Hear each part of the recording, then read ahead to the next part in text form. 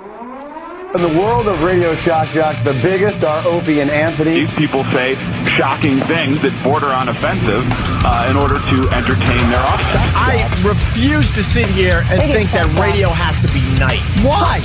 Why does radio, out of any other medium, have to be nice? We are being now held to a standard where we have to be nice and make people feel good. Go screw! Radio bad boys, Opie and Anthony. Controversial radio personalities, Opie and Anthony. Infamous DJs, Opie and Anthony. Talk show radio hosts, Opie and Anthony. Opie and Anthony. Opie and Anthony. Radio shock jocks, Opie and Anthony. Opie and Anthony. Shock jocks, Opie and Anthony. Shock jocks, Opie and Anthony. Opie and Anthony. Shock jocks, Opie and Anthony. Opie and Anthony. Let's welcome Leslie Nielsen to the Opie and Anthony Show. How do you do? We should play drunk or stroke. How about you?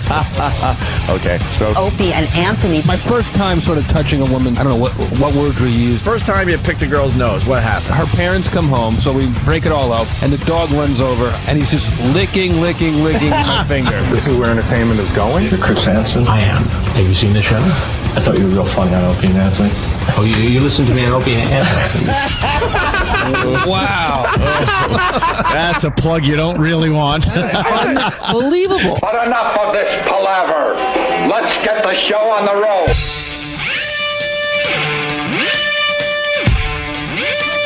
Yeah, that's not good publicity. Good morning. Welcome to the Opie and Anthony Show. Hi. It's Friday. So you say it like that, and everyone gets excited that the weekend's almost here. It's Friday! Then you almost feel compelled to say, thank God, but, ugh.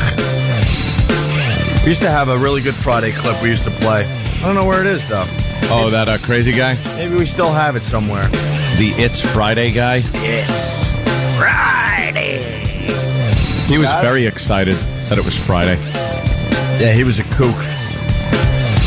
No? I don't think we have it. It's all right. E-Rock. I wouldn't worry. Oh, E-Rock's got it. Yes! Oh. Friday! Friday! It's Friday!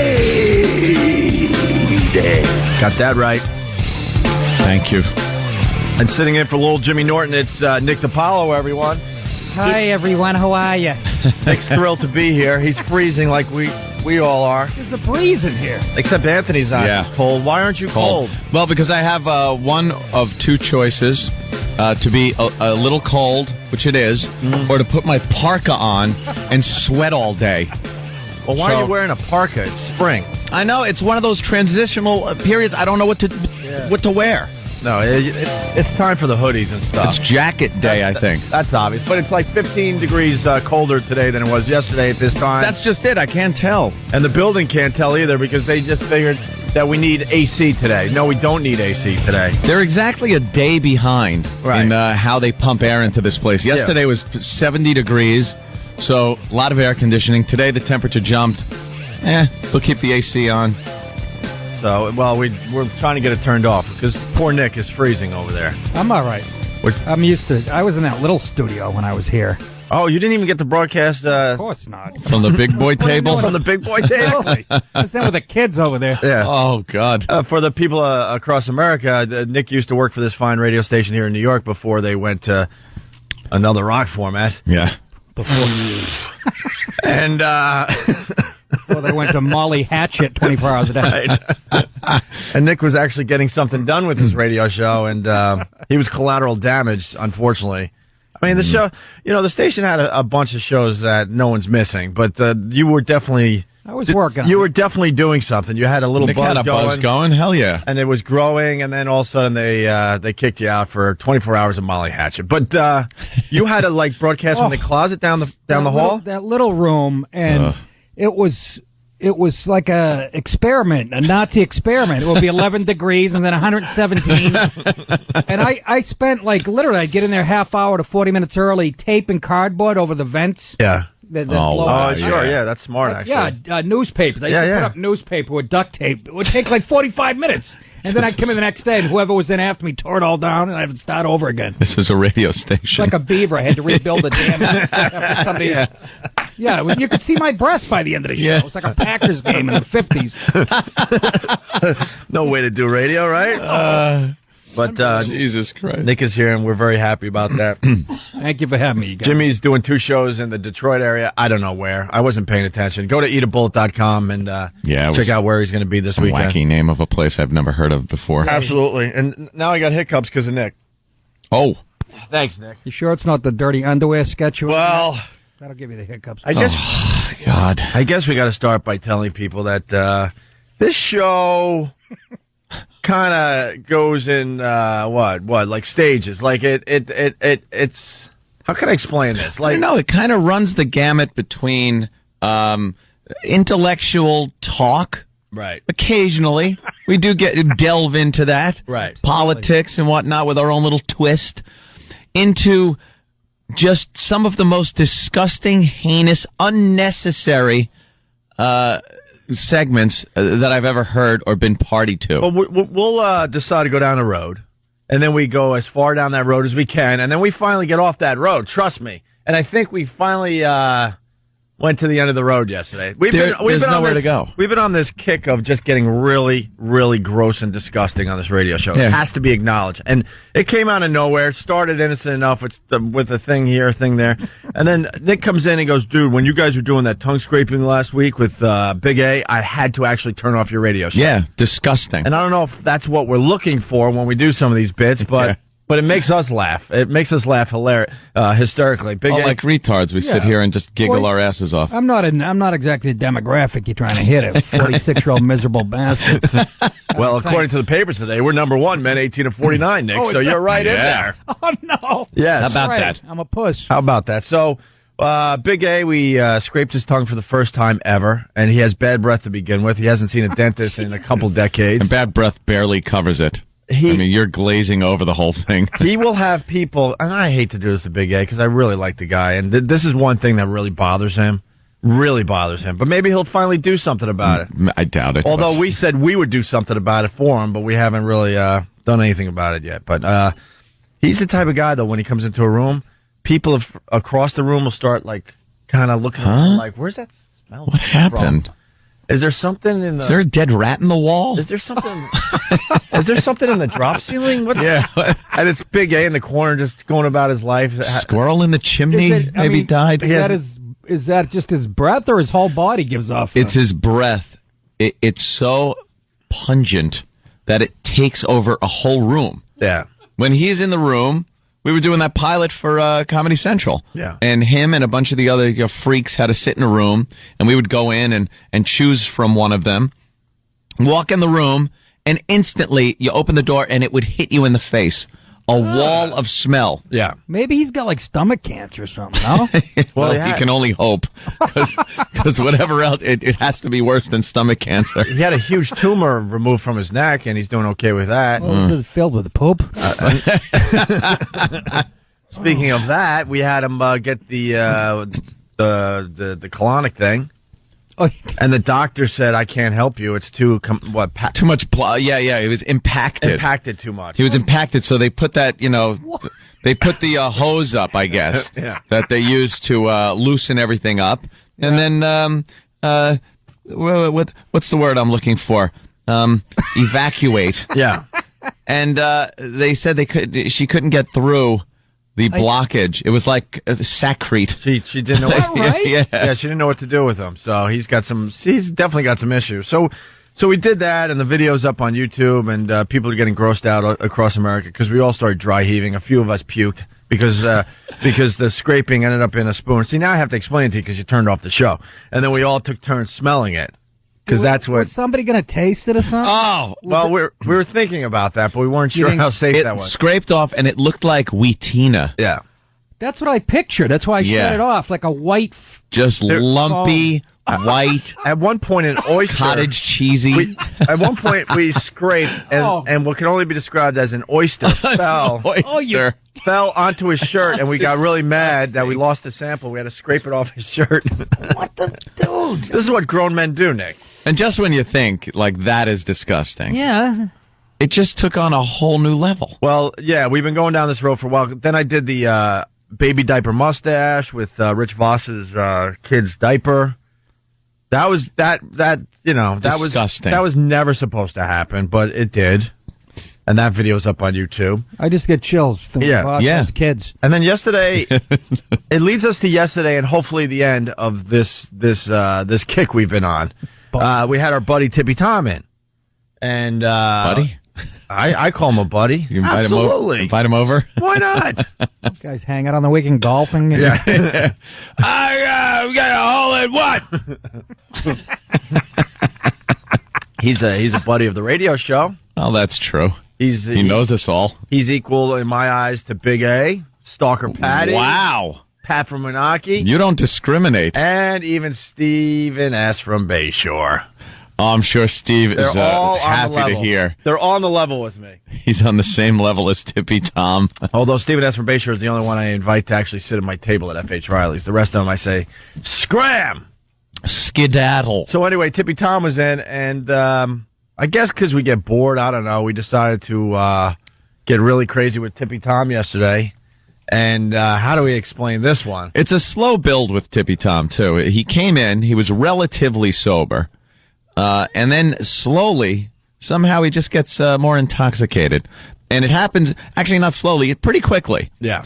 And then we just try to figure out what can we do with a drunken homeless guy. Yeah. And I don't know, help him out? Perish that thought. You know, we don't like to show that side of us, but we actually did try to help the guy, and we actually got him sober. Hey, we tried to help him. And he called us from a hospital where he was like drying out, and his voice was completely different. He had the voice of the gayest guy you could imagine. Oh, yeah, because he's gay. Yeah, but he's bisexual. But you can't tell when he's talking like this. Where's my beer? Where's my beer? But then when he was sober and he's in the hospital, we call over Tippy Tom. He's like, yes, hi, yeah, guys. I want to thank you so much for having me in the hospital. Like, who the hell is that? Put Tippy Tom on the phone. Do we have that audio? Who the hell is this? E-Rock, we ever find that audio? We got to find that. That's when we look, and there he is without his beard. I know this is radio, but E-Rock broke the camera. Look, that's the same guy. That doesn't even resemble. No, actually, can you Tippy put that? Tom. Can you put that up on ONARadio.com? That picture and the picture from yesterday. Good there. Yeah, do a screen cap. As Stephen S. from Bayshore will explain whatever. Here's a picture we're looking at of Tippy Tom in a hospital bed without his beard, showered, on the phone, big smile. Good-looking guy, actually, when you clean him up. Talking to his friend to take care of his little poodle while he's away at a hospice. Right. But see, that wasn't good enough for us because when we did clean him up for a little bit, that's what we did for him. We brought him in. We brought him in a male stripper into the hospital room. Oh, that's kind of against the regulations. That stripper looks like a Nazi. He looks like that guy that fought Indiana Jones on the plane. And definitely, your friend Tippy Tom is definitely gay because look at that. He couldn't be happier. Yeah, look at he is really twinkle happy in his eyes, and he's got he's on the phone because he's talking to us live on the air while this male stripper gives him a little lap dance in his hospital bed as we're trying to clean him up. We're just not good people.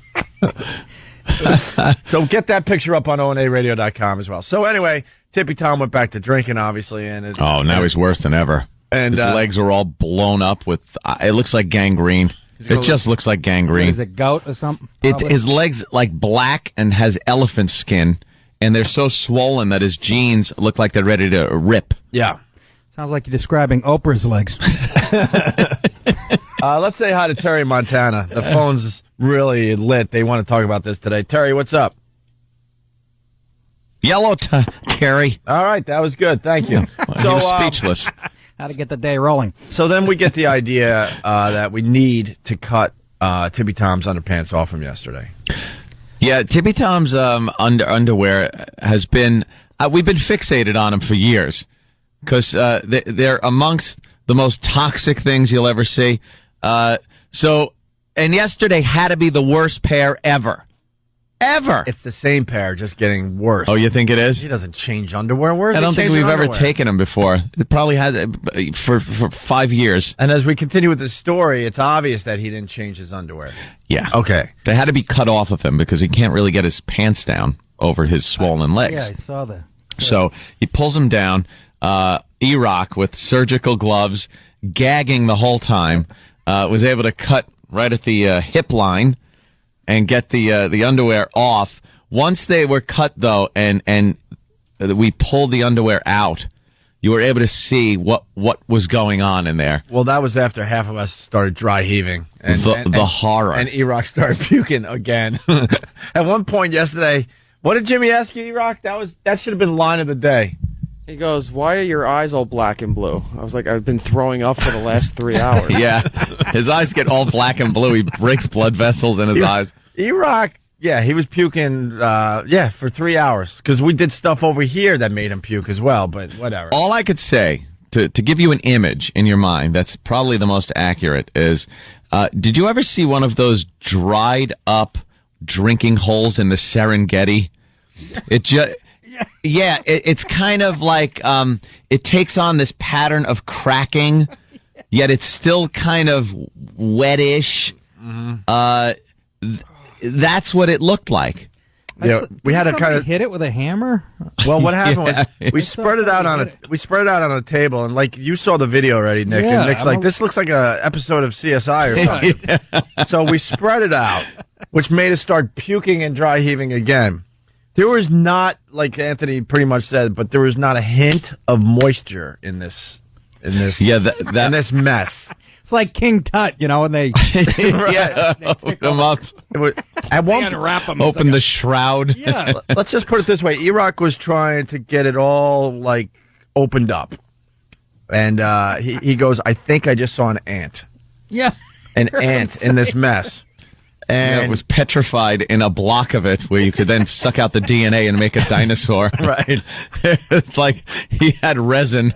So and amber. So then oh my God. So then we decided because the baby diaper mustache was such a success that we needed to do Tippy Tom's homeless underwear mustache. Yeah. Yeah, and who the hell would do this? First of all, right? Who in the hell do we know that would actually do something like this? Tippy Tom's mom? No, he's sitting right there. Pat Effin Duffy. Pat Effin Duffy. Kid with a Taliban beard? Yeah. He's got a Taliban.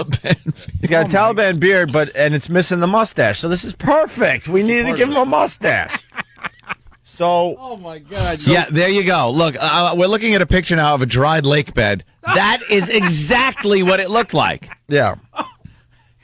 Actually, I could play something for you. Speaking of the dried lake bed, play that clip, E-Rock, the first one.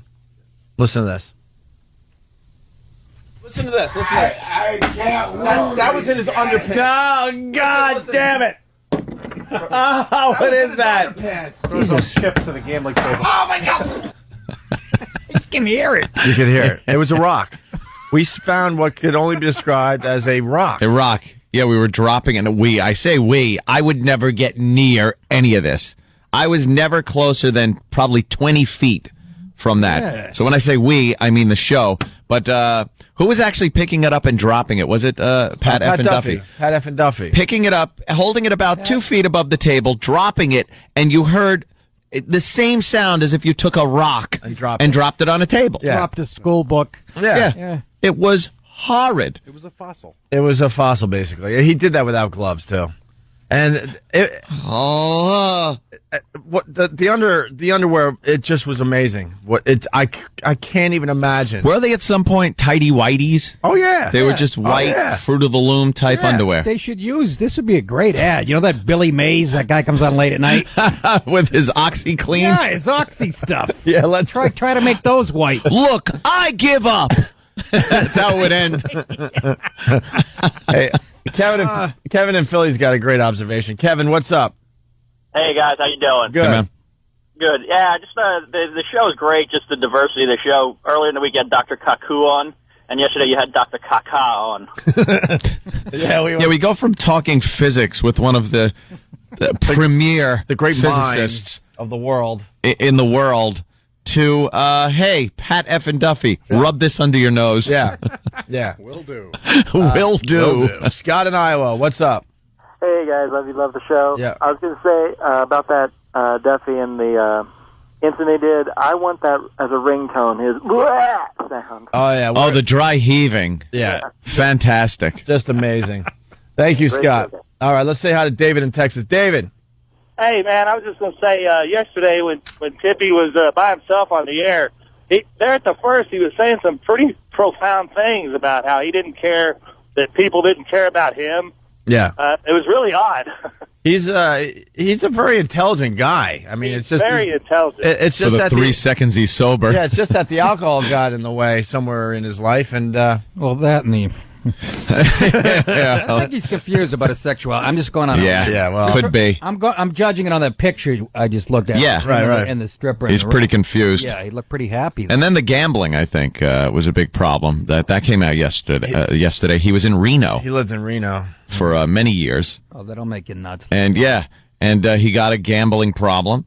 He used to own a business, a glass cleaning and tile cleaning business. He had a wife, kids, and I don't know. He went up, started betting, and it was over.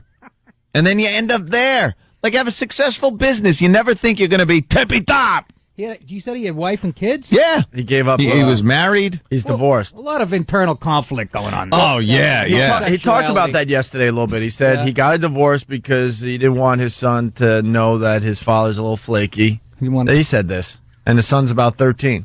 And he just left his wife and He's kids. like, I don't know if he's fruity either. He might be a fruit, too. So he's got a gambling problem, too, we learned yesterday. So we decided to do a little blackjack as well. We had beers and money for him. Two things that a homeless guy could really use. And he really loves beer and does not like seeing it wasted. He'd rather drink it. He got that way. His underwear got like that from drinking beer. I Wasn't think even so. Whiskey and hard liquor. Pretty much beer. Oh my God! You see him drink. It's obvious that. Oh man, I wish I could describe the underwear better, but there was a lot of things going on in this. It was just multicolored. Jurassic taint. Yeah. It was. It's very diverse underwear. Let's just put it this way: the thickness of the underwear was at least 20 to 30 times thicker than a normal pair of underwear. Yeah. It was built up with he insulates himself. Oh my God! I saw the clip. Yeah. It looked like a catcher's mitt. Yeah. You know what I mean? Perfect. That's a great way to look at it. 30-year-old catcher's mitt that somebody had oiled every spring. So we decided to do a little blackjack, Anthony versus Tippy Tom. The game was really simple: 6 beers on the table, and $10 a hand. $10 a hand. Tippy Tom wins; he gets $10 and a beer. Tippy Tom loses; he doesn't get the $10, and we pour one of the beers out right in front of him into a bucket. Geez. So he's looking at the first one when he lost, just going, "Oh no!" It's gold to him. You're throwing gold ingots. That even bothers me, and I'm not an alcoholic. So. I hate waste. I was raised that way. Let it be known that Tippy Tom beat Anthony 4. He won 4 out of the 6 hands of. He did, yeah. He got on a little streak, the bastard. Of blackjack. So then he's got $40 in his pocket, which is huge for a homeless guy, and he's got 4 beers. We go, Tippy Tom, we got a deal for you. One hand, double or nothing. More than double or nothing. I put up $100 to his $40. Anthony threw another 100 in. So I go, it's $100 if you win. You keep the 40, so it's 140 total if you win. If you lose, you get nothing. No beer, no money, nothing. Oh, no, please don't tell me. Well, the guy couldn't have done any better. He pulled a 20. He pulled a 20. He hit on 14 and got a 6. He hit a 14. He got a 6. I was devastated because I was showing a queen. Yeah. I thought at least a push until I pulled over my ace. Oh, you didn't. And blackjacked him. No, you didn't. Oh, of course. No, you didn't. Why wouldn't I when Danny rigged the cards? We rigged the cards. Taking all his money away from him. That's my money. He's like, I'm going to stay right where I am. He's all cocky. I'm winning this one. You give me my money. I'm like, oh, Tom, and I flipped the ace over, and he started crying again. It was like his 5th time crying on and the then we show. had to take all the beers away from him and just dump them in the bucket in front of him. And his money. People probably been doing stuff like that to him since 1st grade. Oh, yeah, He's all yeah. screwed up, you know? Yeah. All right. So here's where we're at. We got to take our first break. When we get back, we got the audio of Pat effing Duffy doing the mustache with what was in Tippy Tom's underwear. All I know is please excuse me for the beeps because I cursed probably 5 times in a row out of complete and sheer disbelief. Yeah. And also, we'll tell you where the video's at. It's up on YouTube, but I'm not sure what the search is yet. Well, so it's going to be in the American Journal of Medicine. Yeah. For some kind of hepatitis, a new one, hepatitis M. That Duffy's they're gonna call it the Duffy-titis. No fever or anything, Duff? No. All right. Nothing, no God, fever. they ought to send you to Africa to help people. He looks good. You're impervious. Actually healthy looking. The only thing that happened yesterday was the whole day I kept thinking that I kept smelling Tippy Tom. Really randomly. I think that I'd smell it, but it's probably just psychological. Yeah, I think it is was. psychological. Very nice. All right, so yeah, right after the break, we'll play the audio of Pat Duffy doing the mustache thing. It's one of the greatest sounds ever heard on this radio show. Anyway, the dry heaving is great. It's one of the greatest sounds ever heard on this show. I will say that again. Nick DiPaolo sitting in for Jim Norton, and we'll take more of your phone calls at 877-212-O&A. It's Opie and Anthony. Hey, good morning. Opie and Anthony on your radio dial. Radio dial. We got Nick DiPaolo in studio. Make sure you check out his website, nickdip.com. We were just admiring his fine website here. Yeah, and looks good. All his tour dates are up there. He does a video blog. And you want to push what, next weekend? Next weekend, brand new club opening, comedy club in Haskell, New Jersey. It's called the Comedy Shop at 8:15. That's the name of the club. Comedy Shop at 8:15. But I'm going to be there Friday and Saturday night, and I got a door deal, so please show up. It's a big, and it's a grand opening. Don't make me look bad, please. Yeah, come on. That's very, very cool. The Comedy Shop at 8:15 is the name of the club, but you're going to be doing, what, a 7:30 and 10 o'clock show that's or something? The thing. Oh, no, people are going to show up at 8:15. Everyone's going to show up. That's a dumb name. Dumb name. Dumb name. Someone has to say it. Change it immediately before you open the doors. But, so the Improv, somebody pulled a date on me at the last second, and they wanted me to go to... I was supposed to be in Hartford at the Funny Bone, and I was like, it's like a good club, but I haven't done it yet. All my friends have done it and stuff, so I finally get a day. Then they yank it at the last second. They want to put Charlie Murphy in there and send me to Omaha. And I went, no. What? No. So I just picked the phone up. I know this guy in New Jersey. And I'm like, you got a new club that's ready to open. You want to move the date up a few weeks? He goes, yeah, sure. So, right on. Look at you wheeling and dealing. Anything to stay out of Omaha. Exactly. Well, not that there's anything wrong with Omaha, but I'm just... We're not on in Omaha. There's a lot wrong with it. Okay, well, there you go. If we were broadcasting it's Omaha, then man. I just don't want to get on a plane anytime, you know what I mean? Well, anytime I can avoid an airport. Well, they canceled another, 900 flights yesterday. Yeah. And then 500 and something today. Really? Yeah, the number's going down, but they said they should have the wiring all done by Saturday. Well, if you weren't listening or haven't heard, there's wires in what the wheel well, around the wheel well, and one of these wires could short circuit and blow up your plane. Yeah, so I don't really have a problem with it, you know. Yeah. Sticking close to home. You're on a plane and they go, we have a little bit of delay. There's something wrong with the engine number 2, and everybody in the plane's like, come on, let's go. Yeah, let's take off with that screw missing and engine number 3 so I can end up in Omaha burnt to a crisp in a cornfield. You chooch. Cartwheeling. Take your time. The headline today, by the way, with this whole mess, fly now and check it later? ? American Airlines begged the feds yesterday to let it keep its fleet aloft, saying the fastenings that need to be checked pose no safety threat. The answer was no. No. Well, if they did and something happened, oh, my God. Yeah. Oh, would they just lay into the FAA? You'd see him in Judge Judy next Wednesday.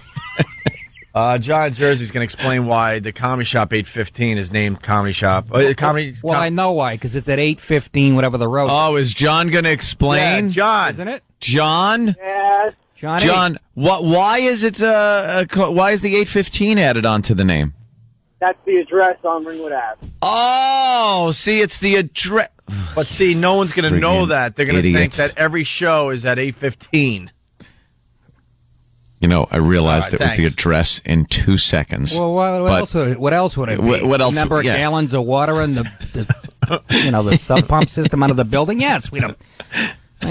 clearing that up. And it's at 8:15, so Yeah. you know. Maybe if your address was 422 or, I don't know, 119. Exactly. But 8:15 is like, Is a everything showtime. starts at 8:15. It's a especially Yeah. a comedy Right. club. So then when you say 8:15, and then you got to give when the show time is, people are confused. Yeah. Where you going tonight? The 8:15. See you at 7:30. Yeah, Pick me up exactly. at What? 6. Right, right. Second base. Yeah, second show. What? I'm gonna. You said 8:15. No, it's a 9 o'clock, and then there's 11 people there, and I get blamed for it because everybody's late. Terry from Montana decided to call back. Terry, what's up? Hey, what's up, boys? Sorry, I was going over a mountain pass and got dropped. Mountain pass. A mountain. What are you on a donkey? This country's huge. Yeah, no kidding. It's like, It really is huge. where the hell do we broadcast to? I lost it because I was going over a mountain. You know, you don't realize. It's probably Bin Laden you're talking to. Yeah. Terry, what? I was listening to the replay this morning before you guys came on live, and driving on the interstate. I actually had to pull over into the emergency parking only lane and puke my guts up. Well, we'd like to do that to our listeners. Thank you. Yeah, you're welcome. NickDip.com, baby. Yeah, there you go. You got a Hey. fellow. All right, listen. So we left you hanging there. We got the Pat F and Duffy audio here. So now we got to do the setup again, but the quick setup. We had Tippy Tom in yesterday, our homeless friend. We cut his underwear off him. Obviously, he's been wearing the same pair of underwear for, I would say, years. Years. Not weeks, not months, years. And that's not an exaggeration. I saw. Yeah, the clip. right. That is not an Literally exaggeration. That's years. literally- Years. We cut it off him. We spread it out on a table. It looked like a dry lake bed. Lake bed. It looked like Jane Woods' skin. Yeah, there was there was petrified stuff in there because we lifted it up and dropped it on the table and it sounded like you were dropping a rock. Yeah. And we wanted Pat Duffy to do a mustache with what was found in this pair. Yeah. Unfortunately, it was not a hint of moisture in there, so we had to kind of like pour water over it. Had to activate it. We had to activate it. It was like sea monkeys. Yeah, it was. Yeah. Oh my god! It was. Yeah, it was that dry. We had to reactivate it with some water. Nestle's quick. Right. So with that said, one of those beef bouillon cubes. Yeah. That's what it was like. It's a tea bag. Put it in some boiling water. Let it steep. Yeah, we had to let it steep. That's very funny. That's not an omelet, by the way. No. And we pick up the audio with Pat Duffy getting ready to do the mustache. Now remember, he's taking his fingers, he's getting in there nice, and then he's making a mustache. Making a mustache. For that Taliban beard of his. With homeless guy. Yeah. All right, here we go. Here's the audio from yesterday, finally. Here's Pat Duffy. Hi. Yeah. I don't know.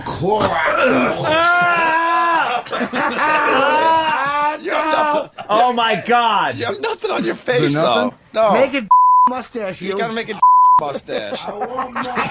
Oh! No way! No way! Oh! Oh!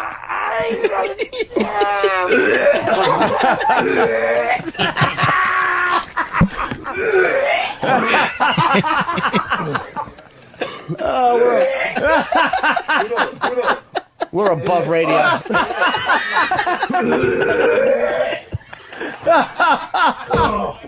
Can I get hired for this? Try heaving. Yeah, he still doesn't get paid. Oh my god. Try heaving.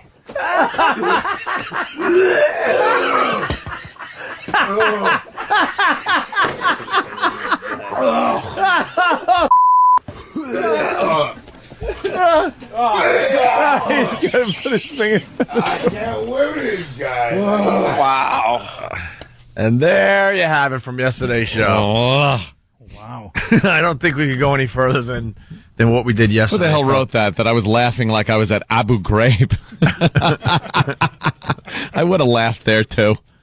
That's worse than waterboarding. Yeah. What Yeah. Oh, yeah. stuff you went through.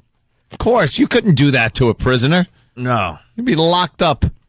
But we do it here for fun with our interns. Amazing. The video is just terrific. And, I'm waiting for them to tell me how we could tell the people how to get to the video. We should have had this ahead of time. I don't know what it's going to take to get everyone on the same page with this freaking radio show. It's on YouTube. What's the search for the bit we just played? Please tell me. AskCheese.net.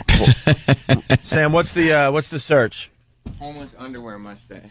Homeless underwear mustache. Oh, there you go. Okay. All right, you'll get to the video by popping in homeless underwear mustache on YouTube. Our cinematographer here. Yes. And if it's not in the search engine for whatever reason, just go to youtube.com/erockfan. erockfan. Ooh. All right. I'll pick that name. I did. Oh. I'm a big fan. Because it's so obscure. And you had a tough time shooting that yesterday, right? Oh, yeah. I've been able to shoot almost everything without getting involved at all. That one, I almost puked. I probably came closer to Pat Duffy. It's like a war correspondent. You know, I've been able to shoot a lot of stuff, but when I was in Bosnia and saw children that had stepped on landmines... I've seen a lot of things. I've seen a lot of things. Listen to them. Don't look at the camera. Don't look at the camera. Just walk by. I was embedded with the homeless people. Oh, God, there's a picture of the back of his underwear. Oh, my aching stomach. Oh, God, no. Oh.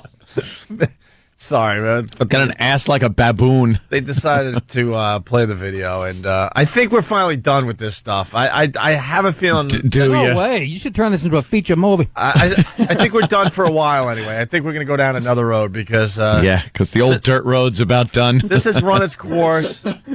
Poor E-Rock is, dry heaving and puking too much at this point. Too much dry heaving, too much puking on this radio show. Blowing blood vessels in his eyeballs. Yeah. All right. It really is one of the best things I've ever seen, though. I got to be honest. You like it? It was. Oh, what was that just fell out? No, that's the rock thing, that we're dropping on the table. Oh, it's petrified. Oh my God! It made a sound. You look like you're doing a coin toss before a football game. Look at this. There's a. How is this guy not dead, man? I don't know. Exactly. Seriously. Yeah. Somebody introduce him to baby wipes. Baby wipes. How about with Kingsford chocolate? How about a sander? He's a sander at this point. Look at that. We're spreading out the underwear. God, there's blood and stuff in there. Yeah. That looks like some kind of worse than CSI. That's like one of those A&E channel detective shows, real life. Yeah, man. And there's the slamming of the petrified rock onto the table, but it's not a petrified rock. Probably part of his lower intestines. Looks like somebody spilled a smoothie in a diaper. Yeah. All right. Well, the video's up. Sam, what is it again? It's homeless underwear mustache, and the YouTube username is erockfan. erockfan. Okay. Thank God for the internet, huh, kids? Oh yeah. Before the internet, you couldn't see anything like this. No, you just had to take our word for it that it was disgusting and gross and. You Google.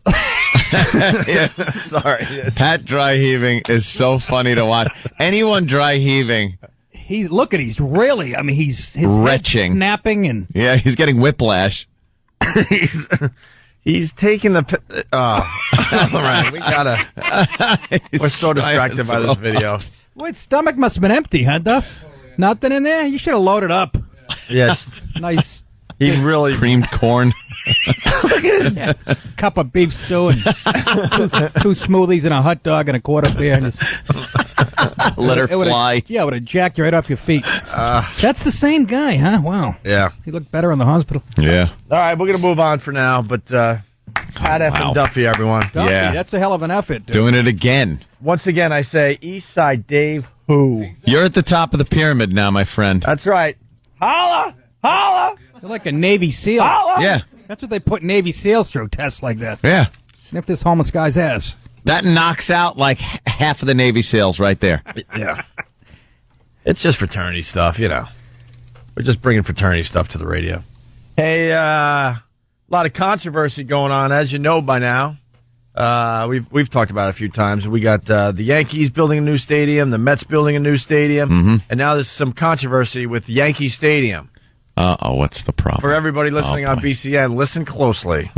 Well, here's a question for you. Is the new Yankee Stadium cursed? Well, according to the New York Post, a diehard Red Sox fan working on the $1.3 billion ballpark buried a Bo Sox T-shirt under a concrete slab in the visitors' clubhouse. Two fellow construction workers told the paper they witnessed the dirty deed last August. Well, now Yankee fans fear the new stadium is jinxed.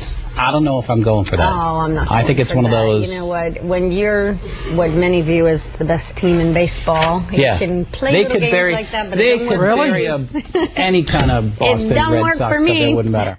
Best team in baseball. Yeah, did they win it last year? Yeah, I don't think they're the best team in baseball. I'm sorry. Dumb bitch. I think to as a franchise, they've done quite well. I'll give them that much. I'm a Mets fan, by the way, Nick. You're a Red Sox fan, right? Yeah. But best team in baseball, far from that. When was the last time they won it at this point? Yeah, 2000. What? 1999? 2000? I think so. That's 7-8 years ago. Yeah. I think in retaliation, we go to Fenway and bury Tippy Tom's underwear somewhere behind the Green Monster. Under home plate. And, and that'll jinx the hell out of it. You can see Kevin Youkilis dry heaving at first. Yeah, they'll all be dry heaving and not knowing why. And there's a base hit to right. Our stupid papers down here, that's the front page of the New York Post. I know. The world is falling apart. I know. We got foreclosures. We got gas going up to what, $4 a gallon by summer easily. We got over 4,000 dead in Iraq. Yeah, that's what I we said. got planes that could be exploding as we speak. Anthony, if you're living in the Middle East, you get on a bus, the odds of blowing up are like, even money. Yeah. Imagine they're looking at the New York paper going, what? Somebody buried a T-shirt. I don't know why they hate us. I just buried my kids. Yeah. Exactly. Right. Post says curses, and they have the Red Sox shirt. They got the Yankees logo, and it says buried shirt puts Sox pox on new stadium. There's also a story out that he playfully loosened some beams as he. I think this is BS. By the way, stop. You think? Well, you can't. First of all, you can't hex a team with that kind of payroll. You know what I mean? It might work for a year or two. Right. Actually, the Yanks are going to get back. You know what I mean? Come on. Trillions of dollars. You can't really. Yeah.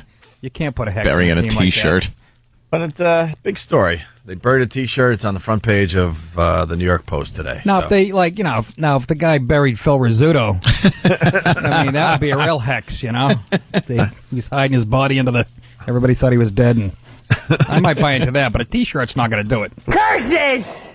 Yes, curses indeed. I bet somebody digs it up. Yeah. I bet somebody takes a jackhammer to the cement. Digs it up. What if it's and then they'll show him standing there with his Yankee hat on. I had to get it out. Of course. Jackass. It'll be that black guy that saved the guy on the subway train. Yeah, that idiot. Autry. He'll be in the paper for the next 10 years. What part of the stadium is it buried? They said under the visitors clubhouse. Clubhouse? Yeah. Oh, really? Yeah, they'll be taking a jackhammer to that. So the guy wasn't even brave enough to do it in the Yankee clubhouse? I don't know. If you're going to do this, you got to go all out. I think he's going to jinx the visitors. We'll see when the Red Sox. Exactly. It's going to happen. Yankees win every game. Every home game at this new stadium. No, but if you're a Sox, when you come to Yankee Stadium, you're in that clubhouse, so it's kind of your good luck charm. You know that you got T-shirt your T-shirt underneath there. Buried somewhere. You think that's what his logic was in this whole thing? I think it wasn't brave enough to go that distance. What about the entire team's worth of jerseys that they're wearing during the game? Exactly. That's a lame-ass story. Absolutely. All right, we're heading toward another break. It's FU Friday. Let's go to the FU line and see what's going on today. Thanks for calling the Opie and Anthony FU line. Here's the latest batch of FUs. You have 9 new voice messages. First voice message. Yeah, I just want to leave a big F you for my boss, Pat. You little I wouldn't on your teeth if your guns were fired. Next message. This is a big F you to my ex-girlfriend. After 3 years, you finally find out that you're a lesbian. F you. Next message. I want to give a big F you to my wife's slut, skank, divorce attorney. Suing me for her legal fees when the bitch changed her locks on me. I will ruin my credit and go bankrupt before I give a cent to that worthless. Next message. I just want to say you to my husband who don't understand. Next message. Hey, this is Kate. I'd like to say a big you to my family. If it ain't your wedding, you're not paying for it, you don't get an opinion on how it happens. Have a great day. Next message. I want to give a big you to all the lawyers out there. Had some jury duty today, got picked, now I got to spend the next week in a courtroom. Next message. Hey, what's up, guys? I'd like to leave a big you to my mom's ex-boyfriend, who I had to kick the out of him last night for hitting her. You, man, that's what you're getting. I'm glad that your 6-year-old son watched your teeth get knocked down your throat. Next message. Hi, this is Jill, and I'd like to leave a big F-U to my old boss, Kara. Hey, Kara, F-U, you big fat I hate you. You smell like cabbage. Next message. Okay, all of you for the tongue scraping bit. I just puked in my car. End of new messages. Call the Opie and Anthony FU line. 866-FU line 1. That's 866-FU line 1. Thank you and goodbye. Moving right along with the Opie and Anthony show. I was thinking out loud during the break that maybe we should play Me and My Guitar today, and I heard nothing but no. The idea was shot down. They're like, no. Well, it's kind of a slow news day, so I'm thinking maybe we play a little Me and My Guitar again today. Slow news day? What are you talking about? Michael Johns lost on American Idol last night. Wow. I actually saw that, and I'm not even watching American Idol this year. I could care less. I just heard it on 1010 Wins on the way in. Cost said that me he $5,000. He said he hadn't even been in the bottom 3 the entire time. Right. And out of nowhere, I guess the judges didn't like his last performance. Really? And it was enough where the public used their influence and voted him off. It's really too bad that he's off American Idol because care. I was an American Idol fan since the beginning. Right. And this is the first season I have not watched one episode, could care less. Well, that's because you're buying guns and shooting them and stuff. Very busy with my guns. Squirrels at 45. Very busy with my guns. I mean, you know what a 45 will do to a squirrel? Squirrels. Oof. A squirrel's beaver. Oh, right. Say that? That was well put. I think that was very nice. The home I was listening to the replay of the home invasion talk yesterday, and it just reinforced my whole thoughts on being an armed citizen. Yeah. Home invasions, very frightening thing. You just don't want to be one of those guys. You got guns, Nick? I'm not going to say. Hey, you find out. Come good. to my house. Good idea. Oh, See? you're one of those guys. Anthony now carries a pistol as he walks around his house, though. Well, why wouldn't you? He didn't think he was safe enough with an alarm system, with an NYPD cop that's pretty much living with him full time. And living there. What do you like, mastic? Shirley? And he also has guns throughout the house already. But he got rifles. All those things, he felt, I could even be safer. So now he carries a gun as he's walking. Exactly. I could be safer. There was a home invasion yesterday, I believe, or the day before in Westbury, right there in Nassau County on Long Island. Yeah. And some girl answers the door. Somebody's like, delivery, whatever delivery service. She opens the door. Because, you do that, too. We're so trusting. Someone goes, delivery, and you open the door. And then 2 guys that were on either side of the door come barging in. What color? Grab her. I was in Westbury, and I don't know, Nick. I'm going to have to do more research on that. But I'm guessing Native American and Asian. I would yes. They get in, they tie her up. Good for her. They were there for money and not maybe sexual favors. Was she fat? Could be. We kind of said that yesterday. Very good. And but you know something? When you answer the door and you're armed, what are they going to do? I picture Anthony like that guy in Boogie Nights when he's in his bathrobe. Right. Yeah. Firecrackers are going off and he's got like a gun in his underwear. He's just laughing like a maniac. Everybody brings that guy up when they think about me. Well, you're heading there. You're definitely heading there. Got a bit of paranoia in that brain of yours these days. Not so much paranoid. I'm a realist. You used to live in horrific neighborhoods. You didn't have a gun. Nothing ever happened to you. Made it through. Got lucky. Made it through. Who wanted to rob me when I was living at goddamn in Greenlawn? Look, it's in some crap hole, sharing a place with 4 other people. CBS?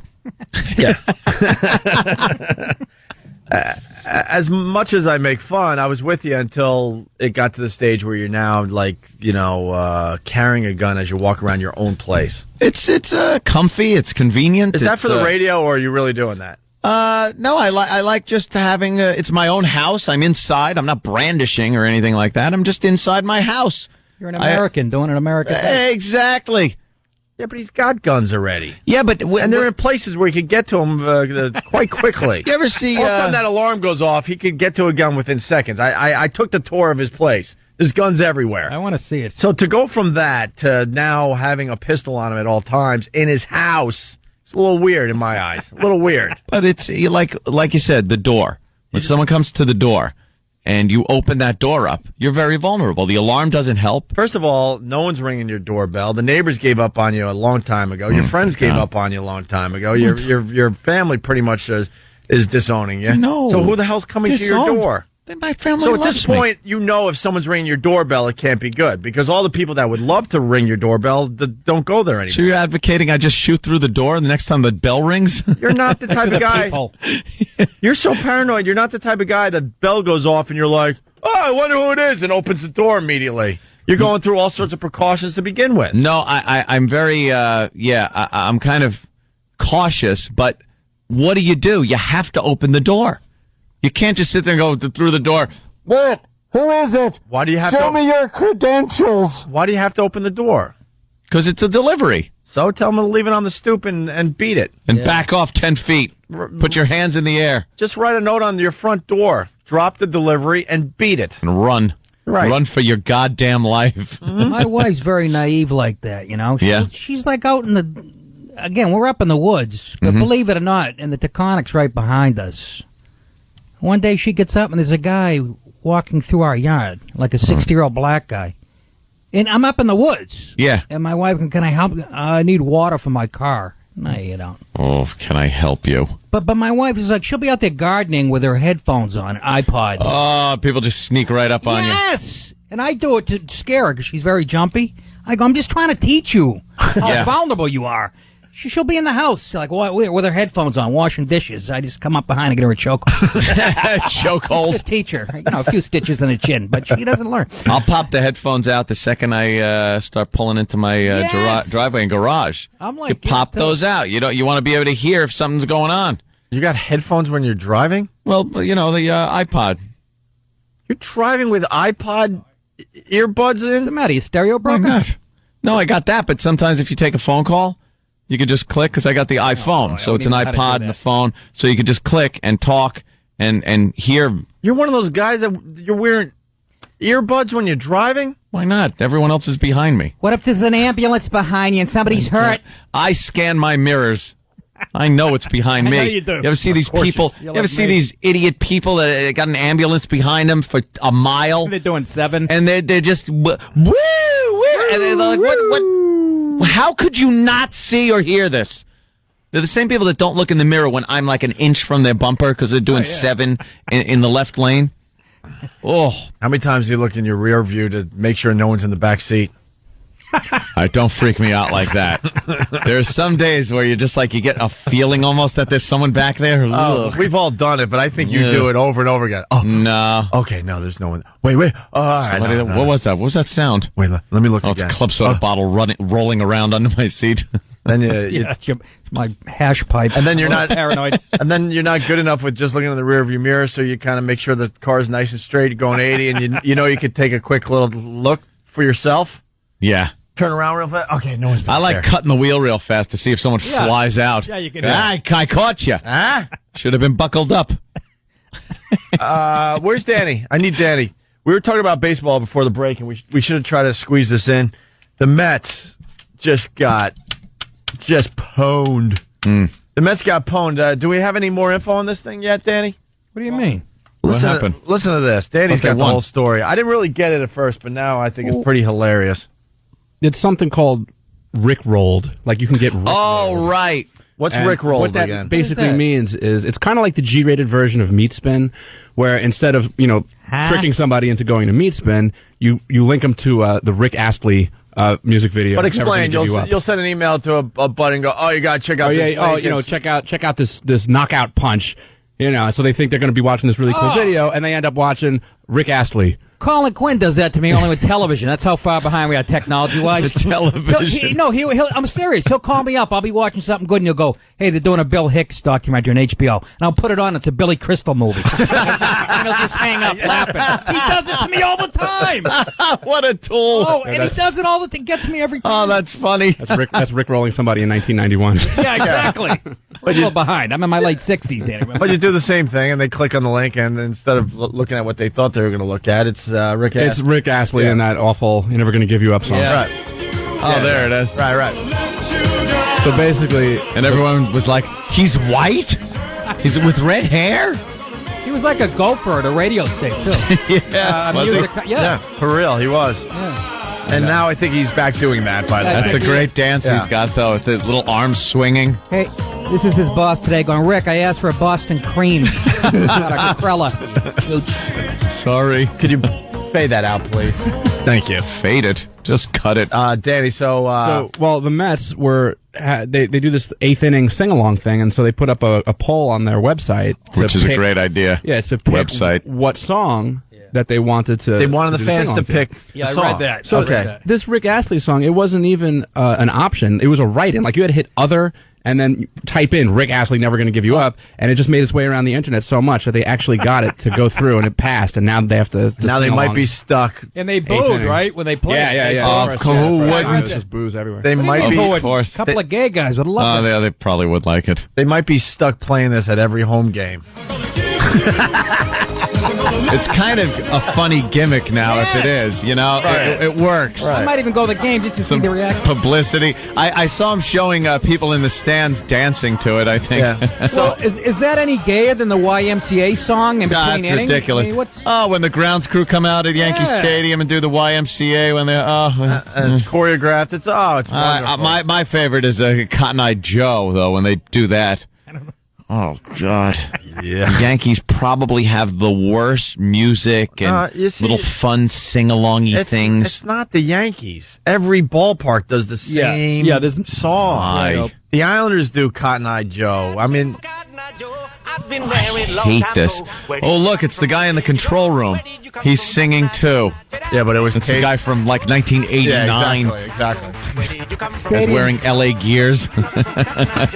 Travis, what do you got on this? The Mets actually don't want to commit to this, so instead of just acknowledging the winner and going along with the bit, they're playing a different song every day this week, and then at the end of the week, out of those 7 songs, the fans will get to vote on which one of those songs. So they're copping out and realize that they got screwed.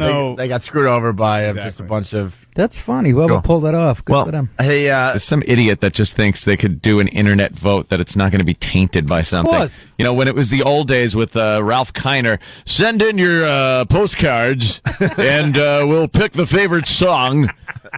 You know, then who's going to write out 10 million postcards? Right. But somebody just gets a program. It's like click, click, vote, vote. Yeah. Actually, we're in the middle of doing that with that radio. Of course we Rochester Radio Madness contest. How are we doing in that? Are we winning? We're kicking Rover's ass.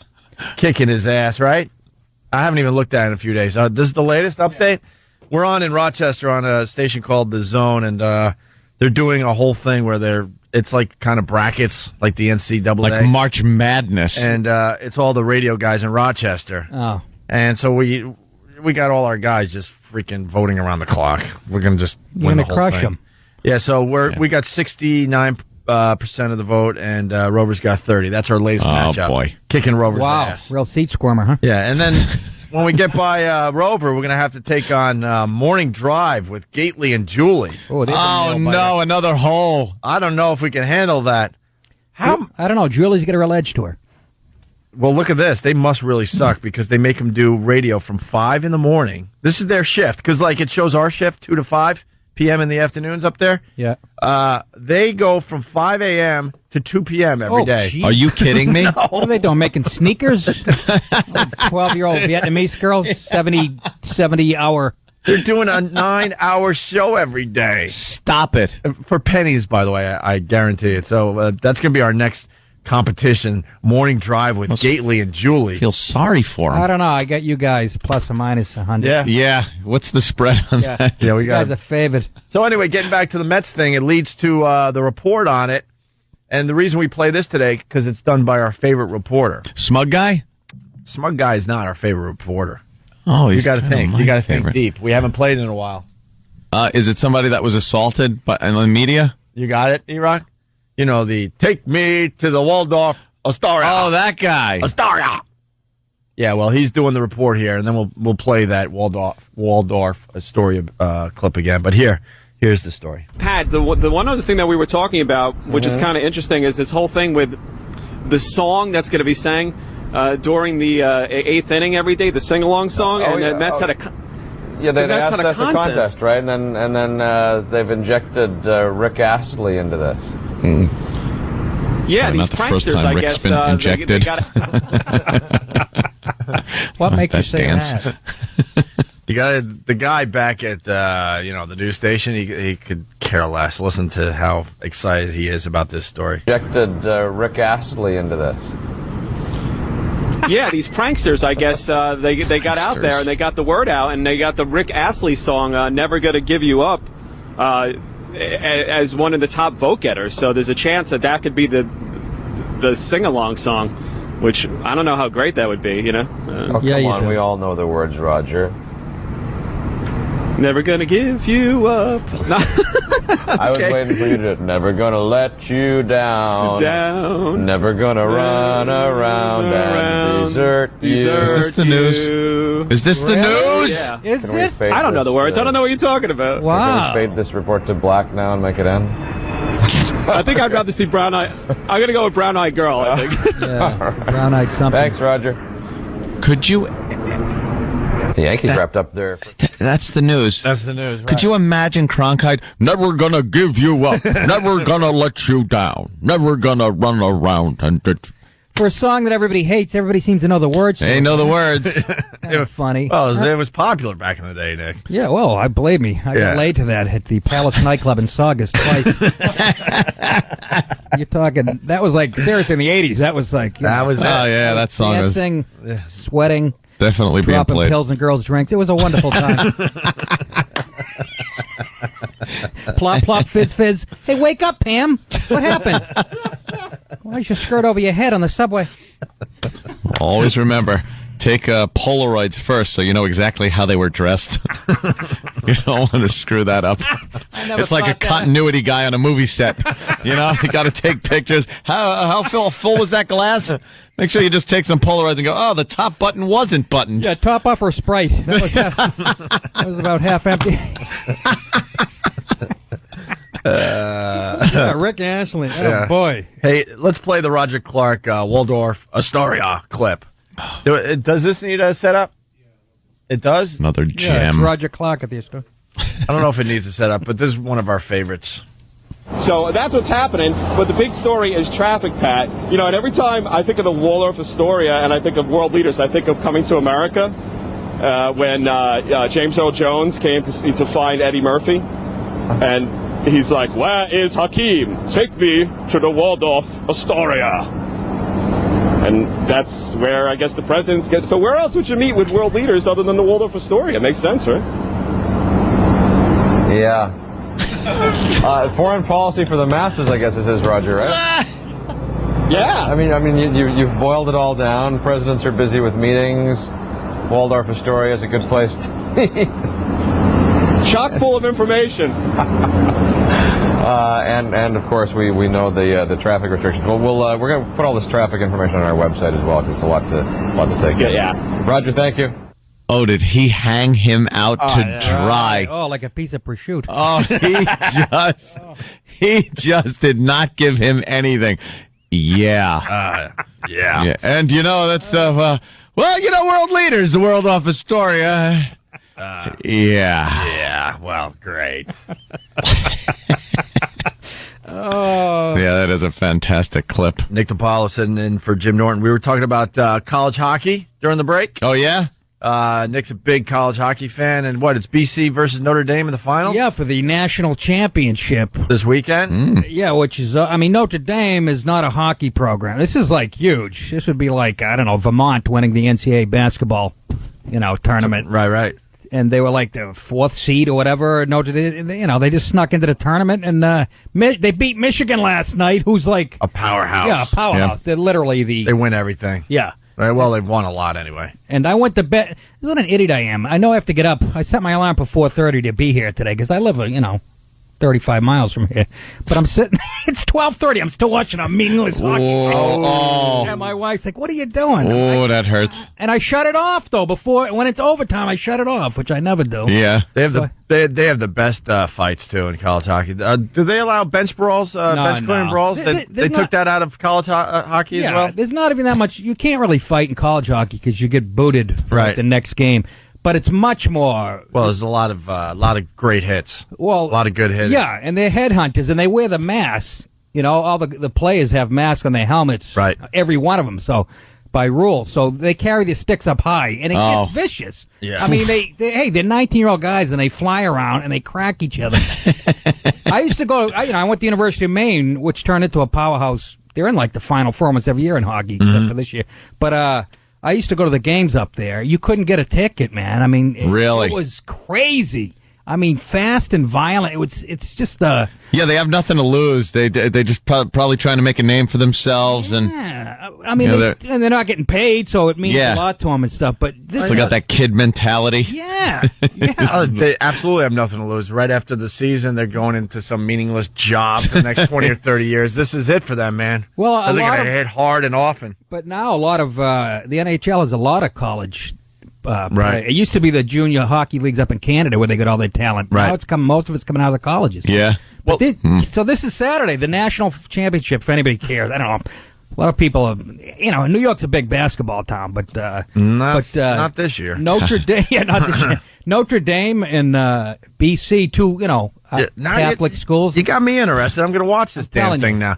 But we were talking about college hockey, and then it led to talking about old time sports and talking about our ancestors and how dumb they were that they couldn't figure out basic crap.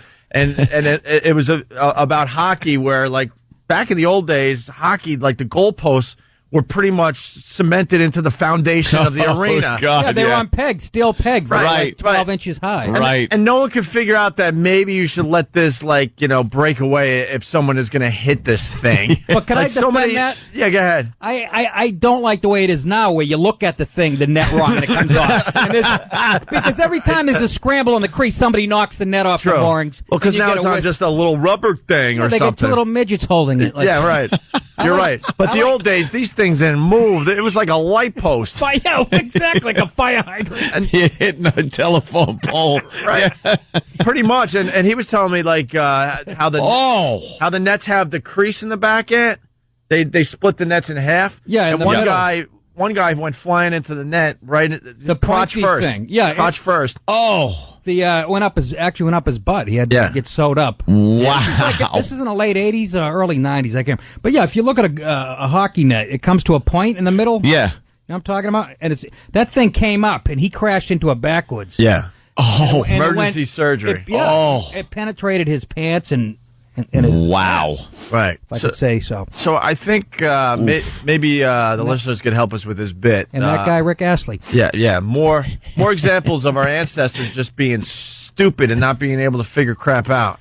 Enough stuff happened. Well, another one with hockey, no goalie mask for a long time. Yeah. You would think if you you're going to invent a sport like this, that the first thing you would think of, the guy we're shooting the puck at, maybe he should have some kind of face protection. But we were stupid, our ancestors. The last guy not to wear a goalie mask. You know who it was? How old are you, Ope? You my age? I'm 44. 44.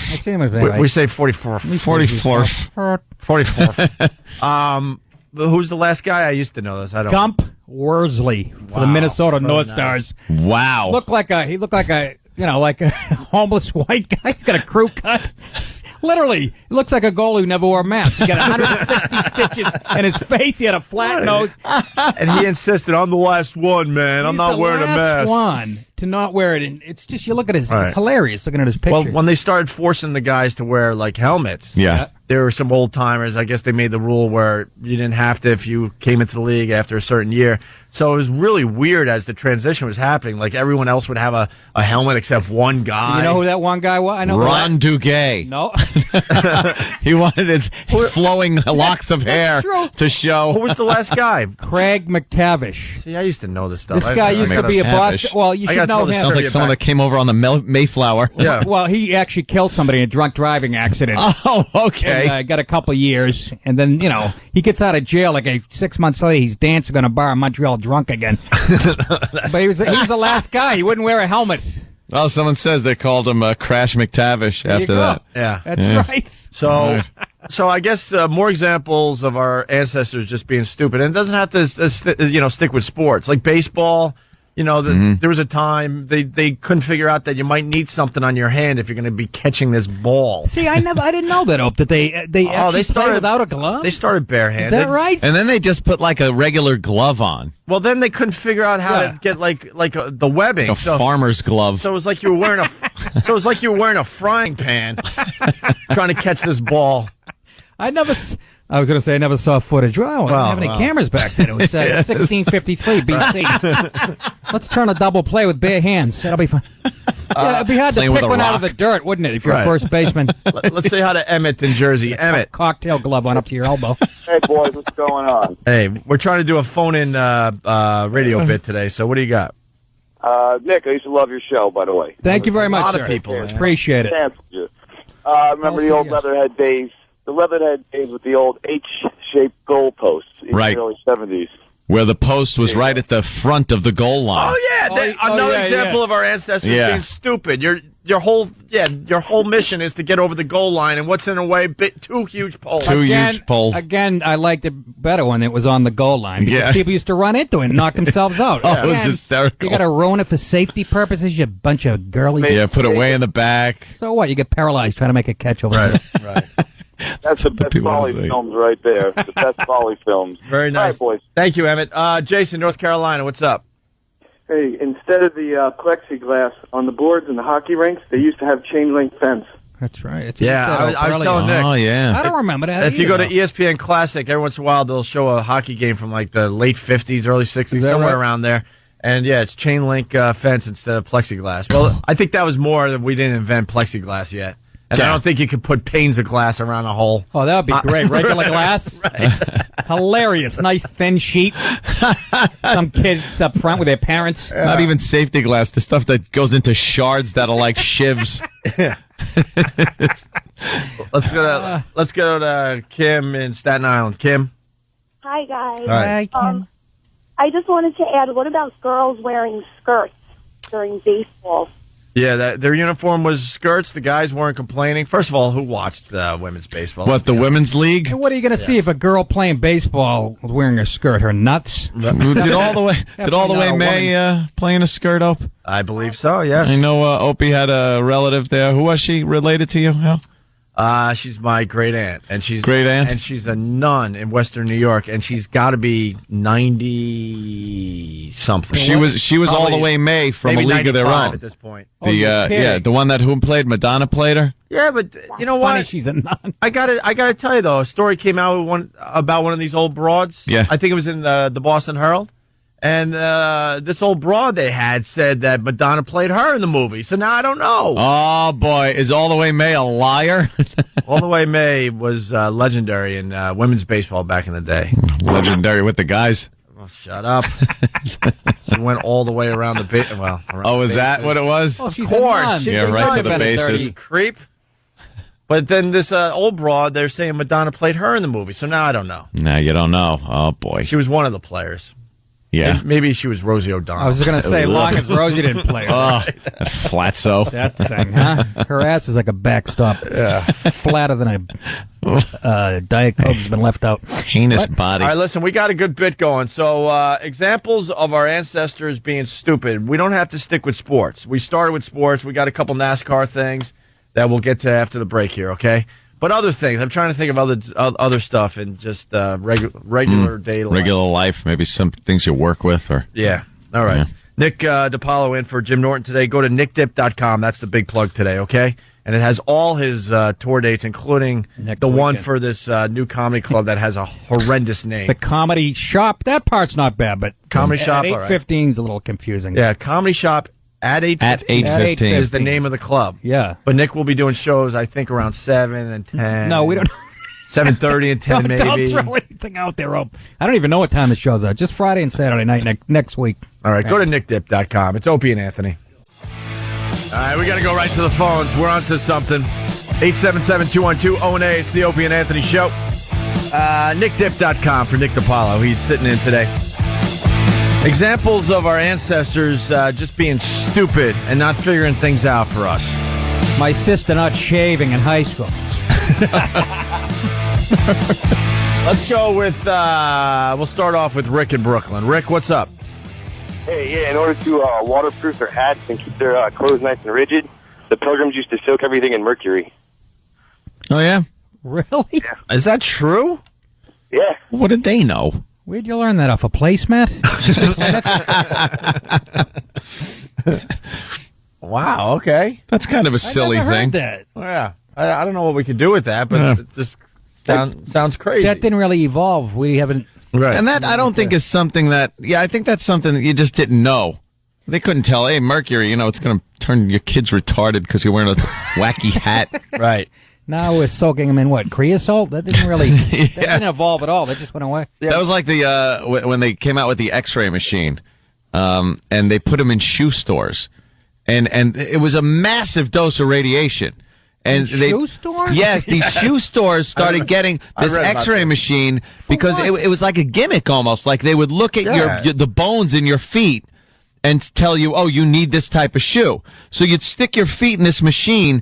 It would just be bombarded with like horrid amounts of radiation. I never heard such a thing. And it would be like, old people walking around with feet missing? No. You need a much wider shoe as I look at the bones in your feet. It's just this awful... That's more of we just didn't know. It was a novelty. The whole X-ray thing was a novelty. So they'd have this massive amounts of radiation just go right through your hand, and it wasn't focused. So it would just go all over the place. Larry, you're in there pricing sandals, and you leave with like a big lump on your thyroid. Exactly. That's the bit we'll do next week. The we just didn't know bit. We just didn't know. This is more like the obvious stuff. Yeah. I'd never heard such a thing. No. When I first read that, I was laughing my ass off at these idiots with their fedoras walking in. I'd like to see the bones in my feet, sir. Well, okay, put your feet in here. We'll irradiate you with this magical uranium. And look at the bones in your feet. And you could light a lucky strike off your toenails when you're done. Just amazing. Wonderful. Well, see, you seem to have a bit of a hammer toe problem. We could see right through your foot. Actually, we could see through to the core of the earth. It's maybe a little strong. And then you fast forward a few decades, and you get an X-ray in the dentist's office. Oh, he's wearing a suit of armor. They're wearing a suit of armor. They put that lead vest on you, and then the lady like sets it just right and runs out of the room. Runs out. Okay, don't move. Don't move. Runs behind some thick lead glass. Right. But back in the day, 2 seconds. Bam. You just hear bam. All right, enough. Don't ever get one again. Right. We can only do that once every 5 years. In the old days, sure, stick Junior's face under there. Right. We'll look at his brain. You know the first X-ray machine, it wasn't just, you say they were just putting their feet in, but yeah. Oh, put everything. Oh, I want to see how my hand looks. Hey, look, Charlie, my skull, look. Sure, look. No problem. Yeah, looks like the elephant man with brain tumors. Right. I'd never heard such a thing. Oh, it's fantastic. That's beautiful. Who started that? Just Tom didn't McCann? know. Whose idea was that? Right. Well, so... we'll do that one day. We just didn't know. Yeah, we'll do write that down for next week. We just didn't know bit. Michael, Atlanta, what's up? Yeah, I'm not sure we had warfare figured out. In like the Revolutionary War or Civil War, you just line up all pretty and take turns shooting at each other until somebody runs out of men. Yeah, that was a little wacky, and actually worse than that, when we were fighting the Revolutionary War, some guys, instead of getting guns for the war, they got a drum kit. Drum, a flute. That's what I'm getting at. Ambush. That's not we just didn't know. That is just stupidity. Who would sign up to be the drum guy? Or the fife guy, or the guy that just carried the flag at the battle. While your buddies have guns around you. Commander Buddy Rich. Right. The whole thing with battle back then was they knew when and where the battle was going to be. There wasn't an ambush. There wasn't an airstrike. So you could be loud. You would come wheeling up to this music. Yeah. And they go, all right, they're up on that hill. We're down here. We got to get up there. It was more of a sport. Yeah, it was a war of attrition. You had to kill more of them than they killed of you, and then you won that battle. It's like taking on the Michigan marching band. At halftime, showing up with guns and medic, he got me with a trombone. tuba player down. Amputate his lips. Just a horrible way to fight a war. Who's the first guy that thought, you know something? If we go around their side, I think we'll call it flanking. Flanking, yes. They won't expect us there. And I think we'll kick their ass. As they're all lined up facing forward, they get the side of their heads blown out. Right. This tactic kind of works. Let's go to Juan in Brick, New Jersey. Juan, what's up? Hey guys, love you guys, love the show. Thank you, sir. Yeah, thank you. I wholeheartedly agree. Thank you, sir. Listen, I got two of them, one sports and one non-sports related. Okay. How about the monuments in Yankee Stadium out on the field? Yes, good one. Good one. There was a time the monuments were just in the middle of center field, basically. Yeah, That's right. That's right. You're trying to run down a fly ball. And Let's put a few tombstones around second base. trying to run down a fly ball, and you get knocked on That's what. Yeah. You get knocked out by Babe Ruth. That's what you want to bang dead for 50 years. Oh, bang your shin on. Oh, bang your God. shin on granite. Imagine you're chasing a fly ball and you hit your knee on a tombstone. How would that hurt? Open your shin up like a fresh mackerel. Oh, that's gotta hurt. Hey, Juan, that's a good one. That's an excellent one. You got another one? Yeah, how about when they first started putting seatbelts in the car, our parents would put us in the back and not buckle us up, and we'd just be flying around everywhere when they slam on the brakes. You know what, though? I think there's nothing wrong with that. I never got hurt, did you? Yeah. So what? I maybe hurt a little. You'd sometimes whack your face against the back of the front seat, but, you're alive. Well, the stupidity with the seatbelts, first of all, having one that just went around your waist.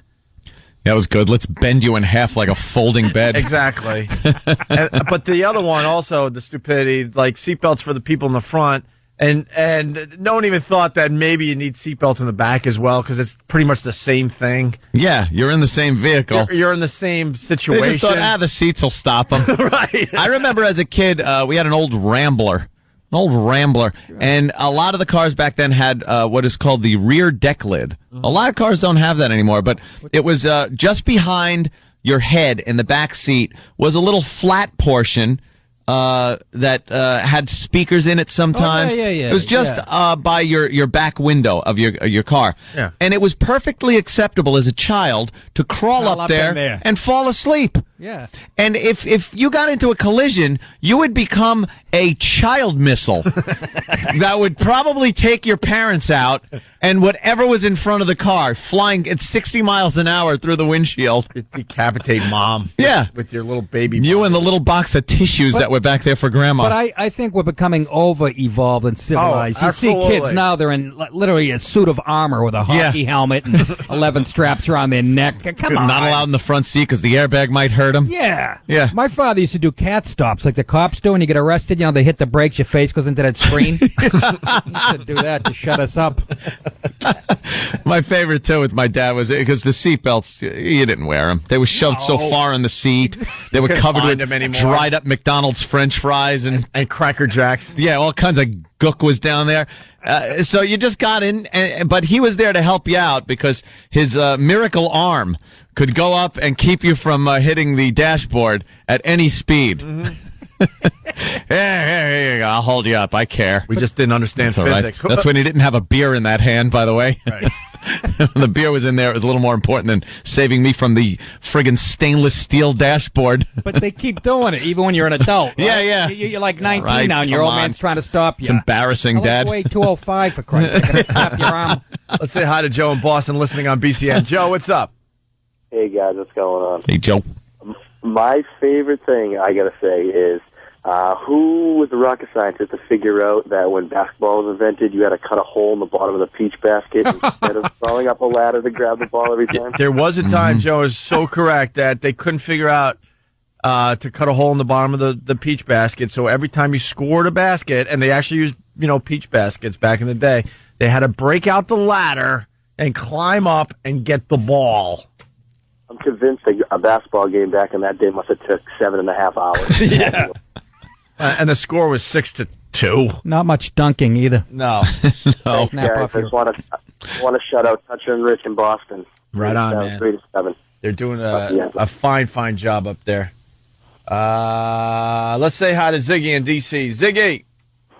Hey, boys, what's going on? Hey, what up? I just wanted to say the term "mad as a hatter" comes from the mercury in the hats that guy was talking about earlier. Really? The guys that from that Alice made in the Wonderland. hats, they would kind of bite down on the rim of the hats to help shape the hats, and they're actually eating mercury. So that's where the term "mad as a hatter" comes from. I don't know what's more stupid, the putting the mercury in the hat or biting down on the... Biting the mercury hat and shaping the rim. Yeah. There was I know years ago, they used to make watches, and there were these women that would sit there and actually hand paint the glowing numbers. And they'd sit there and they'd need a very fine brush. So to get the tip very pointy, they would lick it and roll it on their tongue and then dip it into this radium paint. No. And they were just dropping dead by the dozens. Oh, yeah. Where was that? This was like in a lot of cities in the Midwest, a lot of places that made watches. And they'd sit there and just roll it on their tongue and then dip it in the radium and paint the little dots for the numbers so it would glow in the dark. They were called radium girls. Ooh, the radium girls. Hot. The woman subjected to radiation exposure at the United States Radium Corporation factory. Radium Corporation factory. In Orange, New Jersey, around Wonderful. 1917. 1917. The 5 female workers gained notoriety for their efforts in challenging their employer in court. Wow. That must have went over well. Yeah. Shut up, bitch. Right. The women and many other radium paint workers received large doses of radiation. A few of the so-called radium girls died as a result of their previous radiation exposure during the course of the litigation. I'd like to call my witness. Get up here, Baldy. Would you like to testify? Her tongue's just burnt away. Looks like a ballpark Frank in her mouth. Oh, my God. DJ in New Jersey, what's up? Hey, boys, how you doing? Good, man. As a hockey fan, Nick, a lot of people forget this. Remember, like 6, 7 seasons ago, it took them to finally put the nets up before 20 people got killed by pucks? Well, I think this goes back to overprotecting and stuff. One dopey broad wasn't paying attention and took a puck to the skull and died. And it hadn't happened for how long? I think she was the only. I think she was the only one. Every once in a while, a puck would fly into the stands, and you would get a few stitches or something. Yeah, but they would give you a free hot dogs, you'd free be all puck. right. Well, and a free puck or whatever. But then one girl died behind the net. Young girl, of course. One. So now they wreck the view of everybody that sits behind the goal. I'm with you on that one. Nets up. But, yeah, you don't need that. The nets go all the way up to the ceiling now. Can't even get a souvenir there. You used to want to sit back there to get a souvenir. There's a happy fan with a concussion. But see, we got a couple more here. We have a guy that had one of those X-ray machines you were talking about. What? Mark in Pennsylvania. What's up? Hey, guys. Hey, man. Yeah, we had one of those. My great-grandfather, grandfather, and then a couple more generations had shoe stores in northeastern Pennsylvania. And we used to play with that thing when we were kids. Well, nice knowing you. I used to play with it. What? Say that again? Yeah, we'd bring friends in, stick your arms under elbows. Fortunately for us, you couldn't get your head under it, or I guess we'd all by now. Yeah. And basically, in the early 60s, somebody came by from the government with a lead box and dismantled it and took it away. Oh, really? lead box. The government had it. They figured it out. The government's like, oh my God, we got to get rid of these things. You get 3. Oh, yeah, they were provided by Dr. Scholl's Corporation, and it was free. And it was an expensive store. You put your feet in, you could see where it was a novelty item where people would come in just to see the X-ray of their feet, and it would bring people into the stores. It wasn't. Was it to help fit the shoe to get a? They said that. But obviously it wasn't. You just measure the feet and put it in a goddamn shoe. But it was kind of a novelty thing that would bring people into the shoe stores.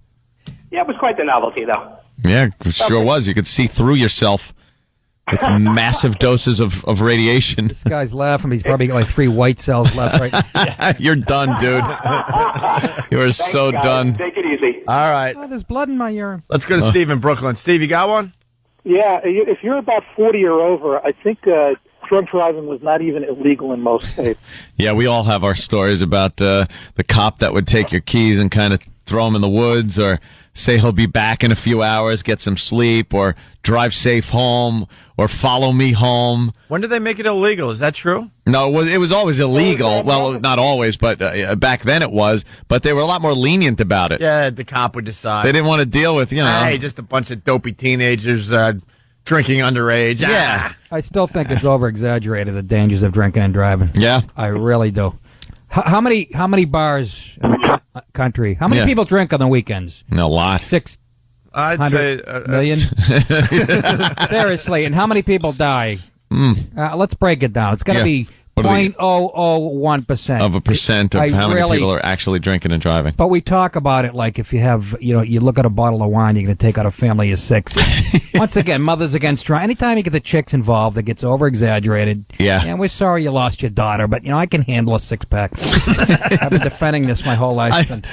I consider myself a pretty good drunk driver. Of course you do. Up to a point. If you drink to the point where you can't stand up, you're not going to be that good. Yeah. But after a few beers where you'd probably be legally drunk. Yeah. 0.08. Yeah. 0.08. 0.08, you're fine. Are you kidding me? I'm just getting warmed up here. Yeah. 0.08. I've been advocating this for a while, and I hope to get it into legislation when I become a politician someday. Based on my past history on this program, that'll happen. Yeah. I would like to see a rating that you could get on your license. That they set up a test. It costs a lot of money. Let's let the states make money off of this, where you get a rating on your license that gives you a blood alcohol level that you can drive with. And you have to take a pretty intricate driving test as you're drinking.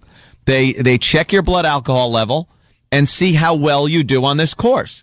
If you pass up to a certain point, you get rated for that blood alcohol level. So when you're driving, you could blow in, maybe instead of a 0.08, you blow a 0.12, but you're rated for a 0.14. Wow. And the officer goes, all right, you're free to go. That would be impressive. You're all right. Obviously, you did the test. You're fine to drive. Imagine a real politician trying to get this through. No, never. Ted Kennedy would be doing it. I think it's a good idea. I love it. Especially when I'm driving women home over small bridges. Let's go to Pat in Philly. I don't know if this is true, but Pat, what's up? O&A. Hey. Great to hear you. Thank you, Pat. Back in high school, friends and I were cruising around on an old Beetle. It was snowing, screwing around, drinking. Car flipped over, flipped it right back over, started up. Cop pulled up on us, nailed us for littering, not even at the UR. Wow. You don't want to do any paperwork. Yeah, he wanted to just go home. Yeah. Everybody, you know how many people drink and drive? Seriously, every day. If you're in a bar... What are you going to do, sleep over? The cots downstairs? The people that are in there are drinking and then driving home. You're not hitchhiking. Yeah. Seriously, it's so Every silly. club at night that you go into and see them, they're packed with people, they're drinking, and then they drive. Designated driver. What? Oh, please. Who uses that? The designated driver program. Yeah. That means you have a fuddy-duddy in there that's going to, give you grief, bring everyone down. You're all laughing about nonsense because you're all drunk, and he's there. Ugh, not funny. Who's getting dropped off first? Don't puke in my car. Well, or you went the other way, and the designated driver got loaded. Got drunk. Got drunker than everyone. The better than a designated driver, I think it's a waste, is the designated decoy.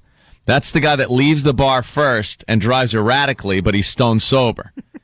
Now he gets the cop's attention. And when the cop pulls him over, everyone else leaves. Yeah, it's helping everyone. The designated driver just helps the guys that he's driving home. The designated drunk or the designated decoy, he helps the whole bar. They could all leave at once. They just flee the area. And all he has to do is tell the cop, I dropped a cassette. Yeah, I dropped something. I'm fine. All right, you want to blow into this thing? Check with blood alcohol? Sure. Yeah. Sprites all night. 0.0 again. 0-0, and everybody's just weaving down the road going in the opposite direction.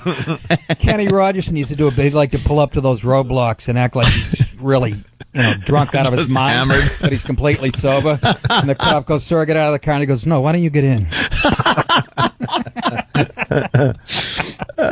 Someone wanted to talk about dog fights as a dumb thing we used to do. Our ancestors. Did we, though? Wait a minute. We're still doing it, aren't we? Yeah. A certain segment of the population? No, I'm in the air. Dog fighting. Yeah. Well, that kind of went out with the missile. Sure. Kind of went out with the missile they could shoot over the horizon. It was necessary then. Yeah. Let's go to Steve on Long Island. Steve. Hey, good afternoon, morning, whatever, boys. Yeah. Yeah, the iron lung. What the hell is that? I saw that in the hospital. If it was a time machine, I wanted to go back in time and kick the guy in the nugget bag. The iron lung. The iron lung. Yeah, exactly. What was that used Anthony for? Was around when that. Anthony was around when that was invented, right? That was for people that got TB? Was it polio or something? It was something that paralyzed your diaphragm, so you couldn't. Your diaphragm didn't move in and out, so the iron lung would actually be an artificial diaphragm and suck air in your body and push it out. Ugh. It's I thought pretty I saw twisted. him in the audience at my last show. I was in Miami, and Olga. Yeah, those things are definitely. They always ended up in like some wacky Marx Brothers comedy where they're wheeling someone around in an iron lung and wacky music's playing. It just sounds uncomfortable. It's Yes, E-Rock? It was for polio? Polio. Yeah. Iron lung. Oh, that polio paralyzed your diaphragm? Yeah, it would paralyze your diaphragm so you couldn't breathe. So would a good meal at Pepsi's. All right, we got not very convenient to travel around in an iron lung. Go to a movie. I can't. I'm in an iron lung. You had to look at through the mirror, the tilted mirror, like you're a bus driver looking at unruly students. Who threw gum at me? Yeah, they look at that big wide mirror. Jesus. Good one, iron lung. What did we replace it with, though? Yeah, what the hell? I guess the the replacement? cure to polio. Oh, that's right. Jonas Salk. Jonas tight Salk. sweater. What did we cure it with?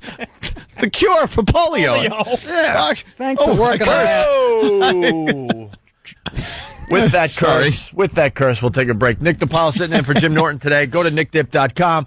We'll continue with this, basically talking about how our ancestors didn't have things figured out and they were just stupid. Very, very stupid. We got a bunch more to get to on the phones, and we'll try to get a few more things in here as well. Opie and Anthony. Opie and Anthony, good morning. I want to say hi to everybody in Syracuse. Good morning, Syracuse. Yeah, that's the place. And how about Cleveland? Good morning, Cleveland. Hi, Cleveland. 877-212-ONA. We got Nick DiPaolo in for Jim Norton, and go to nickdip.com. It's a fine website. Does a video blog. He's go to that forum. Huh? Go to my forum and register, whatever the hell that means. And register. Blow it up. You got a ton of fans, right? Yeah. Oh, yeah. Go to nickdip.com. Get him some people to register. Yeah, just load up there. Just cause. But see, when I go to a website and have to register for something, I just move on. Though. I can't be bothered. Okay, I'm sorry, but it's a different level of riffraff you get. If there's no registration at all, you're just going to get nothing but awful riffraff. Right. Complete, just nothing constructive. Right. Then if they have to register, it gets a little better. And if they have to pay something, then you're just getting the upper crusty. Yeah, it's like high taxes is to keep the riffraff out. Right? Kevin Smith did that with his site. He would get nothing but riffraff. Like, he was sick of getting on there and people going, your movies suck, you're fat, you're an idiot. That's what amazes me, because it's supposed to be a fan site. Yeah.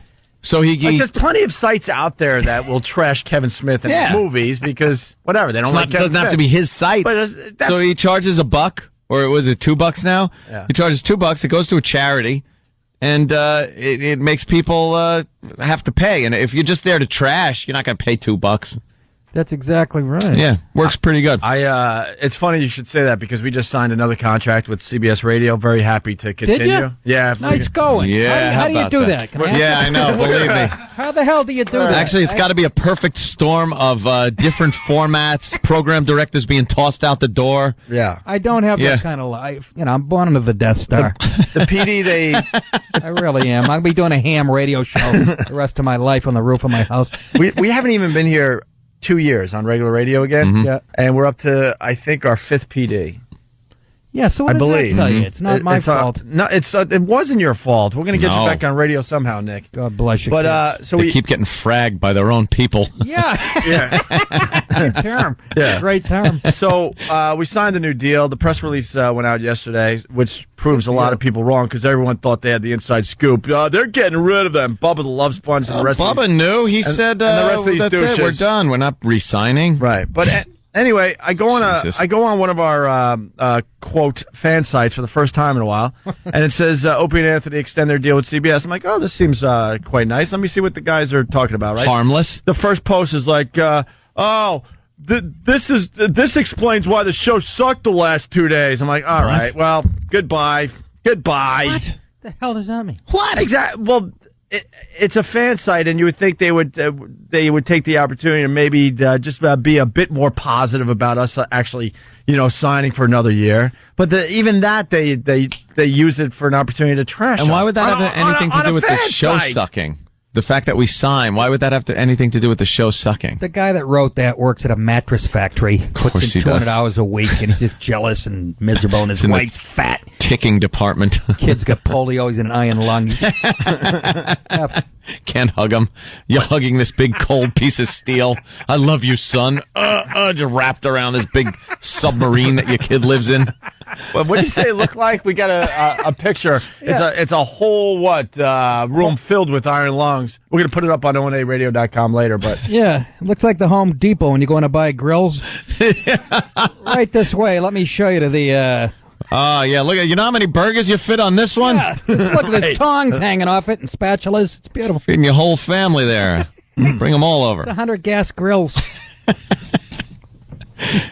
Iron lung. Look Anyway, at those. You had to be sick. That's scary. But I just thought it was ridiculous that built from a converted B-17 plant. They look like plane parts that they just slapped together, like engines. Put them in there, hollow engines or something. The shelling of an engine. I don't know. But I thought that would be cool, nice, and they took the opportunity to trash us. It's like and you wonder why we don't look at you as a fan site anymore. Yeah. How do you go from they signed for another year? Well, that explains why they sucked the last 2 days. Thanks. How did the two have anything to do with each other? And a lot of people said the last 2 days were great radio. So go F yourself. Let's say hi to Jolene in Connecticut. Jolene. Hi. I have stupid ancestor stories. I figured I should have died about 20 years ago with the stuff my parents did to me. Every summer we would go to Canada to visit my mother's relatives, and on the way, it was the highlight of the trip. We would stop at some asbestos pits. My brother and I would get out, play on the pits, play with the asbestos, and bring it home. Again, that's good. I swear to God, my father, too, worked in a factory. He used to bring home cups of mercury for my brother and I to play with. Mercury was a toy. Yes. And I barely remember that when I was a kid. You could buy it in the store. You'd buy mercury in a little bottle, and you could pour it out in your hand and kind of, look at that. It goes around. It was fun. Yeah. I did it. Yeah. It makes me freaked out to this day. Yeah, you would try to keep it in your hand like, whoa. Yeah, you play with mercury. And then they did one where they made a game like they put it in a plastic maze, a little dot of mercury, and you'd have to whip it around the little maze. But, you break it open. Yeah, my dad used to tell us that me and my brother, if we broke the Etch-a-Sketches, we should eat the silver stuff. It was good for us. It's good for you. Right. God only knows what the hell that was. Mercury, probably. Mercury. Yeah. Little lead. If you bring a thermometer to school now, they call in the hazmat teams and evacuate the school. Seriously. It's really true. Really? Yeah. Crazy. Yeah. Well, so you were exposed to asbestos and mercury. So it's nice knowing you, honey. You're going to wake up with a big lump. You got about 2 or 3 years left. Enjoy. Yeah, I know. I'm going to die of cancer. It's just a matter of when. She doesn't realize it, but I'm dead serious. Yeah, really. All right, thank you. Brothers Patrick Thank Swayze used Love to go you guys. play. Bye. Hi. Fast Freddy writes, just stay away from the boards.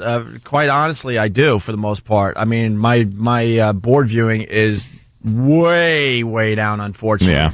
And I used to be a huge fan of all those websites, but it just got completely ridiculous. I think Ant explained it one day. They all start off with good intentions, and then it just becomes something. It mutates. It mutates into something that has nothing to do with the original message board. It's really an experiment in society because it's a small society. They come together. They're unified by a common thing or goal or whatever it is, which was the show. And then usually they split up into factions because people will like people more than others. And once that happens, that's when you start getting the bickering within the community. And then they start going after what the original board was originally meant for, which is the show. Right. It happens. It's really too bad. And it happens with all the message boards, and then new ones pop up, and they start off nice, and then and you go, I know how this is going to end. Like right now, there's a newbie board. It's RadioGoldFans.com. They're doing good so far, but you know how that's going. A year or two down the road, they'll be in the same position as all the boards that came before them. Right. It just is what happens. It just happens. I haven't seen one that hasn't really. It's too bad though. Done that to some extent. Kevin in Connecticut, and know who suffers. There's a lot of really true fans that are still part of these message boards, but it's like you're buried in all the nonsense that happens on a daily basis. You can still get a few good threads going and posts that are fun, things like that, but to sort through the crap and the haters, why bother? Kevin, Connecticut, what's up, buddy? Busy. Hi, guys. How you doing? A regular to the show. How are you, buddy? Good. How many days did they test that thalidomide drug for morning sickness? 7, 8? Yeah, that's a good one. That's a beauty. Little thalidomide. Babies with little claws for arms and stuff. Yeah, they had the little tiny arms. That was made for I think if you were at risk for miscarriage, they would give women thalidomide and have them just lay down on their backs for a while. Started in London. Yeah. Yeah? Yeah, I just read an article like a week ago. I can't remember. Little flipper hands, yes, don't you know? That backfired. Don't worry, he can't brush his teeth, but it doesn't matter. He's English. Oh. You're knitting your kid a sweater. Chop the sleeves off that. You save some yarn. We got a guy that works in the other building when we go to the other place, and he gets in the elevator almost every morning with us. He's got a flipper arm. Oh, yeah, flipper arm guy. Really? And he wears a watch, and I'm thinking to myself, why No, would you? he doesn't. Why would you bring attention to the flipper arm with a little watch? What he should do is We all have phones with the time on it. You don't need a watch. What? What he should do is he should put one of those green elastics around it like a lobster. You know when you buy lobsters and they have a little peg in there? Put the little band around it. Just as a joke, you know. That's so lobsters don't tear each other apart, I was told. Oh, really? Yeah, they'll kill each other in there. They'll yank each other's Not so claws. much to get the cook. I think he's got the advantage, the upper hand. Opposable thumb, go screw. Put a pen in that claw like Bob Dole. Rob on Long Island. Rob. Hey, guys, to keep with the stupid ancestor bit, all the way up until probably the mid to late 1800s, they used to drill a hole into people's heads if they had schizophrenia or multiple personalities to let the evil demons out. Evil demons. Yeah, that's true, too. Yeah. I had a good idea. I had a friend in high school. Oh, go ahead. Oh, no, sorry. One more. Yeah, back also in the early 1900s, too, they used to sell heroin in a bottle with, pill form right next to aspirin, and they used to say if aspirin was too abrasive on your stomach or if it was causing ulcers, try heroin. They have actual drugstore posters that you could probably find that says, just heroin, in big bold letters. So, yeah. Really? They really had no idea what they were doing. Oh, yeah. Yeah, it's true. All right, guys. Very nice. All right. I think that's actually good. Yeah. I forgot that we did a bit last time Nick was here that did very, very well, and we're in the same position today. Another slow news day, Nick. It really is another slow news day. We're bored with the presidential race. I don't know. Yeah, well, nothing really new. Bayer, aspirin, let me see, pharmaceutical products, aspirin, and heroin. Yeah, look at that. Up on E-Rock's screen. The aspirin substitute. It's hard to read. It says heroin. That's hilarious. The sedative for... A sedative. For cough, it looks like, right? Yeah. For coughs. You'll That's have good. call for them. You will have call for them. Order a supply from your what? Is there a number? Yeah, no kidding. 40 Stone Street.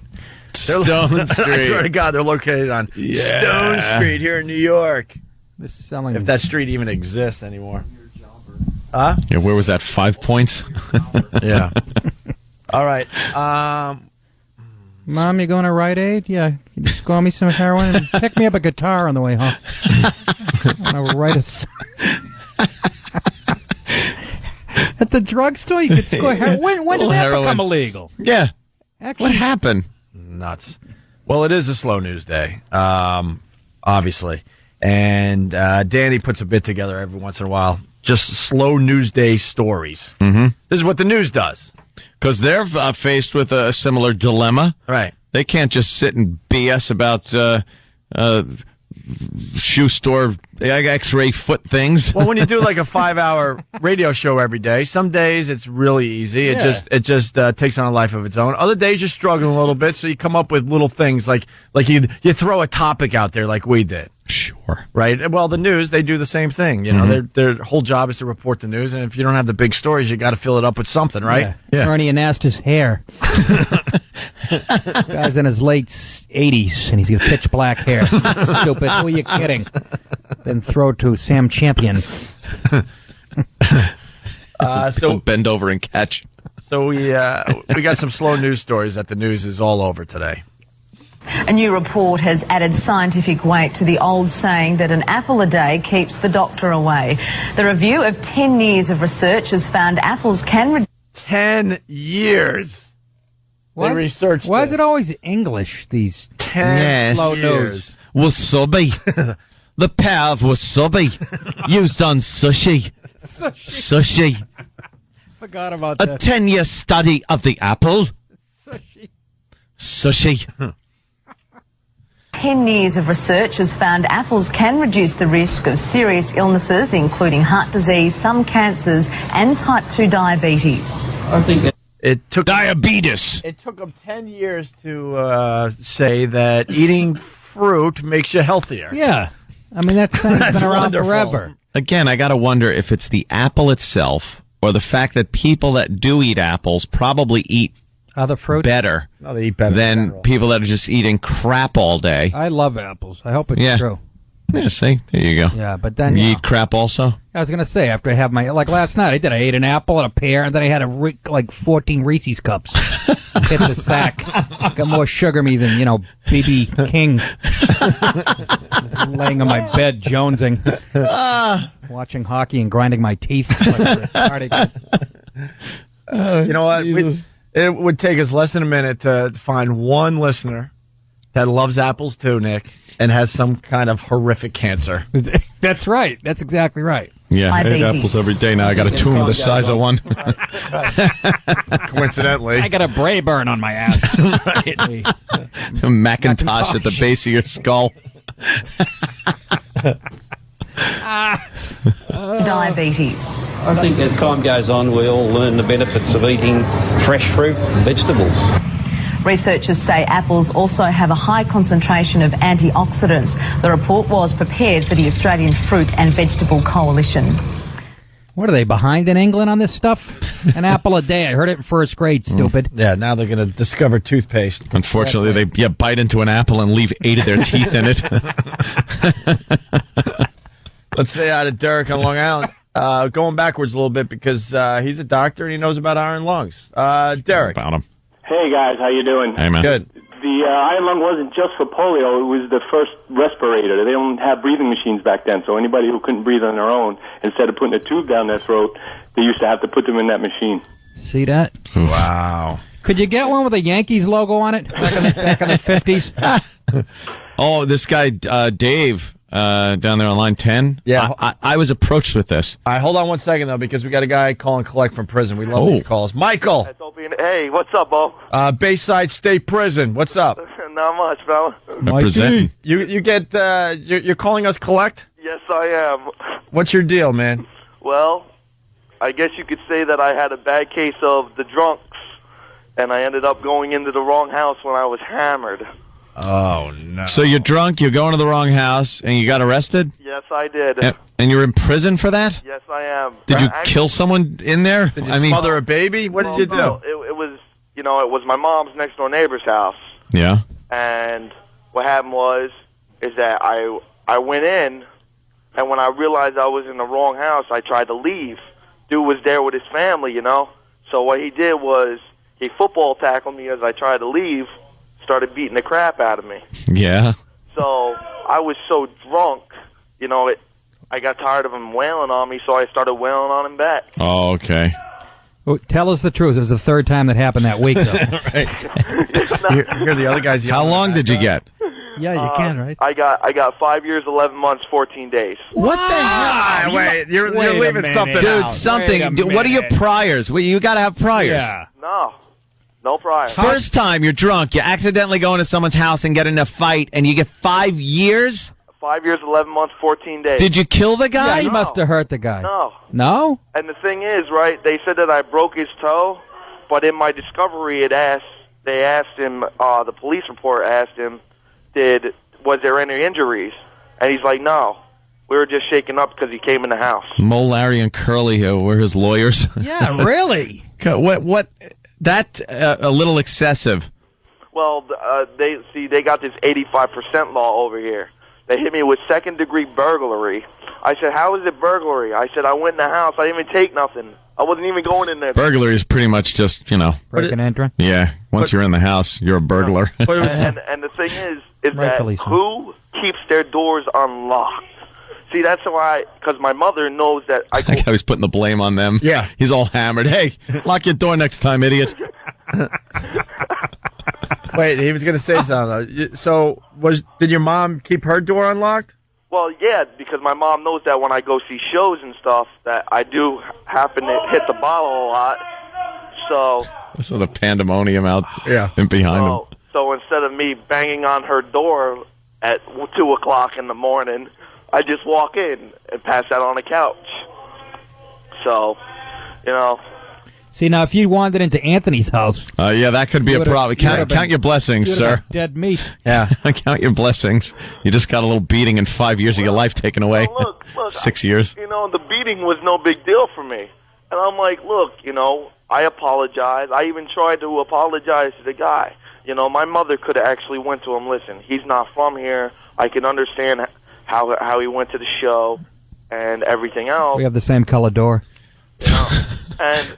I mean, because, where I live in California, all the houses don't look the same. Where my mother lives here in New Jersey, all the houses look the same. She lives on one of those, suburban blocks, So, and even my lawyer's like, well, if you remember the name of the bartender, I'm like, it's a dude. Who the hell remembers the name of a dude? Instead if it was a chick. Good point, right? I'm like, if it was a chick, I'd probably be able to tell you her name, but it was a dude. Right. Wow, going with Kevin. But they didn't give you. They didn't see if you were drinking when they arrested you. Well, they said that Mr. Duke was very, very intoxicated. They my numbers was 0.073, 0.074. It's not that bad. That's not bad. I don't know. It sounds like you really got a raw deal or you're leaving something out. Well, see, and this is what's funny, because... Nothing's funny about this. I mean, I got 25 months left to do. That's what I'm down to. I've already been locked up just about 4 years. Jeez. You've done 4 years already? That doesn't make any sense. We gotta... How'd you not get good time? You know what's great? If you want to see my picture, if you go to njdoc.com and look under my name, you'll see what I'm in jail for. All right, we'll go there. And my number, my SBI number is 383-345 with a C. With the C. 383-345 with a C. 383 what? 345. Right? All right. And a C right after it. God. What's the craziest thing that happened to you in prison? Well, I just did 9.5 months for AdSeg for breaking a guy's kneecap. Oh, this guy's trouble. Yeah. Why'd you break his kneecap? Walked into his cell. Well, Wrong cell. no. What happened was that somebody tried to beat him on some dope, and he thought that he was going to come to me and collect. And What gave him that idea?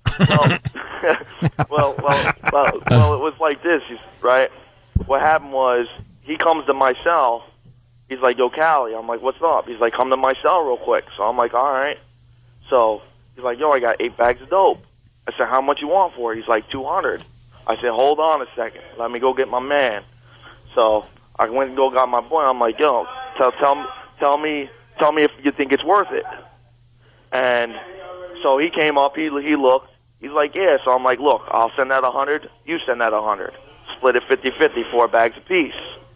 In prison. In prison. Yeah, this is prison, by the way. Sounds like a concert. So what happens is I'm wrecked. I'm wrecked off a bag and a half. I mean, I'm gone. The next morning comes. He's like, "I didn't get high." I'm like, "Bro, I got high off a bag and a half. You had 4 bags. How did you not get high?" I'm like, "I still got 2.5 bags left." So he's like, "Look, I'm telling him he's beef. I didn't get high. I'm not paying him." I Jay. said, "Well, that's on Jay you." and Silent Bob. Yeah, we're looking at your picture. You look like Jay. We just put your picture up, Mike. I don't believe a word you say. Why are you smiling so much? Yeah, your prison photo, you're smiling. Oh, look, I just had that picture taken when I came here to Bayside because I was just at Rawway at SAG. Wow. Where'd you get locked up originally? Monmouth County. Hmm. So what happened was my wife, my soon-to-be ex-wife, as a matter of fact, like she told me that she wanted me smiling in my picture. So I did that for her, for the internet picture. Like my ID, I'm not smiling. It was only for the internet. And why are you going to get a divorce? Oh, well, because I believe that infidelity is a no-no. She wasn't willing to wait, huh? Well, she did 4 years with me. You know, I can't be mad at that. But, you know, she's got my daughter and everything. And, oh my God. she, you know, You're I can't do mess. it anymore, you know? I just can't do it anymore because Hey, I can't be stressing about that. the big question. So you're doing over 5 years. Yep. What concert were you at? That's all I need to know. I was at the Skid Row. I was seeing Skid Row. Oh, my... What? Skid Row, the one without Sebastian. Yeah, the one without Sebastian. You got locked up for 5 years after seeing Skid Row without Sebastian Bach? Wow. You deserve every day. I would have been rather the Great White concert in Rhode Island. Well, see, the thing is that when I heard that Skid Row was in the area, I was thinking, like, I thought they broke up. Yeah, well, they kind of did. And then when I went there, you know, I'm like, wow, this must be like a reunion type thing. Right. But then I found out that the dude was from Dallas, Texas, because they introduced him. See, that's what pissed this guy off. That led to 5+ years in jail. Yeah. He goes to the show thinking he's going to see Sebastian Bach. Well, that ain't and it's some nothing. dude replacing Sebastian Bach, and they're still using the name Skid Row. Right. You know. So You're lucky you didn't kill somebody. That explains his hairdo, at least. Right. Well, see, this is the funny thing, is that, you know, they gave me a 7 with 85. That was my total time. 7 years with 85 under the NERA Act. And not only do I have to do 5 years, 11 months, 14 days in prison, they're giving me a mandatory 3 years parole afterwards. Oh, my God. So that's like 9 years when the maximum amount of time that they could give me is 7 years. Wow. Do you get to listen to the radio show in prison? Yeah, well, see, you guys used to, I don't know if you guys are, like, I'm waiting to get my new radio, but I know that you guys used to be on WYSP. Right. And so I don't know if you, because, like, when I went back up north, because right now I'm in South Jersey, so I know that when I went back up the Rawway, I was getting your guys' show every day. That's creepy. That guys in prison are listening to this. Well, actually, cool. Because, you know, Big fan, though. You know, we need this guy out there, you know. You know, I mean, like, I feel like you guys are going to get paid, you know? You guys are getting paid. You guys are going to definitely get paid.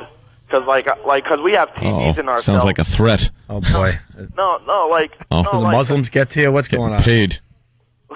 Like, with the news and everything, you know, we got TVs in Dan our Mason? cells. Right. So, like, when me and my boy heard about it, we're like, yo, they're going to get paid. What does that mean, sir? Are we all right? Do I have to worry? No, No, like with the whole court situation with you guys and the stupid ass satellite radio thingy.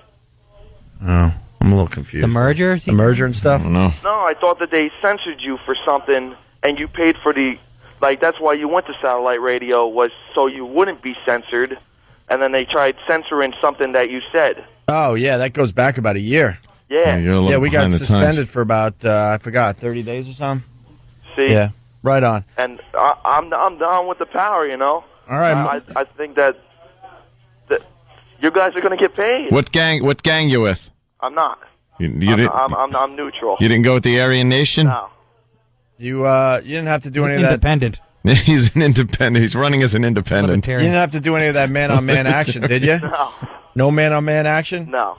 Actually, that don't even really have you here. No, of course it doesn't. It's every other prison except the one you're calling from. No, actually, I've been. This is the third prison I've been to.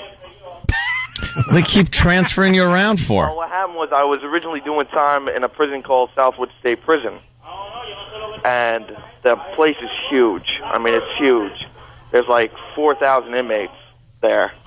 But what happened was when I got into a fight, they put me in an added seg, which is lockup. Lockup was up in Rahway, New Jersey. So when I got done, I just did 9.5 months lockup time. That was 24 hours a day, 7 days a week. I was locked up for 9.5 months. This guy. That's insane. And then they transferred me down here to where I'm at now. All right, listen, Michael, we can talk to you all day, but we're really late for a break, so Right. hang in there, and I don't know. I don't know what to tell you. Hey, it was beautiful out yesterday. I got to tell you. I was outside. Walking around, yeah. Yeah, in the yard. On the yard. You know what's great about days like that, though? You walk around the city, the girls are dressed so scantily. Yeah. It's really hot. I'll be out there soon enough. I'm sure you will. Steak. I ate it outside. Yeah. All right, Michael. All right. Take it easy, Mike. All right, you fellas. Let me just say this. We'll be in touch. You deserve 5 years if you're a Skid Row fan. No kidding. Well, you know, Skid Row without Sebastian Bach. Oof. Even with him, I wasn't jumping out of my socks. Right. He did something else. Come on. Of course He's not he telling did. us the whole He actually truth there. stumbled on a lady who was in, that house. Yeah, something fell on top of her, and Yeah. something might have slipped. Dropped a seed somewhere. He's got over 5 years and 3 years probation after that. What did he do? I know. Everyone's innocent here Howard at K. Shawshank. Stern represent him. Right. Opie and Anthony. Getting ready to wrap up another week of fine and interesting radio. I want to thank Nick DiPaolo for stopping by today. We were just discussing that guy that just called from prison, and we all believe that he's not telling the whole truth. We have an expert in studio. What could you say about that phone call there, Mikey? I'm not a detective, but if I was a detective... You're the TMZ kid, though. I know that. He's full of crap. He's full of crap? Think it's a little more than what he was just saying. He made it sound like he's drunk, he enters a house, it's a mistake because he's drunk and all the doors look the same. He was leaving, and the homeowner tackled him, started punching him, and since he was being punched so badly, he started fighting back. I'm going to say he defended himself a little too much. Yeah, you think the homeowner grabs him. This guy kind of knows maybe a little more than the homeowner does about kicking ass and really starts pounding on the homeowner. Yeah, it definitely, because the charge is either armed or an assault. And it's like an added-on charge. When I was reading the bio, his nice bio. His bio. Got a good bio? Yes. He got the mandatory minimum, so that means if you get 5 to 10, you got to definitely do the 5. Yeah, you automatically have to do the minimum charge, Right. so I guess it was 5. And then 3 years probation when he gets out. So when you break it down and the guy's in someone else's house beating the crap out of the homeowner, I guess the circumstance doesn't matter as much as what transpired. Yeah, once he enters the house, it's, all it's bets are off. It's an automatic Berg charge already. He's not Yeah. supposed to be there. He wasn't invited in. And then you get the assault on top of it. Can't the guy that owns the house drop that charge if he realizes that it was a Yeah, but like I said, he mistake? probably beat the bejesus out of Right, him. and then you're not dropping any But then charges he, at that point. Then listening to a story about being bounced around from prison to prison. And Rahway, where he was, they did the 9 months, kind of like it sounded like solitary. Yeah. Rahway's, is a happening joint. Yeah, exactly. Little white Mikey Duke doesn't go to Rahway. So you think there was a little problem He's been a problem at the other institution. I don't know. He's buying dope in jail. Why do you tackle a guy that's leaving your house, too? Yeah, that's another thing. Hey, I was leaving. Yeah, the guy tackled him. Hey, don't go. Did you haven't stay seen right my there? wife yet. What are you That's tackling? true. The burglar's leaving your house and you tackle him? Yeah, you get back here. Start doing some of that burgling. Don't just come in here and walk around. Do something. Yeah, you're a burglar. Why don't you burgle? Smack my wife. She deserves it. Well, I'm sure that guy will be calling back. Those pork chops. Yeah. Oh, my God. They look really good. Oh, my I'm starving right God. now. Hey, Dirk put together another Above Radio promo, Ant. I put my foot in my mouth this week there, Nick. We had a very, very intelligent discussion with Dr. Kaku about the universe. A and physicist. physics. Yeah. And then we had Jesse Ventura on, and we went at it with him. Mostly Jimmy and Anthony went at it. It was the 9/11 thing. Yeah, I heard that. And I was trying to explain to E-Rock that this show is above radio, meaning a lot of these guys like Jesse Ventura, they come in and they think they could slap the host around because radio guys in general are just kind of dweeby guys that don't really know much about anything. And I was trying to explain that to E-Rock that we're above radio. Right. Like we're better than most. Absolutely. And more intelligent than most. Yeah. You're like basic cable. Yeah. And I'm not going to live that down anytime soon because now they've taken that above radio thing. Yeah. And they've made a little promo series. Here's the latest one from All Derek. right. I really believe this show is way above radio. Put it on the table. Someone take the underwear. Take the underwear. This is Rory.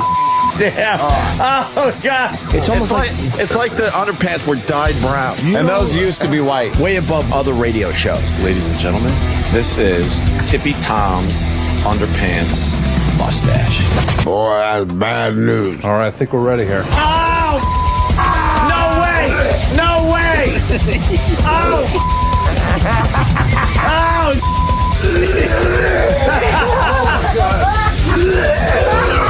Enjoy your hepatitis. Pat Duffy! Yeah. We're above radio. Well, above radio. I thought I was listening to McNeil Lair Report. Yeah, that's how high above radio we are. And that video, we explained it earlier in the show if you're just tuning in, but homeless underwear mustache, put that in the search on YouTube and you're going to get a nice video to check out and spread to your friends. Homeless underwear mustache. Homeless underwear never hear mustache. those three words together. We should call the show the Tuation Room. The video's just terrific. It's unbelievable. It's a good name for a band, actually. Homeless underwear mustache? Yeah. It would have to be a punk band, don't you think? Absolutely. Well, no love ballads on that one. Let's squeeze one more in here. It's a slow news day. We do this bit when Nick comes in from time to time, and well, this is a great story for a slow news day. It's almost like it's my fault as a slow news every time I Gee, come in. thanks, Nick. Right. Can't you bring in some stories next time? I'll hit somebody and take off. Do something. Yeah. Break into someone's house and beat them up. Tell them you were drunk. With its calming tone and flexible appeal, the ancient exercise of yoga has been practiced by humans for centuries. Oh, boy. But a class in Bellevue wants to prove the benefits of yoga don't just apply to those with 2 feet. Welcome to Yoga with Your Dog. In a All right. I thought you said yogurt with your dog, because this is a Korean broad. Oh. I thought it was going to be something where legless people did yoga. No. See, I didn't think it was going to be without 2 feet, but they meant 2 more feet. As soon as they 4 feet. As soon as they said yoga with your dog, I looked at Nick and it looked like he was having an aneurysm right in front of my eyes. Again, the world's ears perk up and just go, oh, this stupid country again. Right. Oh, America, right. You know, with their yoga for their dogs. I was watching American Idol Gives Back or whatever, Yeah. and they were showing all these starving kids in Africa and how they live and stuff. And I was laughing so hard. Just hysterical. And then these people in America, they go, well, why does the rest of the world hate us? Like, people are spending money to do yoga with their dog. With their dog. Which, Hey, we're a rich nation. We should be able to do whatever the hell we want. Oh, exactly. But don't try to say why does the rest of the world hate us? It's obvious why they hate us. Yeah, I'm not saying things it's that we can afford to do. I'm not saying it's wrong that we do what we do because we have a lot more money. I watched the show the other night, and because I thought it was kind of gonna. And this is awful, I know, but what am I going to tell you? This is how I am. I thought it was going to be a little sexy. You ever watch a show like on PBS or something and think, this might be a little like titillating? On PBS, no, maybe one of those like shows on Tahiti where you might see some topless little Tahitians running around, like something like that. So this was a documentary on the epidemic of rape in the Congo. Oh, I started to watch. Did you start watching that? Then I realized I don't care about those people. And then that's exactly where I ended up. I turned it on, and I'm hoping for maybe a little titillating rape fantasy story or something like that. Too. And it just turned out to be this awful story of this war-torn hellhole with women that not really that hot to look at. No. They usually have their teeth bashed in and just awful. And just the savagery that is going on there with these little civil wars that are going on, people hacking each other apart with machetes, mutilating the women after they're done raping them. Same stuff that's going on in East Brooklyn. Right, just like East Brooklyn. Yeah. Bed-Stuy. So did you start crying or you changed? No, I didn't cry. I got bored. That was a joke. I know exactly. You and I must went through the same. I went, saturation. Maybe there'll be a little something here, a little fantasy material. This is a letdown. Yeah, so I was just like, And the first two Let me go broads back look to the like Hitler Nell channel. Carter. They're crying in a tent. I'm like, that was it. If I see her boob, I've seen it before on National Geographic. Did you see the one woman with that one huge tooth? Looked like a candy corn. And that was it. The tooth had hair on it. Oh, it was horrid. So I was like, no, this isn't getting sexy. One of those, a tooth that was supposed to be another body part, but it's grown out of your... Grew into a tooth. It's grown out of your elbow. It's her jaw. Hey, so yoga with dogs. Let's squeeze this in before we got to get out. 2 feet. Welcome to Yoga with Your Dog. In a place known more for pets than position, doggy yoga is putting a new twist on this old exercise. I just started to allow my dogs in my yoga room at home with me on my yoga mat, and I just started working them into some of the poses and begin to with peanut butter. connect with your breath. Yeah, this is the peanut butter pose. Peanut butter yoga. Right. All right, I'm going to do the full lotus position. Downward facing pig. And you just do the position that's named after you. Yeah, downward facing downward facing mommy. To connect with your breath and with your dog. Lift the fingertips up. It may look a little odd, but Brenda believes the It's called the dogs lipstick really rub. do get something out of it. They, of course, get some of the health benefits. We incorporate some massage into the yoga practice for them. For them. They don't want to be massaged. No. They want a bone. Yoga is about stretching, okay? Yeah. Dogs don't need to stretch. No. Your dog sees a car go by, he runs off the porch. Has he ever pulled a hamstring? Never. Comes back, Never. one paw on his hip. Oh, Jesus, what did I do? You've never seen a dog I'm with a getting pulled too old for this hammy. crap. Never seen a dog with an ice pack on his back of his leg. And from dead asleep to full bolting run. Right. And you know who said that? Coach Lou Holtz said that. He like 3 running backs were out with hamstrings, and the trainer tried to blame Lou Holtz. He goes, your players aren't stretching enough. He goes, man, I had a dog that used to sit on the porch. A car would go by, he'd get up and chase. Never pulled it. Pulled a hammy. That's so true. Oh, and every damn. dog is ripped. They got all their muscles in the right place. Sure. And They don't. they don't need stretching. They don't need breathing. They don't need yoga. Some Travis's fat little dog. Your dog's getting fat. Disgusting. Travis. Your stupid little French friggin' fairy dog. It's getting too fat. A French bulldog or something like that. Yeah, he's got I a love French those dogs. bulldog. It's that why you're spoiling it. Because I've seen pictures on, of course, any site that you have anything to do with is flooded with pictures of your stupid dog. I'm glad you're looking Dexter. at my dog. And it's getting a little chubby. No, he's actually skinny compared to all the No, others. it's Yes, he not. is. Don't you talk about my dog. Ew.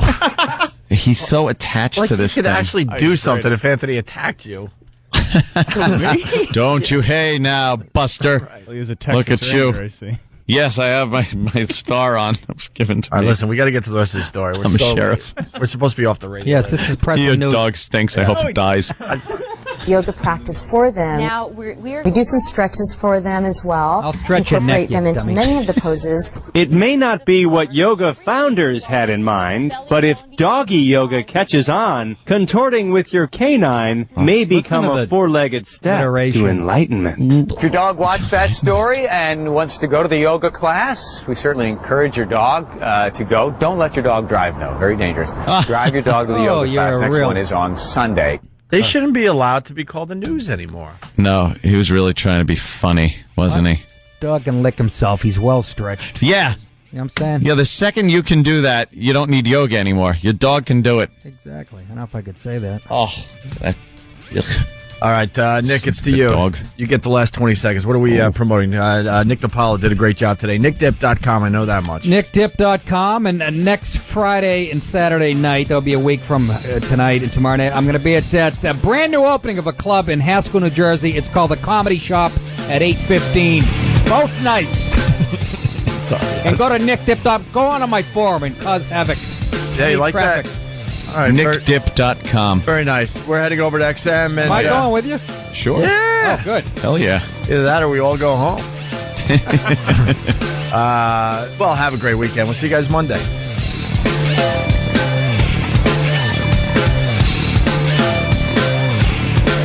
The Opie and Anthony Show. XM 202. In the world of radio shock jocks, the biggest are Opie and Anthony. These people say shocking things that border on offensive in order to entertain their audience. I refuse to sit here and think that radio has to be nice. Why? Why does radio, out of any other medium, have to be nice?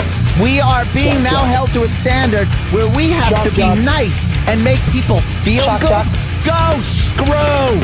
Radio bad boys, Opie and Anthony. Controversial radio personalities, Opie and Anthony. Infamous DJs, Opie and Anthony. Talk show radio hosts, Opie and Anthony. Opie and Anthony. Opie and Anthony. Radio shock jocks, Opie and Anthony. Opie and Anthony. Shock jocks, Opie and Anthony. Shock jocks, Opie and Anthony. Opie and Anthony. Shock jocks, Opie and Anthony. Opie and Anthony. Tom Brokaw, NBC Nightly News. Wardrobe. Opie and Anthony.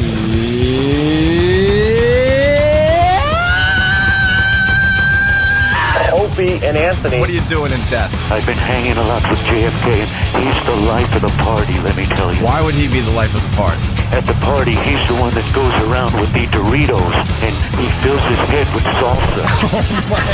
It's time for people to understand these are words. If you don't like them, turn the dial. But enough of this palaver.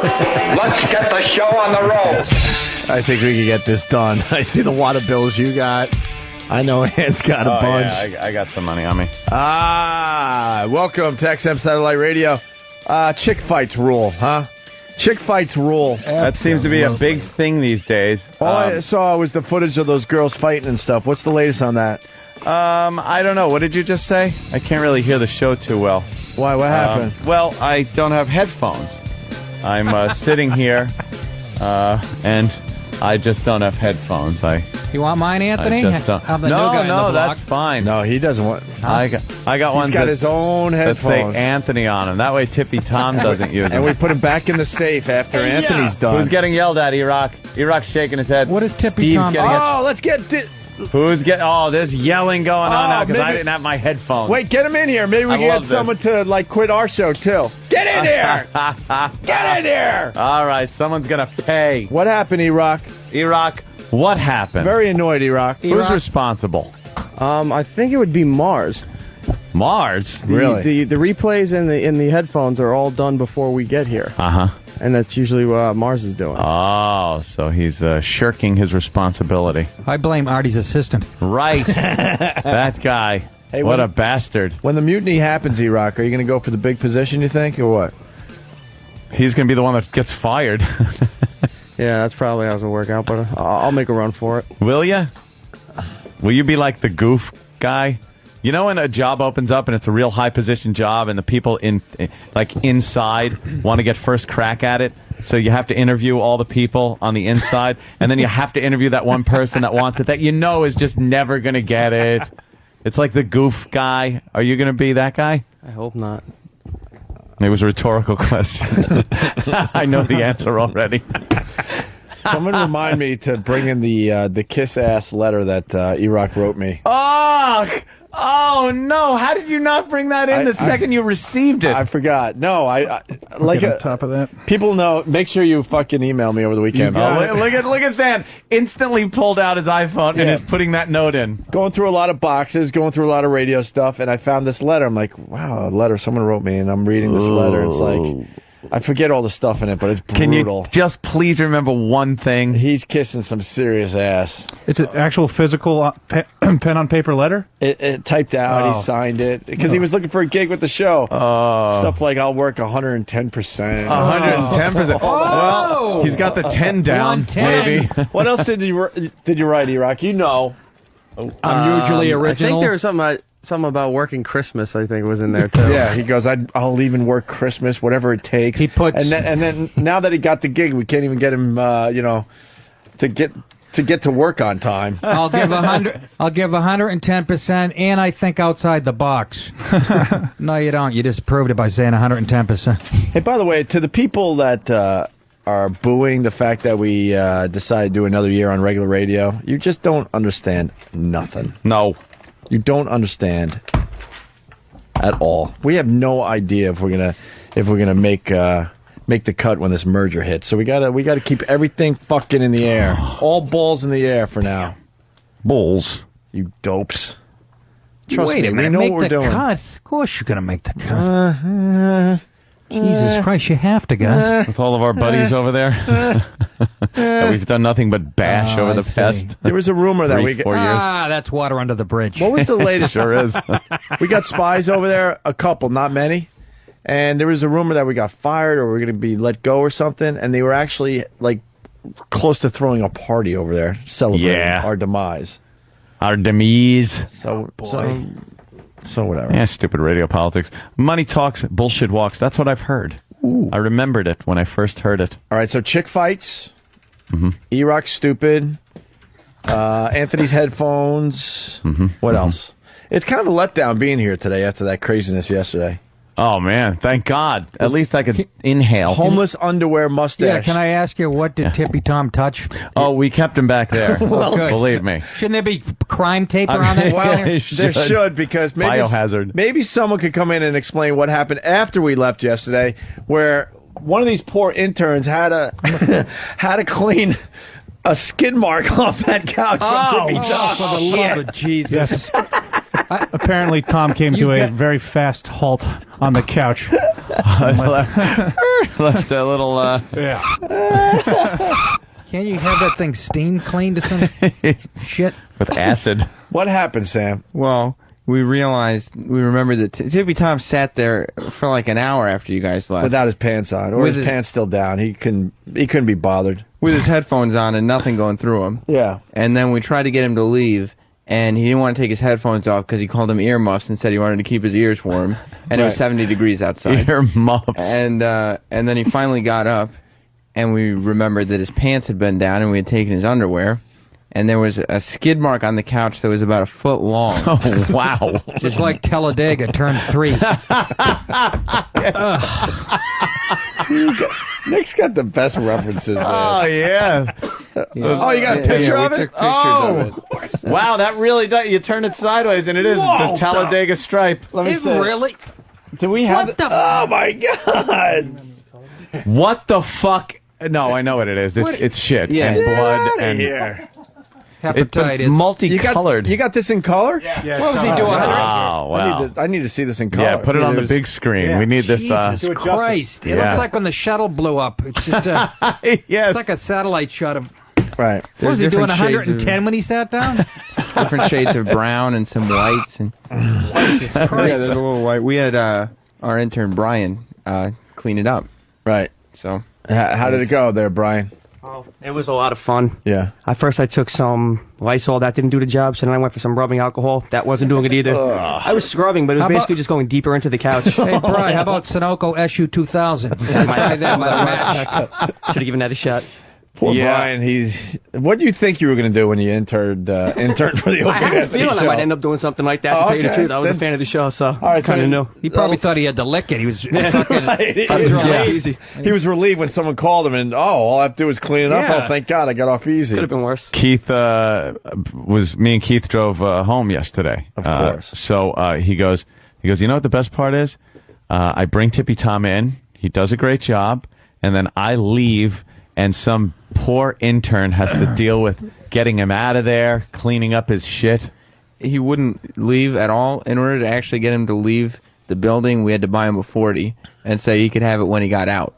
Oh, you're like a carrot with on a stick with a horse. Yeah. Only the horse smells better. Now, Sam, homeless underwear mustache. That's what you put in YouTube to see the video. But you put up a bunch of Tippy Tom videos yesterday, right? Well, yeah, they're slowly making their way onto YouTube. They're all on opieandanthony.com. My favorite Tippy Tom video is Tippy Tom reacts to Sophie's Choice. Oh, that is fantastic. What the fuck? Fill me in, fellas. He is, you wouldn't see him as an emotional guy, someone that's touched so much by something. But we have that audio for he apparently loves the movie Sophie's Choice. And what's that movie about? Refresh my That memory. is a movie. It's about a concentration camp. Meryl Streep. It has Meryl Streep in kids. it. She's got 2 kids, and of course, Sophie's Choice It's a feel-good movie. Which kid she's going to give up to the Nazis. She has to give one away. She's got to give one up, and when the daughter is taken away by the Nazis, and the crying starts, Tom just loses it. Do we have that clip? And he is crying, Really? and screaming for the poor child. And for some reason, I guess this goes a lot deeper than just the movie to him. Yeah. And perhaps there was Tippy Tom's dad's choice. Yeah, exactly. We have the video of it. Where's the audio? Yeah, we got the audio coming up. To Meryl Streep as she's holding her daughter. Yeah. What's going on? Tell us. She's protecting her child. They're gonna steal her baby. It's a tragic movie. No, this movie broke my heart. Oh my God! They stole her baby. Thanks. Because Nazi concentration camps in Germans. No, no. They steal her. And Meryl Streep, she's German. That movie's so tragic. It was wrong. Holy shit. The Germans were wrong. The Germans were wrong. He's going out on a limb, man. Isn't he? With that statement. And I'm German. And I'm wrong. I didn't do that. I would never do that. That was your people, though. Yeah. You know. Well, I was raised that way, but I'm not that way. Tom, Oh my God! why are you so upset? I don't get it. Yeah, you got so upset. Why are you so upset? Once he has a swig of beer, he's fine. It's wrong. Why'd they take the little baby? It's wrong. What's wrong about that? I'm sure he In those times, things were different, I guess. You ain't gonna pull that shit now. Why'd they take the baby, though? The little baby got taken. Oh, look. Oh, no. Look, here's the scene. This is what followed you? How about you guys rubbing it? Yes! Oh, I know. You guys are relentless. We just want him to cry again. Steal her, baby. That's wrong. No. He'd have a Mauser butt in his face in a second. I go fight. Yeah, sure you would. Yeah? You're damn right I will. It's a funny movie, right? You laugh when you watch that movie? Fucking Jimmy. I like movies. And like a switch. What the fuck? I like movies. I like movies. I just forgot everything that happened. I'm a goldfish. Please tell me that's not the skid mark. That's the skid mark. Oh, God Jesus. damn it. Enjoy that omelet there, Yeah, I was Nick. going to say. We found the skid mark in color. That looks like the face on Mars. Oh, my God. What the fuck? It looks like an island in the Pacific. Yeah, look with the blue water, because Yeah. the cushions are blue. That doesn't look like an aerial photo of a lovely island. Yeah, Marlon Brando used to own that. After a brush fire. An atoll out there in the Pacific. Yeah.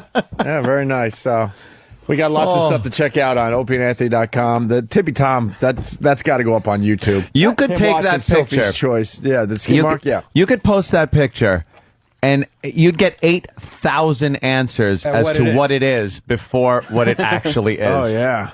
A cloud ready to sprout a tornado.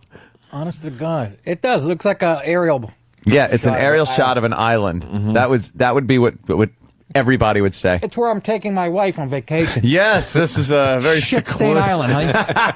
It's an all-inclusive. Hepatitis, corn, raisins. Holy fucking God, he left that on that fucking chair. What the fuck has he been eating for the last 10 years? Oof. Out of dumpsters. That Sophie's Choice really hit a nerve with him. No huh? kidding. No! When he started yelling no when they were taking the kid away. It was funny if you cut to the film and it was like super bad or something. Just friends. No! He was so upset. We want to acknowledge our studio audience today. Hi. All four of them. How you doing? Everybody's waving. Oh, 5. No, you work for us. Or we work together, I should say. That's about how many people I'll have at my show in New Jersey next week. No, we'll do fine, Nick. And we got, what, Cleveland? Cleveland's representing. Yeah, we were all talking about your boobs on the way over here today. What? Sam? Oh, you're from Cleveland? Yes. You know you have nice boobs, right? Ask her if she has any salt and pepper on. Are you holding any salt and pepper shakers under your boobs? Nick needs some spice. Yeah, so Cleveland, huh? Yes, Cleveland. And what do you I know. What do you do there? I like work-wise or Yeah. I work at a bank. You work at a bank in Yes. Cleveland. Okay. And that means you're sitting on your hands most of the day. What is Yeah. Giving out change. What does your man friend there do? Sean, he's manager of the bank. He's a musician. Ah. Really? Do you Musician. in Cleveland. Do you get naked or? Of course. Oh, I thought you were talking to me. Oh, yeah. Nick, Jesus. Cockblock. We could play deal. We could play deal or no deal. Thanks. Should we play deal or no deal today? I'm guessing working in a bank. And the boyfriend is that is boyfriend, right? Yes. How long have you guys been together? 3.5 years. 3.5 years. Yes. You'll never make 4. Okay, and, Jesus. And let's see, you're a musician. Do anything else? I work for an HVAC supplier. Oh, that's right. Okay, tin knocking supply. Yeah, that's good. In Cleveland. If I was a tin knocker in Cleveland, I would get my pistol license just so I could shoot myself. What's a tin knocker? Sheet metal installation, duct work. I did a little bit of that in summers in high school. Well, every guinea did a little bit of that. I swear to God. Anthony just decided to all make it a was career the law. of it. That's the difference. I know. We all had the crazy summer jobs. It was Nick. the law. Ant decided to make a career out of it for a while. Yeah. Should we play deal or no deal? Deal or no deal? How does that work, Opie? Oh, how's that work? I'm new here. Well, her laugh is making me, huh? And you're saying you work in Akron? Yeah. Ah. Yeah, based out of Akron. Really? Ohio and PA, though. Oh, yeah? You go all over the place? Yeah, at least Ohio, PA, and West Virginia. It's not great areas. Okay. Are you guys you're an item, obviously? Yeah. Does 3.5 years. Does boyfriend dude, is he going to get mad if we try to get his chick naked? Oh, it's up to her. That's her thing. It's up to her. Oh, it's All her right. thing? No. Pass the first hurdle. All right, pass the... Very good. We're off to a good start, Anthony. It's her thing. What does that mean? I don't know. I mean, I'm not in charge of her decisions. See that? You're not the boss of her. That's right. Have you gotten naked before? Well, I assume she hasn't worn those clothes since birth. Ever? You know, in front of. In front of people, no. Oh, so just like your boyfriend. Yeah. Yeah. But tell her now, the last girl that got naked and he ended up getting a model contract. That's right. Thank you, That's Nick. true. I'm so glad you mentioned that. All right. Elite, wasn't it? Elite, Yes. Some girls that get naked in here, it's very lucrative. Was it Elite or was it Show World? How old are you? How old? I'm 21. Oh, God. What's wrong, Nick? Nick is really enjoying his omelet. His fucking shirt is 21. I thought he just enjoyed the meal. He's like, oh, God, that omelet's great Yeah, now. I thought you found some salt and pepper. Well, it's got less taste in it than the show does. I saw. So does shit. I heard a gulp to my right, too, by the way. When she said 21, I heard up. What? Well, 21's very nice. Nice. It's fucking perfect. I mean, that's nice. What nice? 20, 21, 22. Those are good ages. Mm-hmm. What, so, and you've been going together for 3.5 years? Yes. Yeah. 21, 20, 19, Oh, my 18, God. 17 and a half. Sweethearts. High school sweethearts. Where are you? No, don't do the math. Oh, I did a little math, because how old are you there, rapist? I'm 24. Mm-hmm. Oh, boy. Where'd you meet her? Chuck E. Cheese? Holy shit. Yeah, 17 and so she was she was 17 and change. Yeah. Yeah. And you were what, 21? Ish. I don't know. That's good. You were almost 18. Yeah. Yeah, it's close enough. It was close. What's the age of consent in Ohio? 11. Because I could be in trouble. Oh my God! Teasing, of course. Well, why don't you just come in the studio? I guess. All right. Why don't you hit That the way. game show music? You get a. That's good news. All right. We got a contestant. Hi. Hi. And what's your name? Erica? Erica. Yes. It's Erica. She's 21 years old. She was from Cleveland, Ohio, She's accenting her cleavage today, I noticed. with a little necklace. Yes. Thingy. Brings your eyes right to the boobs. How tall a gal are you? Like 5'2". You're 5'2", and you're a petite girl. How much do you weigh? Well, probably a little over 100, maybe. A little over 100. Oh, man. Jesus Christ. You got to lose about 5 pounds. Nick's just losing his mind. Jesus Christ almighty. Let me get this straight. 21, 5'2", 100 pounds. Did I get that right? Okay. Yeah. Alrighty. I don't want to annoy the listeners watching at home. Now she's in here, so she's at least right. willing to listen to the pitch, I'm You're thinking. constantly in the way, but that's okay. Now, what are your measurements? Well, you got brown hair. Well, kind of like, right? Mm-hmm. And what color eyes? Brown. Brown. Cute smile, right, Aunt? Very nice face. Sure. I'm thinking they're full B's. Yes. Wow, Opie. I'm thinking it's a size you don't see often, but I'm thinking 32 full B's. Yes, actually. You're exactly right. Opie, Yeah. Opie, amazing. Thank you. Thank you, Opie's Anthony. good. Thank and you. that's through a hoodie. Thank a you. hoodie and a little shirt Yes, under thank the hoodie. you. Thank you. I'm also good at guessing ages, but unfortunately, we already gave the age out, so we can't play that game today. We all remember how that worked. Lingy. All right. Well, All right. Well, I guess we're ready to play. Well, I say she at least removes the hoodie. It's a little warm in here. Oh, the hoodie? Yeah. Okay. Let's take a look. Okay. Yes. See, sir, you're doing very well for yourself. Very well for yourself. Where did you two meet? At a bar in Cleveland. That figures.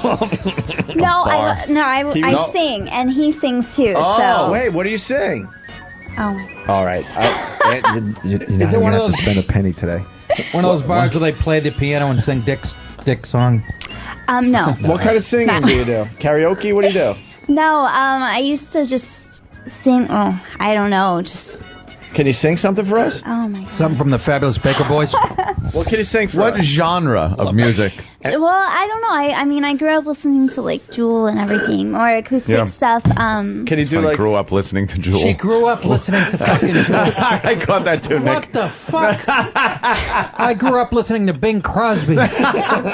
Jesus fucking Christ. So, Jesus Christ. Can you sing a little Jewel for us? Oh my god. I haven't sang in a long time. What song would you feel comfortable singing?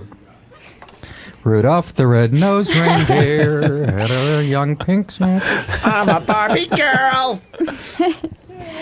What? By the way, the TMZ kid has left the building. He's on his way home. Yeah. What Jewel? Maybe a Jewel song. We could play. We could play some in the background. Give you some headphones so you could hear it. And Pat Duffy, make her comfortable. Take her hoodie away. Just hope Duff washes his hands. Don't put it on that friggin' couch. Put that in the evidence bag. Skid mark couch. Well, that's very nice. Very nice. No, I'm so nervous. I don't know if I can sing. You could sing. What song? We'll even turn around so you don't have to look at us. Pretend we're all in Tippy Tom's underwear. Right. Trick. Oh my gosh. I'm sorry. I don't know. I guess I could just sing like a cappella or something. I don't know. Like I just got over a really bad cold. I actually had laryngitis. So All right. All right. Just sing a little something. We just want to hear your voice.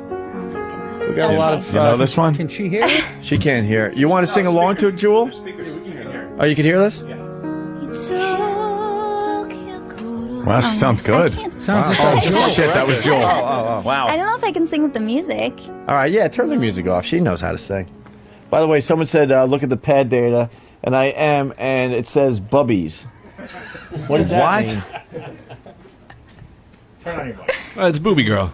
So I had to put something because it was Tippy Tom that was up there, so I had to change it to something. So I just put boobies.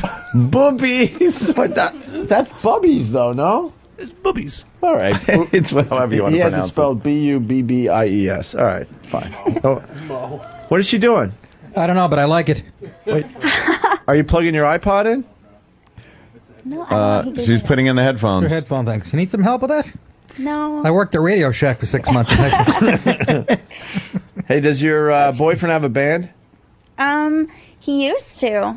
I know he's getting one soon. His drummer's in Spain, so. Getting one soon? Yeah. Picking one up at Best Buy this afternoon?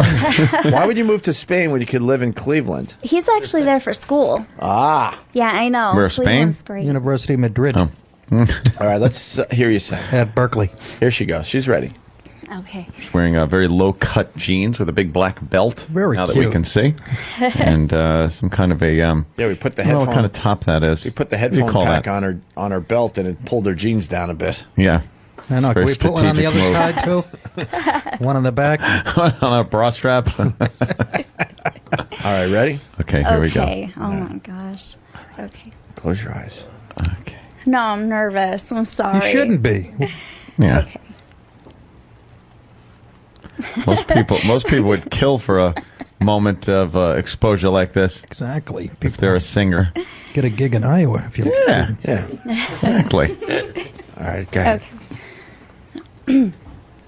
Okay. And you took. I can't even do the beginning. Oh, at the end. Oh my God, that sounded I'm good. so nervous. It's all That sounded It's pretty nerves. good. That sounded good, though. It's just nerves. Just loosen up and let it fly. Have some confidence. Let's go. That sounded good. And you took your coat off, and you stood in the rain. You were always crazy like that. And I watched from my window. I always felt I was outside, looking in on you. And you were always the mysterious one with dark eyes and careless hair. You were fashionably sensitive but too cool to get. Opie. No, boo. That was very good acapella. That's really bad. I'm No, sorry, no. you guys. No, I'm so nervous. No. talking about? That actually was a very good acapella. Opie. What's her name? Boo. Erica. Very nice. That was very good, actually. I'm sorry. Yeah. That was really bad. No, it wasn't. It wasn't bad. Yeah. Just saying, it could have. We could have been sitting here going, "Oh, Jesus Christ!" It had a little Britney Spears in there. No, I think it was pretty Jewish. But Britney Spears with the Jewish, not Jewish. What? What? You're such The an singing ass. style. Is that what? She just called you an ass. Do you do like? She was emoting. Yeah, it was good. No. Yo, that was hot, dog. Yeah, kid. Erica, I'd say you did quite well. Have you tried out for American Idol? Or tried? No. Why not? I don't like American Idol. Why? I don't know. It's like neither of us like it. I don't know. It's kind of like karaoke, and they're not very good. Not that I did good today, but Got any tats? no. Okay. I'm sorry. What about the boyfriend? Any tats? No. So what would it take to get the shirt off? Probably turning up the air conditioner. Oh, look at she looked over at the boyfriend. The boyfriend turned his head away. There's that awkward moment when the boyfriend is here. Was that awkward, sir? He just threw his hands up and kind of went, Not a yes or a Erica, no. tell us what's going on. Is he like mad? No, not at all. How are you guys Take off your doing shirt. Top of the tape. financially? Financially, Yeah. we're well, okay. Okay. We have student loans, so Oh, student loans? yeah, they're really bad. Yeah. Yeah. A lot of guys got that crap, those student loans. Yeah. And the bank paying all right? Yeah. For what I do, yeah. Yeah. No problem making the rent and things like that. You live together? Yes, Oh, okay. we do. Shared expenses. Yeah. Very nice. That helps out a bit. That does help. But what about credit cards? You guys got a few of those maybe stacked up a little bit too high? No, actually. Oh, good. I just paid mine off. So Oh, you do? You just paid them off? yes. Well, that's pretty good. We're gonna Smart move. meet the only bank teller who's set for life. How much you got in the bank? In your savings account? Right now, Yeah. Yeah, ballpark. well, I just had to get the car fixed, so Oh, not shit. a lot. Yeah. How much? Sounds So like she needs the money. couple thousand? Couple hundred. Boyfriend just fainted over. Yeah. How much you got in your bank account, really? Couple hundred. Right now, Yeah. $700. I'd say 570. probably about almost 1,000. Almost a grand. Almost a grand. Well, how much did the car cost to get fixed? It wasn't that bad. It was like 300. Oh, It okay. really wasn't that bad. Only yeah. a third of your savings. Only a third of your 30 in net savings. worth. Oh, Jesus, net Opie, worth. you are an ass. And you guys drove down to see us? Yeah, well, here's a show tonight, or tomorrow night. What do you mean a show? Hey, you could plug the show. Yeah, if you guys plug the show. I didn't say we can plug the show now. Good. You scared me. I'm not silly like that. I've been party to this show for quite some time, and I know the rules. Is he playing? I don't. Is his band playing, even though... He's playing by himself. He plays the guitar and sings. Acoustic? Little acoustic show? Yes. He looks like my manager, Rick Dorfman. Wait, do we have a Really? guitar?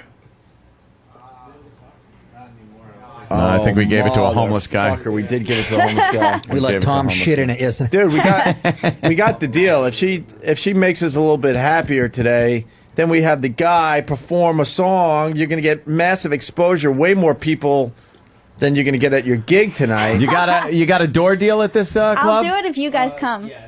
So it's a door deal. So the more people that come in, the more money you make. I just All right. that one out there. All right. All right, now we need to. How can we get a guitar? I think. Yeah, Tim's got one. Hey, bro. Yeah, we got one. Is he on? I can't hear him.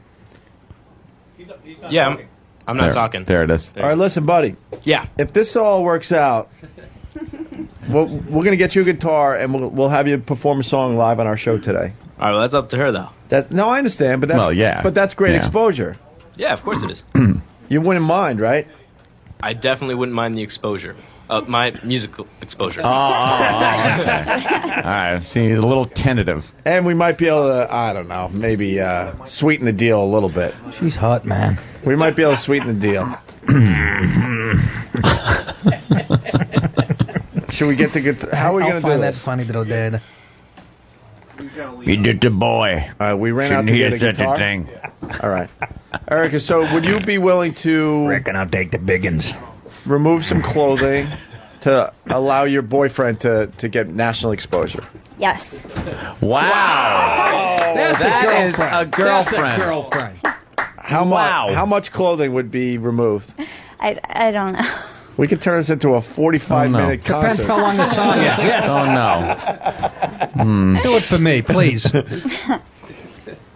And I need something to think about. Well, we need some rules here. Like, what do we need? Like, down to panties? What do we need? Panties and bra? Do we let her off the hook that way? What do we do? Nothing but her shoes? I'd say... Yes, that's it. Yeah, nothing but her sneakers. You're correct, sir.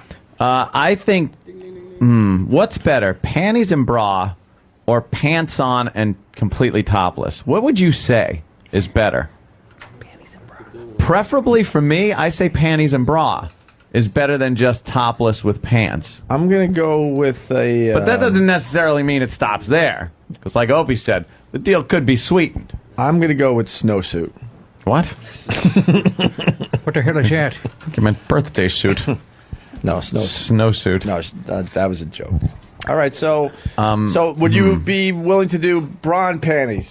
That's like wearing a bathing suit. Yeah, it is like the bathing suit thing. We always say that, but it is. That will get the plug out for the gig tonight. Are they matching today? Did you wear underwear today that are... Hold on. Yes, actually. Pat Duffy just looked and made... Somebody get some wet naps. Pat Duffy made a funny face. What'd you see, Pat? They're orange. They're No, orange? they're not. What? Oh, well, hot pink. Oh, hot pink and might be- orange are two They're different striped. things, you dummy. You might be colorblind. Orange is silly. Hot pink is hot. Don't blame him. He's got hepatitis from yesterday's show. He's losing his eyesight quickly from some As long as they disease. don't have skid marks in them. Polio. He needs an iron lung. Imagine if they look like Tippy Toms or underwear. That fucking ruined the whole Big bit. rock comes out of him. Are you on your period? No. I was hoping period mustache today. I'm in. Fucking Opie's a little devil, isn't he? Wow, period mustache. No, we're really trying to get away from the grossness. Make it look like you just had a candied apple. Jesus Christ, the number of people on Pal Talk is just going up. Up, and up. It's crazy. So, how do we start this, Opie? We're waiting for... You're the pro. We're waiting for... and you're not? The fuck, you shy motherfucker. Help me out here. Help me out here, Hendry. Hey, Henry, what the fuck, Henry? I know we're getting a guitar. We can take a break and get the whole bit going. How you doing, Henry? Take a break. What happened? Shit. Yes. I wouldn't take a break. No. She apparently didn't want us. What? Everybody, she has to go to the bathroom. She has to tinkle. Oh, shit. You got to make pee-pees? Jesus. Drop one. We'll plug a year or tour dates for that. Can you pee on Pat Duffy's face today? Oh, God. I would drink her piss in a second. Would you? Yeah. Wow. Boy, If we got a bucket the fuck wouldn't. and Pat Duffy put his head over it, would you just piss on his face? He goes, I drink her. Like, who the fuck wouldn't? It's like, I like cotton candy. I say we break out the Blue Tarp Cabaret. Blue Tarp Cabaret? God, that's what Would you just piss on Pat Duffy? If we had you covered and all? No. Oh, no. Oh, boy. No, that's all right. Bro, you know how close Christ, you I were guess. to national exposure? You have no idea. That's how bargaining goes. All It right. swings back and forth. We made a lot of leeway with the plug and the panties and bra. Yeah, we might have but then went we a little too swung far. way too far over with the pissing on Pat Duffy. Now we got to pull back a But I little. thought we were pulling back because I was going for period mustache. But she wasn't on her period. True. And then the You can't get blood. pissing on Pat Duffy. We went too far. All right, she's got to make PPs. We got to get It's a like, guitar. It's like a hostage negotiation. It really is. How much do you love your kid? We'll take a break. Make sure she's not allowed to talk to her boyfriend, because I don't want the boyfriend talking her out of this. Wow. Oh, see, I told you, he's a pro. No, he's that kid's a good-looking musician. He's like 24. Yeah, he's fine. In 3.5 years, this isn't going to jeopardize anything. I mean, Jesus Christ. He's ready for something. He's got a bunch of bank tellers lined up. Bank tellers. You get a bunch of guys coming in and hitting on you when they're trying to cash their little shitty paychecks and stuff, right? Of course they do. Yeah. They'll look at the boyfriend's shaking his head. Yep. Oh, I got yeah. asked out the other day. You what? I got asked out the other day. Really? Yeah. What'd you say? I said, I'm sorry, I have a boyfriend. And he said... I like to make a deposit in your ass.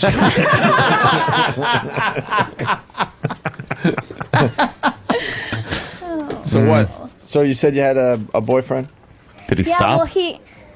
Well, he came in and he it was before Easter, and we have to try and make conversation with the customers and things like that. Why do they make it do that? Just around Easter, you mean? No, all the time. But it was before Easter, and I was like, so do you have any plans for Easter? Oh, no, and he saw that as a fucking... I guess so, because he was like, oh, just, hanging out with the parents, and I was like, oh, just family, and he just said, oh. So, and he kind of sat there for a second, and I was like, okay, is he leaving? Because he was done with his transaction. But, Was he depositing a lot of money, or was he withdrawing? What was he doing? He was cashing a check. Cashing a check? Yeah. How much was the check for? I have no idea. Was it big? Did you look and go, wow, this guy, makes some change? No. No, okay. It said Jiffy Lube on it.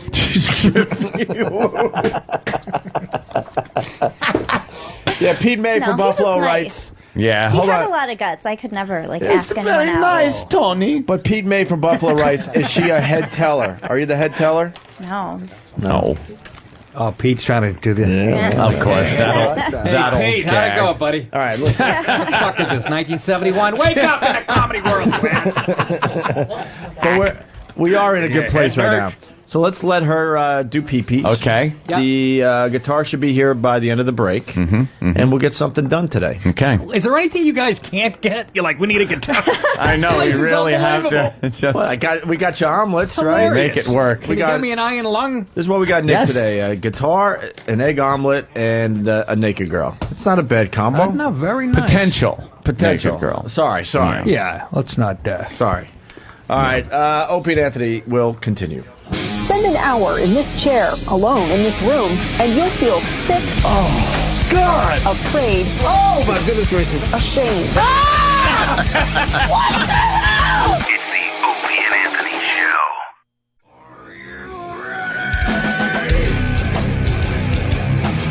Can't see him. Here we are, XM Satellite Radio. Nick DePaul sitting in for Jim Norton. Go to nickdip.com. That's right. Let's say hi to Jeff in Chicago. He has a fine observation. Jeff, what's up? Chicago. Hey, guys, I just want to point out something really hilarious. You guys got commercial ads that talk about the Pope coming in the United States, and then they're followed up with hard-on pill commercials and sex toys and creams and everything else. Yeah. Right after the commercial for the Pope, huh? Yeah. Yeah, I guess XM is dedicating a whole channel to the Pope's visit to the States or something. Why not? Got 8,000 channels. A little weird. Dedicated The guy can to sell something. tickets. He certainly Yeah, no can. kidding. Sells that place out. He's a draw. He's going to be doing, town hall, I think. Hey, no, Comedy Shop 815. He's right. doing He's opening for me next Friday night and Saturday. St. Pat's 316. Is that one he's doing? Something like that. Yeah, John 316. All right, a lot of, use lad bag writes, Opie, don't screw up getting this chick naked. All of the undersexed husbands are counting on you. Pressure's Seriously, on. I get off so infrequently, I shoot jello. I need this. Ugh. Well, the guitar has arrived, right? Hey, bro, can you play that? Did you say tune it? Can you play that electric? Oh, yeah. I know you can, but I'm just saying, Next appearance when Sam gets shot for being in front of the camera. There you go. Sam should be in Hollywood auditioning for these no kidding. screwball comedies. Yeah, Screwball. because you don't know what he is.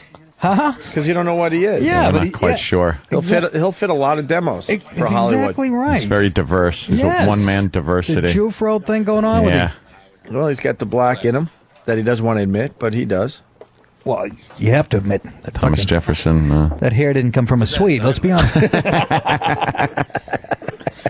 Had a family of spotted owls nesting in his forehead.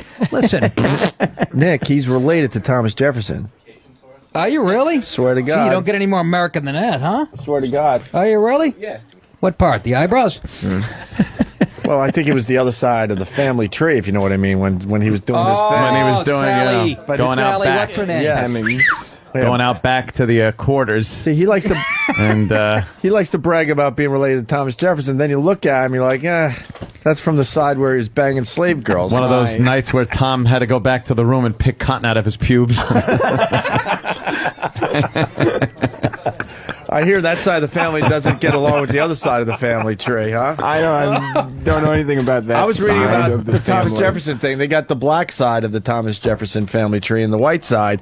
And they've been trying for years because I guess they all get They have together. a big reunion, yeah. Do you get invited to the big reunion? No, we've never been related. Yeah. See, that's why, because Have you're them part of the all other hanging side. out. But Make the them other dress side, up. they're trying to get one big reunion together. But Who can hit that gavel on the desk and blurt out some numbers? This is not what happens. I don't know. I wonder who does the cooking at that cooker. Cleaning up afterwards. Your turn this year. Your side of the family. Fuck you. We did it before the years. People in the white wigs get to go home. dude whose house got broke. What? What happened? Remember the guy that called from prison? Nick? Yeah. I know she's hot. We're going to get right back Yeah, to you, Mike. Erica. Mike from prison. Yeah. Yeah. Well, remember the story? Someone set up this story because I got a nice one here. And Yes. set up the story of Mike from prison. Mike from prison, he had called. What was the subject matter, though? We were talking about. Yeah, why did he call? Nothing. Why the hell did he call? He just called out of nowhere. Oh, the just to blow. say hi. Right. That's okay. right. What? He apparently calls from time to time. Well, okay. Well, he's in prison for just about 5 years. He's got a 5-year sentence because he said he walked into someone's house and he was drunk. It was his neighbor. All the doors looked the same in some kind of condo complex, I guess. And obviously it was the wrong house. So he was ready to leave, and as he turned around to leave, the homeowner jumped on him and tackled him and started beating him, and he didn't want to be beaten that hard, so he started beating back on the homeowner, and when he was arrested for that, he got arrested and put in prison for 5 years. And then 3 years probation when he gets out. Right. When he gets out. Well, the guy whose house he broke into is on the phone. Oh. Chris in Jersey, what's up? How's it going, guys? Hey. Are you for real? Yes, yeah. I was actually I left work to go pick up a coworker. Yeah. He's dropping his car off, and I'm listening to this story, and I'm like, damn, that sounds so familiar. And I don't really listen to you guys. And I'm driving down. God, I hope he to beat pick you this guy up, and he's senseless going then. through it, and I'm like, Wait, hold on, like, Chris. no way. Chris, hold on. You're babbling. Why don't you listen to us first of all? all right. Why don't you listen to the No, Opie not and right Anthony now, show? like we're asking you. Yeah, No, what? I'm not on the radio. I'm just not a big radio guy. Okay. All right. That's fine. So you heard someone Yes, I told... heard the rambling. So when I got back to work, I went on the site and just to check out and see what the guy looked like. And yeah, it's him. All right, so what's your side of the story? 4 o'clock in the morning, I'm in bed with my wife. She's pregnant with her first child. And my wife wakes me up. She goes, I hear a banging downstairs. Holy shit. I'm like, okay, whatever. Like any guy, I go back to sleep. About a minute later, no, Chris, really, I hear a banging. You got to go check it out. Did you grab your gun? No gun. Yeah, of course not, dummies. Get guns, people, guns. Okay, Your wife continue. wakes you up in the middle of the night, tell you somebody's banging on the door. I think there's nobody there. Little do I know, when I get down to the landing to head downstairs, yeah, there's a guy standing right there. He starts yelling about drugs and this sense and nonsense, and he's trying to get it back into like my bedroom area where my wife is. I tackle him. We kind of go at it. We roll down the stairs, fighting back and forth. He's still trying to get back upstairs. Put a beating on this guy. He's high as a kite and just keeps trying to go back upstairs.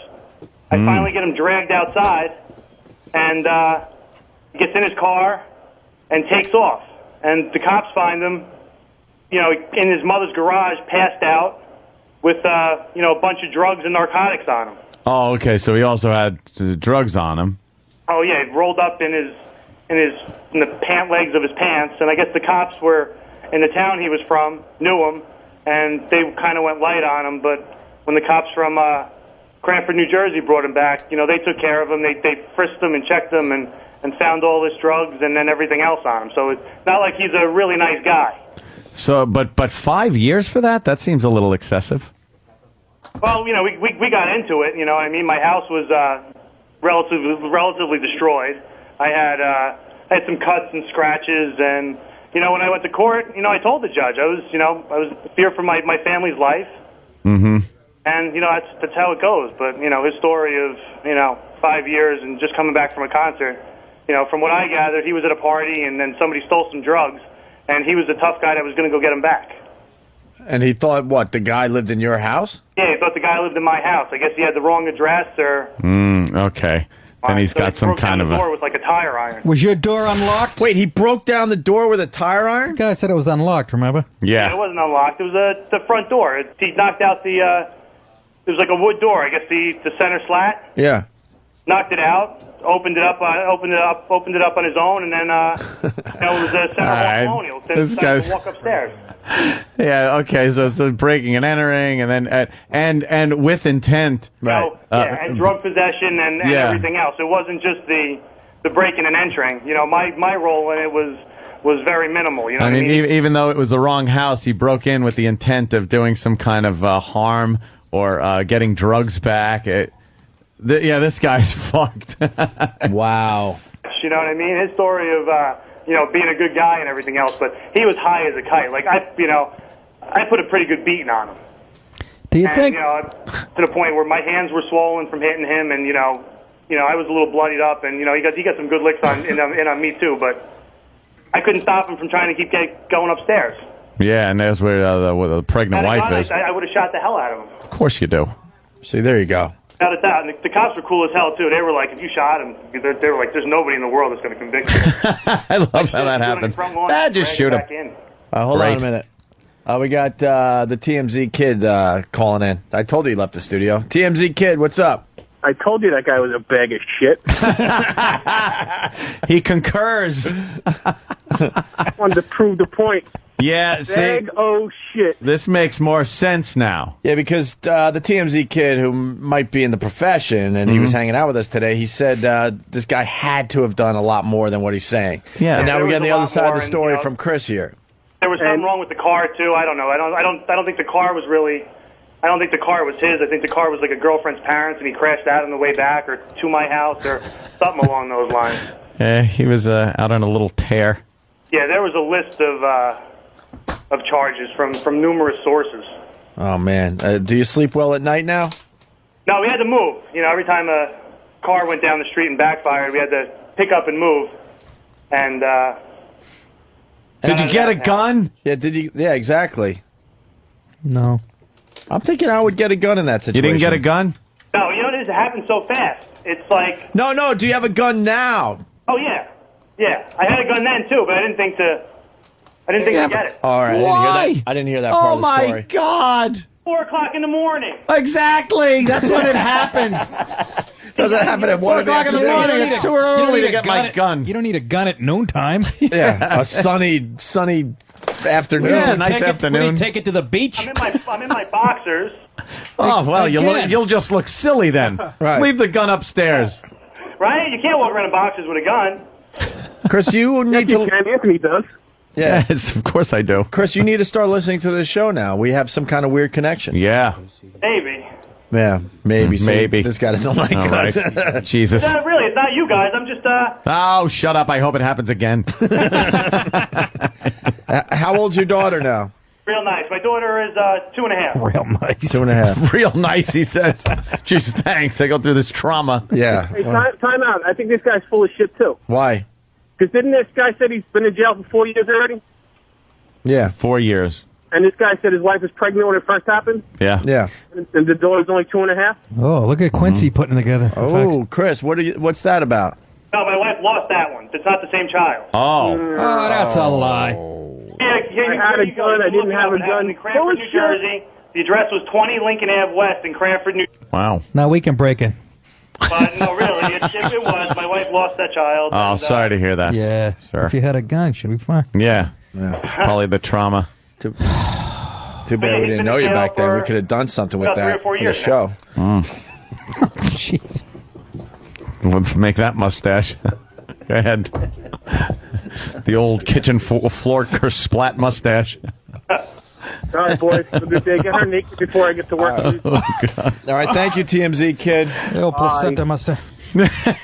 All right. Well, Chris, thanks. We were wondering about the other side of the story, and we got it. That rarely happens on this show. Yeah. Have a good weekend. Take it easy. Thank you, sir. Take it easy, guys. All right, man. Give us a try. Yeah, no, I don't think he's going to. Nah, he's listen not to going us. to listen to us. We suck. Back to Erica. And a guitar. Can we get our priority straight here? Yeah, sure. No problem there, Nick. NickDip.com. Steve. Yeah. Can we hear the guitar somehow? You tell me if you hear it. Yeah, go ahead. You got anything? Yeah, if you're fucking Dave Fogelberg, whoever the fuck. Dan. I was going for soft guitar. Cat Stevens, Cat maybe? Or no, you nailed it. No, I didn't. I said Dave instead of Dan. Oh, you didn't say Dan? I fucked it up. I couldn't get to the laugh track fast enough, Fast Freddy. Sorry. Sorry to disappoint. Jesus. Sorry to disappoint on that I one. don't think that would have been very nice. And a big thank you to everybody that is congratulating us on our new deal. We always we thank focus you. a lot Yes. on the negative, but there's a lot of positive. Nobody's coming more in happy as far about as that than goes. I am. Yeah. Did you hear about the little bit of controversy about our statement? Yeah.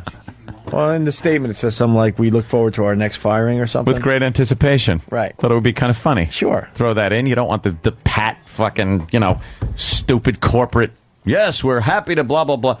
So figure, throw in something funny, like we look forward to our next firing with great anticipation. Yeah, that's what you do. You fucking. And then I heard somebody was upset because it was like, well, we don't want to reflect or have these people in the paper bring up the old stuff. But it's like, that's what we want them to do. And they're going to bring it up anyway. Yeah, and they're going to bring it up anyway. So, hey, this is what we have to deal with on this show. There's a guy named Joe Camp. I'm sure that's his real name, from Jersey. He writes, someone just said that you said this morning, I don't know why people are hating on us. It's not like we're Bubba the Love Sponge and we suck.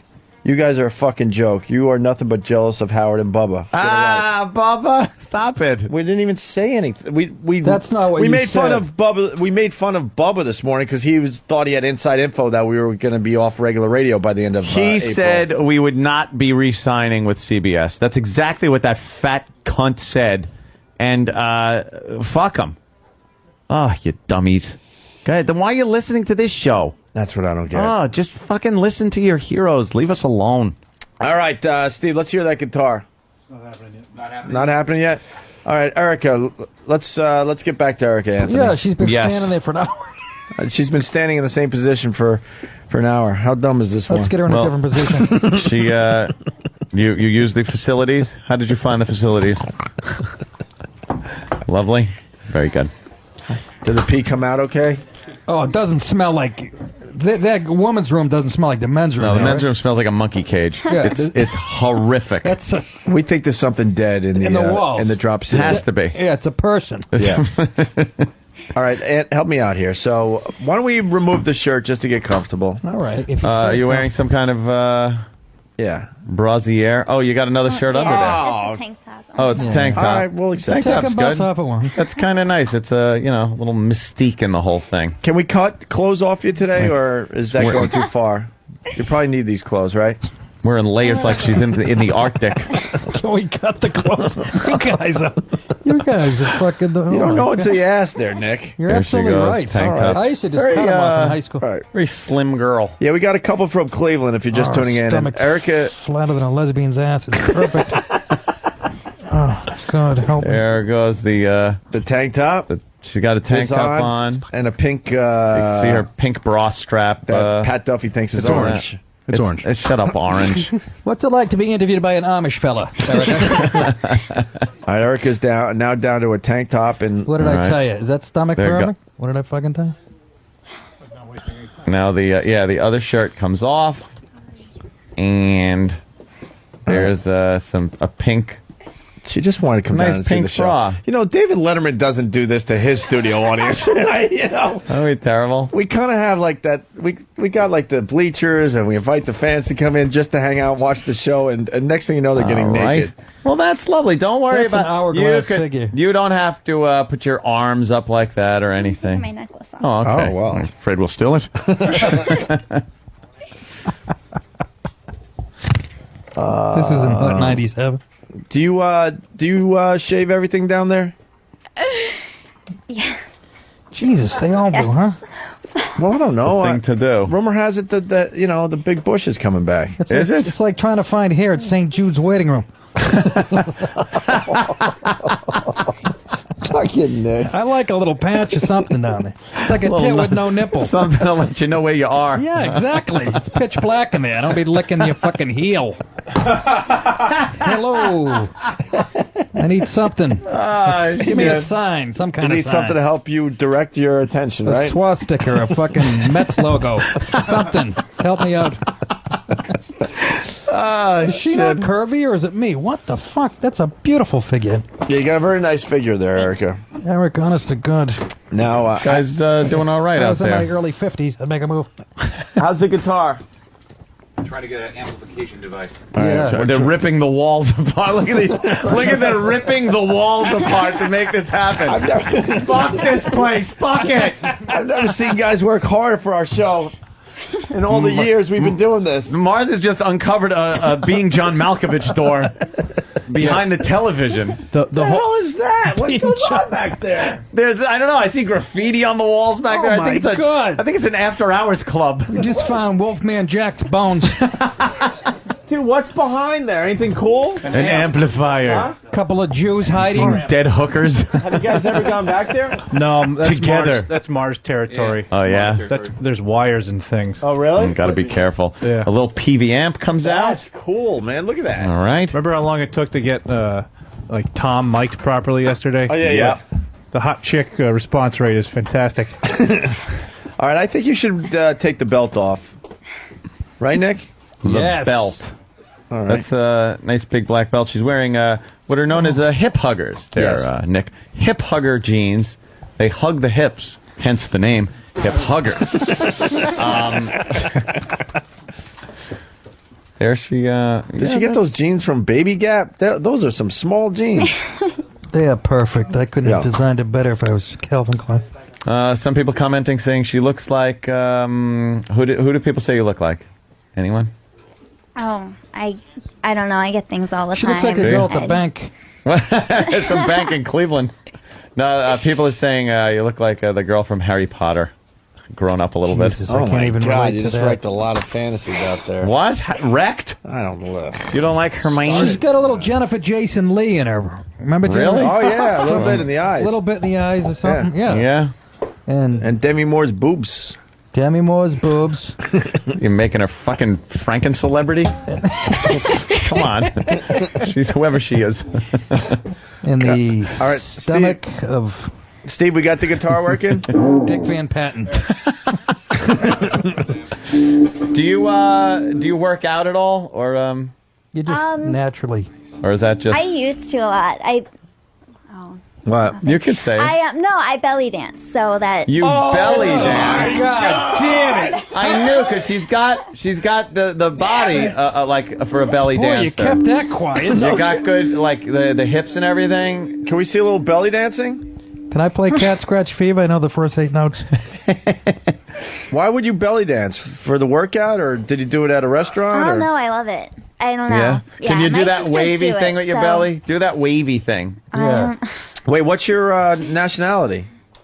Oh, don't know. I'm a bunch of different things. Like I'm a quarter German, a quarter Mexican, a quarter Lebanese, and a quarter of Native American. Wow. I know there was some Indian in there. I Come know on. it. Yeah. Do the belly dance, gypsy woman. Yeah. Let's see the belly dance. Do you need music? We Can you make it go No, like it's okay. in and out I don't like know, that? like, what do you- I just want to see when it makes those wavy things. Like We could, Yes. yeah, like that. We could. my stomach's like growling. Well, so is Nick. like that. I don't know. Oh, okay. Yeah, that How'd you was like it. a smoothie? You want some music for this? We can play some Quiet Riot or something. Quiet Riot for belly dancing? I think you need some Indian music or something. Oh, here it is. Yeah, here we go. Oh. Turn it up a little. What is that? Well, that's good. If you're at a black club in the 20s. Where am I? Oh, there it is. Think I'll use the toilet. All right, here we go. Little belly dancing as we get the guitar ready. Okay.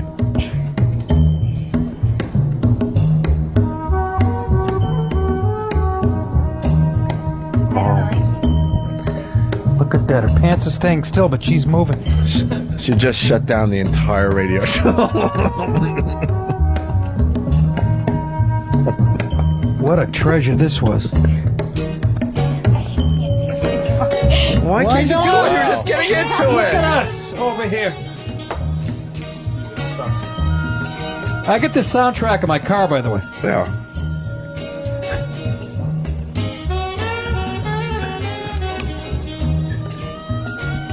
The girl's got some moves. Is Sam filming this? All right. Great figure. You want to get views on YouTube?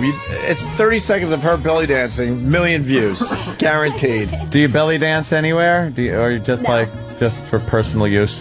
I guess, whatever you call it. I don't know what you call that. Personal use. Personal use. Yeah, just use it for my own head. I don't sell. All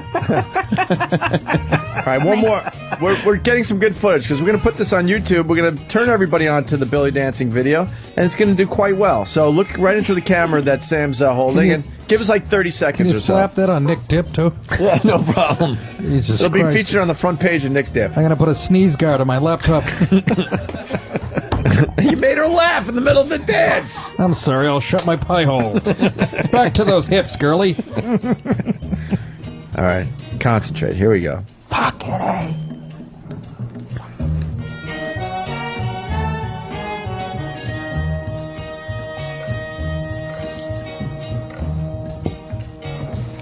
That's how I walk into the locker room at my gym. All right, sorry. One more little thing. One more. She was really getting into it. Oh my God, she's adorable. One more. Sam's got the camera. Here we go. Erica from Cleveland, belly dancing.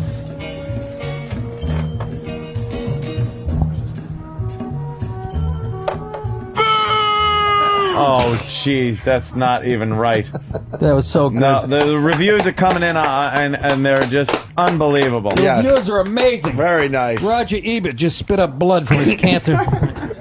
What? All right, where's the amp? That was so It's good. right there. It's ready to go. All right, well, we just got to get the mics on it. That's all. all right, are we losing the jeans now for the song? Yeah. Wow. Nick says yeah. Nick makes the rules. I don't make I the was going to rules. say, these guys, I've given them a break today. They worked too hard. Nick makes the rules. I'm sorry. At least you match. That's nice. Yeah, it's like wearing a bathing suit. Yeah. Hold on 2 seconds. All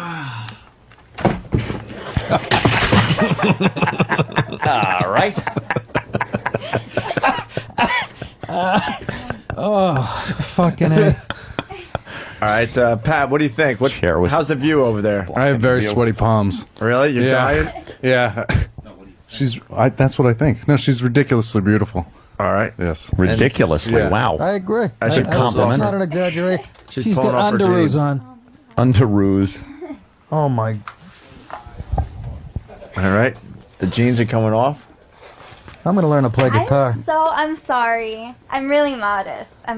So what? That's I okay. really It's want like- to take my clothes off for a group. I'll take my boots off. It's Make it just- even. It's just like wearing a bathing suit. It is like a bathing suit. Really? And you got nothing to be ashamed of, that's No, for sure. no. Your boyfriend's a lucky gentleman. Really, I'm going to sniff his fret hand.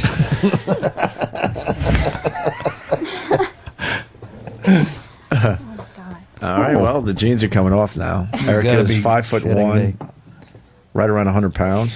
21. 34 I believe, solid so. B's. And a very nice brown panty combo. Curvy.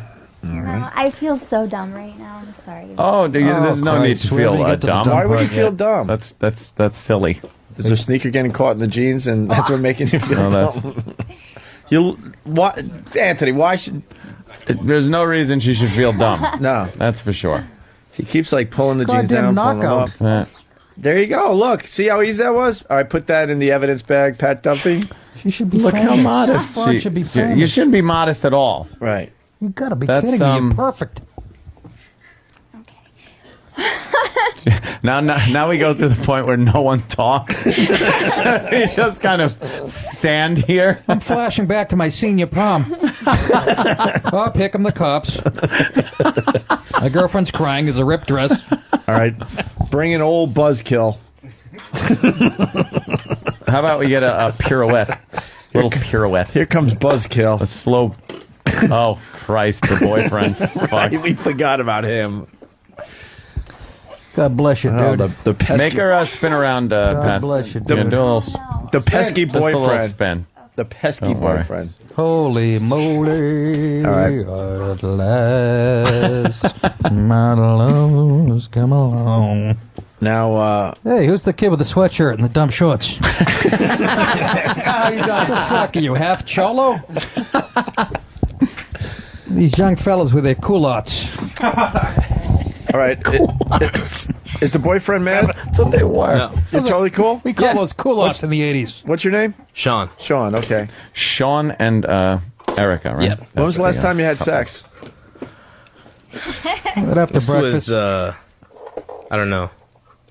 Yeah. It was like last weekend. Holy shit. Oh, my God. You better have been in prison. Well, he has, but it's 3 years, right, Sean? Last weekend, why? I don't know.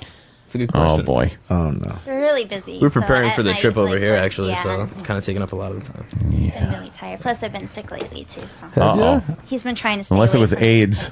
Yeah, exactly. You could have open sores on your fucking forehead. hepatitis, I'd be so sucking the pus didn't out of him want- like it was 1650. I didn't want his voice to get, messed Yeah. up. Oh, that's right. He's got the show, big show this week. Yeah. That's right. Very nice. So, is this Could I hear guitar? something off Double Live Gonzo? What? Wait, where is... Why would it work? Oh, there we go. All right. Oh, that's how he gets them. Well, we got to Yep. get our top list. Yeah, I want to see now how he got. Yeah, this will allow him to play and show his expertise. There And then for the big plug on where it is, Right. I think at least the Sure. the Sure. bras got to Yeah. maybe go. But we'll figure that out later. You know any Till Tuesday? Yeah, close enough, I guess. Well, close enough. So play whatever. Yeah, yeah. Well, Play like of one mine, of though, your. because huh? can't do. Play whatever you feel is like one of the best representations. Wait, what of was he what going you to say, do. though? Yeah, we get some. I didn't know if you were allowed to even do covers. I really don't do covers at my show, though. So Well, we could do This anything. guy's the here. real deal. He plays his own shit. Really? We can do anything. What's your sound? Like, who do you sound like? kind of like a cross between Damian Rice, Jack Johnson, David Gray.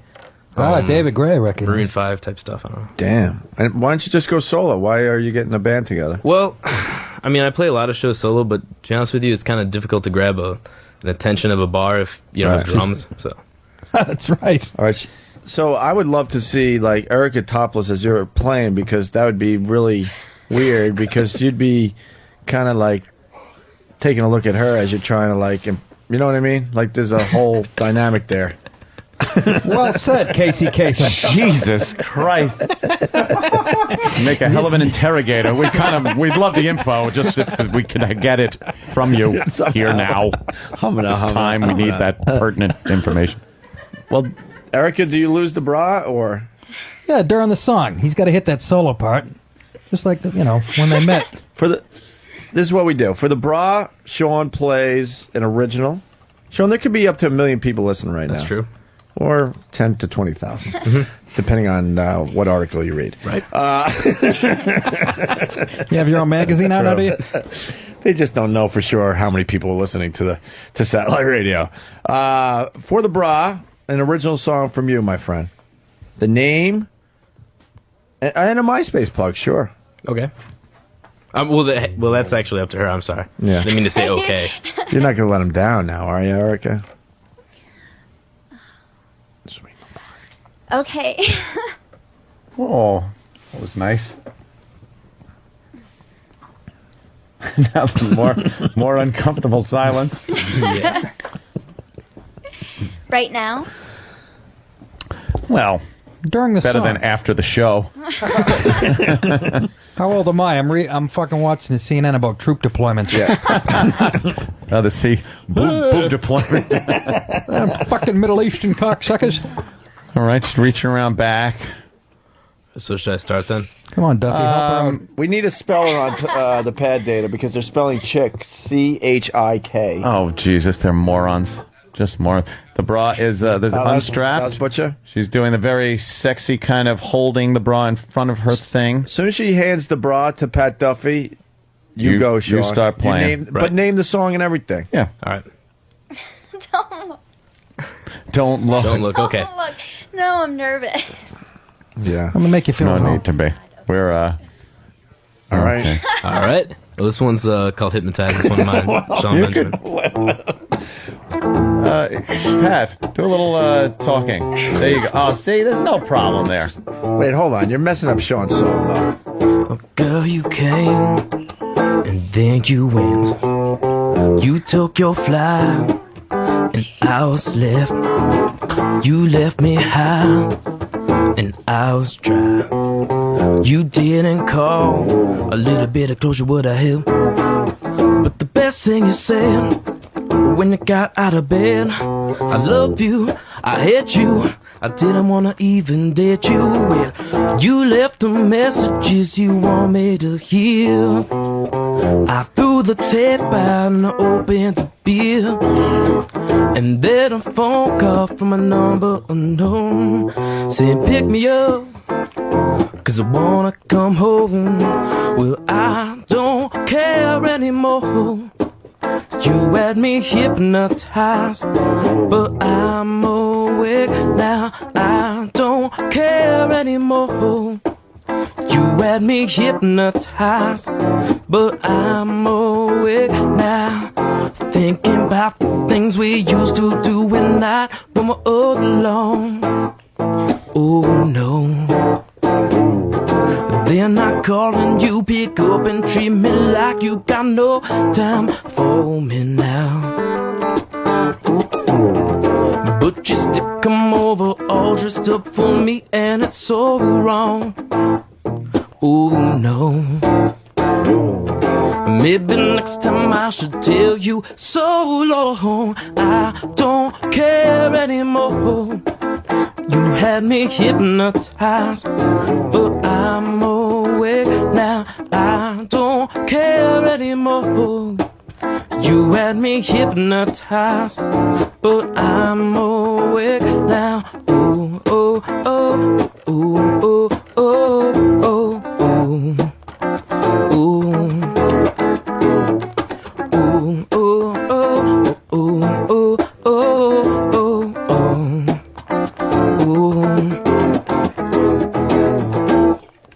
Yeah. Very good. Very nice. That was good. That was really good. Nice. Thanks for letting me do that. The song is called Hypnotize? Yeah. Kid's got talent. And do you use your last name so people could find Yeah, you? it's Sean Benjamin. Benjamin? SeanBenjamin.com or MySpace.com. SeanBenjamin.com, he got it. That's Look spelled at that. S-E-A-N, though. Like S-E-A-N, the Irish way. Right. Very, very nice. Nothing but positive reviews. One guy did say, this guy's really good if I liked dudes. Yeah. I'd imagine the girls would love... I run into a lot. Yeah, the girls love your sound, I'm sure, right? Let me say, the couple itself getting rave reviews. Yes. Both of you. I was very surprised you weren't belly dancing to Sean's music. You didn't want to take the attention away from him? Like there was attention on me. I don't know. What was that music bed that was playing when she was standing there? No, that was, Did he play a wow, that was song? a good job. Yeah, when are you going to play your song? Should we do another one if she belly dances? Yeah. You really got it. You got a song that she could belly dance to, you think, Sean? Yeah. Something bluesy. Yeah. Yeah, blues would probably do that. Flatted fifth. You know that. Also known as your second single. Don't get stupid. The B-side. Right. Play your second favorite song. Of course. Don't be dumb. You guys are like a good manager over here. Right. So wait, you got a belly dance though, or we stop, or we turn his mic off. There's a house in a... Wow, nice website too. I see. What, are we on it or something? No, I'm looking at it. SeanBenjamin.com. Very nice. And MySpace, Sean Benjamin. Are you going to belly dance for us, Erica? One more song. Lots of people listening. And she is belly dancing.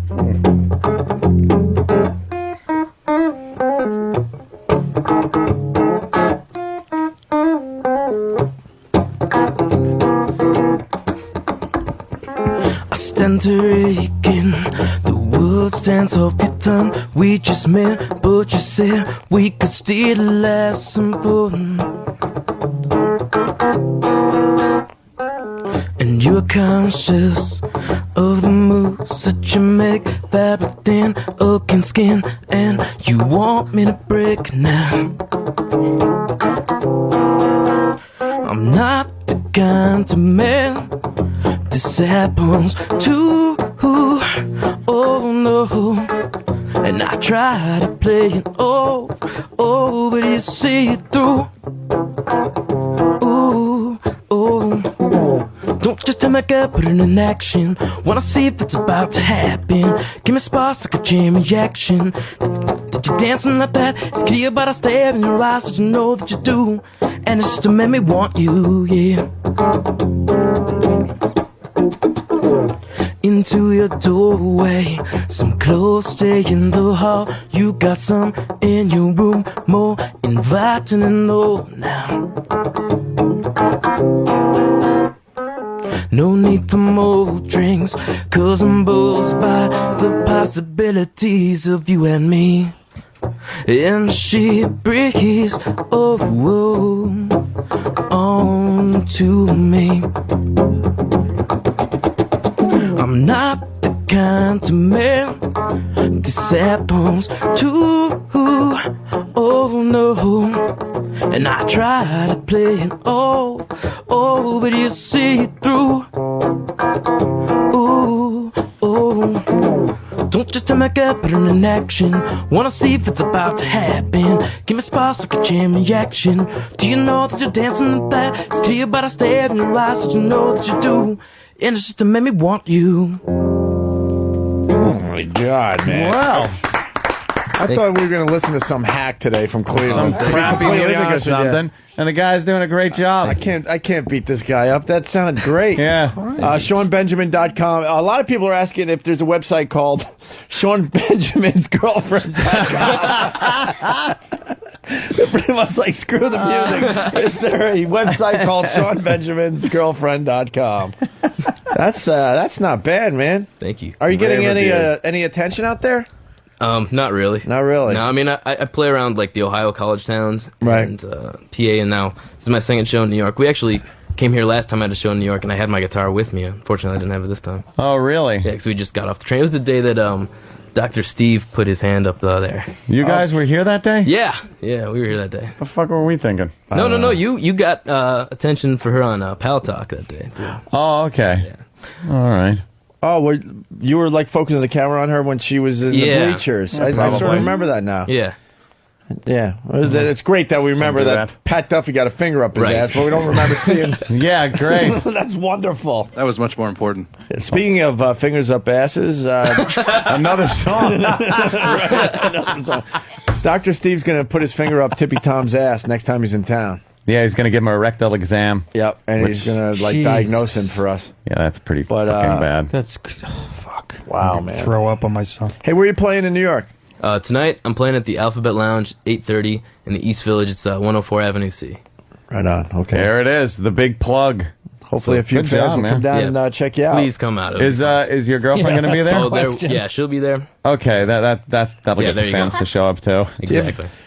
Be prepared not to buy one drink for yourself. Yeah, no kidding. And you be prepared to jump off the stage and beat people up. Do you have a CD? Because I want to throw it in the river, because I'm really stupid when it comes to like discovering bands and musicians. Basically, I've only pretty much done like live stuff and acoustic stuff, because I've never had the money to go into a studio with a band. No, the famous story, Godsmack gave Ant and I, or myself, whatever, a CD before he made it, Sully. Mm-hmm. Sully was kind of a friend of ours back in the day, did our radio show a bunch here and there. And because I was sick of getting like CDs from bands, I threw it out into the river on the way back down to Boston. And we all know what happened to Godsmack. So, and they went nowhere. We could have been the guys. Instead, it was, dude, Rocco. Hey, I discovered these guys, dude. That's like Manny that on the Comedy Cellar. He's the one who told Bob Dylan to take a hike. Yeah, you never know. Some Cafe Wow. He said, you stink, don't come back. Not very influential in music. So I'm going to be nice to this Sean Benjamin guy because you never know. He might make it. Yeah, exactly. Well, we're down at panties, Anthony. Yeah, it seems to be the... At this point, we might have to break out some wallets. You're showing your hand too quick. Yeah. You keep everything well kept, right? You're all... Just imagine if Sean Benjamin got a third song played for a national audience. That's like a mini showcase right there. That's big. I mean, international. This is worldwide. There are people in Guam, Japan, India, how about England with iPods. How about this? We hang up on everybody. I want people to call from around the world. Just up the ante, just to prove how big this audience is today. All right? People are saying, what? Plugs for life. I'm going to call and say I'm from Korea. A lot of people really coming up from... Todd from Beijing. Doesn't make any sense. Let's go to James in Georgia. James. Oh, boys, how are you? Good. Nicky, you're killing today, buddy. Thank you. Opie, don't throw the guy's CD in the river, man. You just push the hell out of him, man, because he's got the perfect sound for what's going on these days, man. So yeah, he does, the hell out man. of him. Oh, he absolutely does. No, I was just like telling a little story. I wouldn't throw his stuff away. I didn't mean to throw Godsmack stuff away back in the day. I was just an angry man back then. You're calling from an insane asylum? What the hell's that screaming? Hey, Opie. Yeah. I am a black ninja motherfucker. Oh, thank you, sir. Oh, wow. Showed you. And what Check does out that mean? It's a linger longer. It's not supposed to replay Another thing that... Oh, good one. Pat Duffy reminder. Pat came up with this? Oh, Pat Duffy reminder. Oh, something else. Never mind. His songs, they're going to replay on this channel like 3 more times, too. Yeah. So, but we're negotiating for a third song. So, Erica, what are you willing to do for a third song? Blow the staff. Where Jesus. What the fuck? Well, like Anthony said, you got to start somewhere with negotiations. So now when we say a finger in the butt, it doesn't sound as outrageous. Finger in the butt. You're insane. Sorry. It's a joke. Panties. What are you willing to do for a third song, Erica? It is the final... Do you have any tricks up your sleeve? Shouldn't have any sleeves. Can you shoot ping pong balls? So you're looking for stunts. I don't think you're going to get like any kind of juggling or anything. What was a scene from Bear League we're going to reenact? I think, well... I have no idea. I don't know. We got California checking in, Colombia, Canada, Memphis, Sweden. Wow. Canada, yeah. Who doesn't want to impress somebody in Winnipeg? Sean, what do you think for a third song? What does she have to do? I don't know. That's up to. He's pretty good with just leaving her at her own discretion. Well, yeah, he's cool. I would say since the final little common denominator here is the panties, right? That I mean, and the fact that she's very well kempt. Yeah, she was smart enough to take her socks off. That we appreciate that. That is good. Yeah. Usually You don't they take their sneakers off and leave their ugly, dirty socks on. It just looks silly. You don't like that look? Oh, we got somebody listening on the moon. So wow, the moon. Think how big you'll Buzz be. Aldrin's kid just called. Well, we got cherry darts coming in. Someone suggesting we break out the old bottle rocket. Somebody suggesting the wiffle ball bat challenge. I don't think you're going to get a stunt. I'm just reading. Before you get,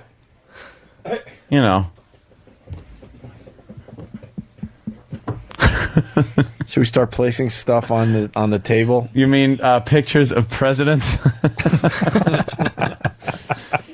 Stuff. Can't really say what usually, that would be because that would be considered prostitution. No, it's not. It's prize money.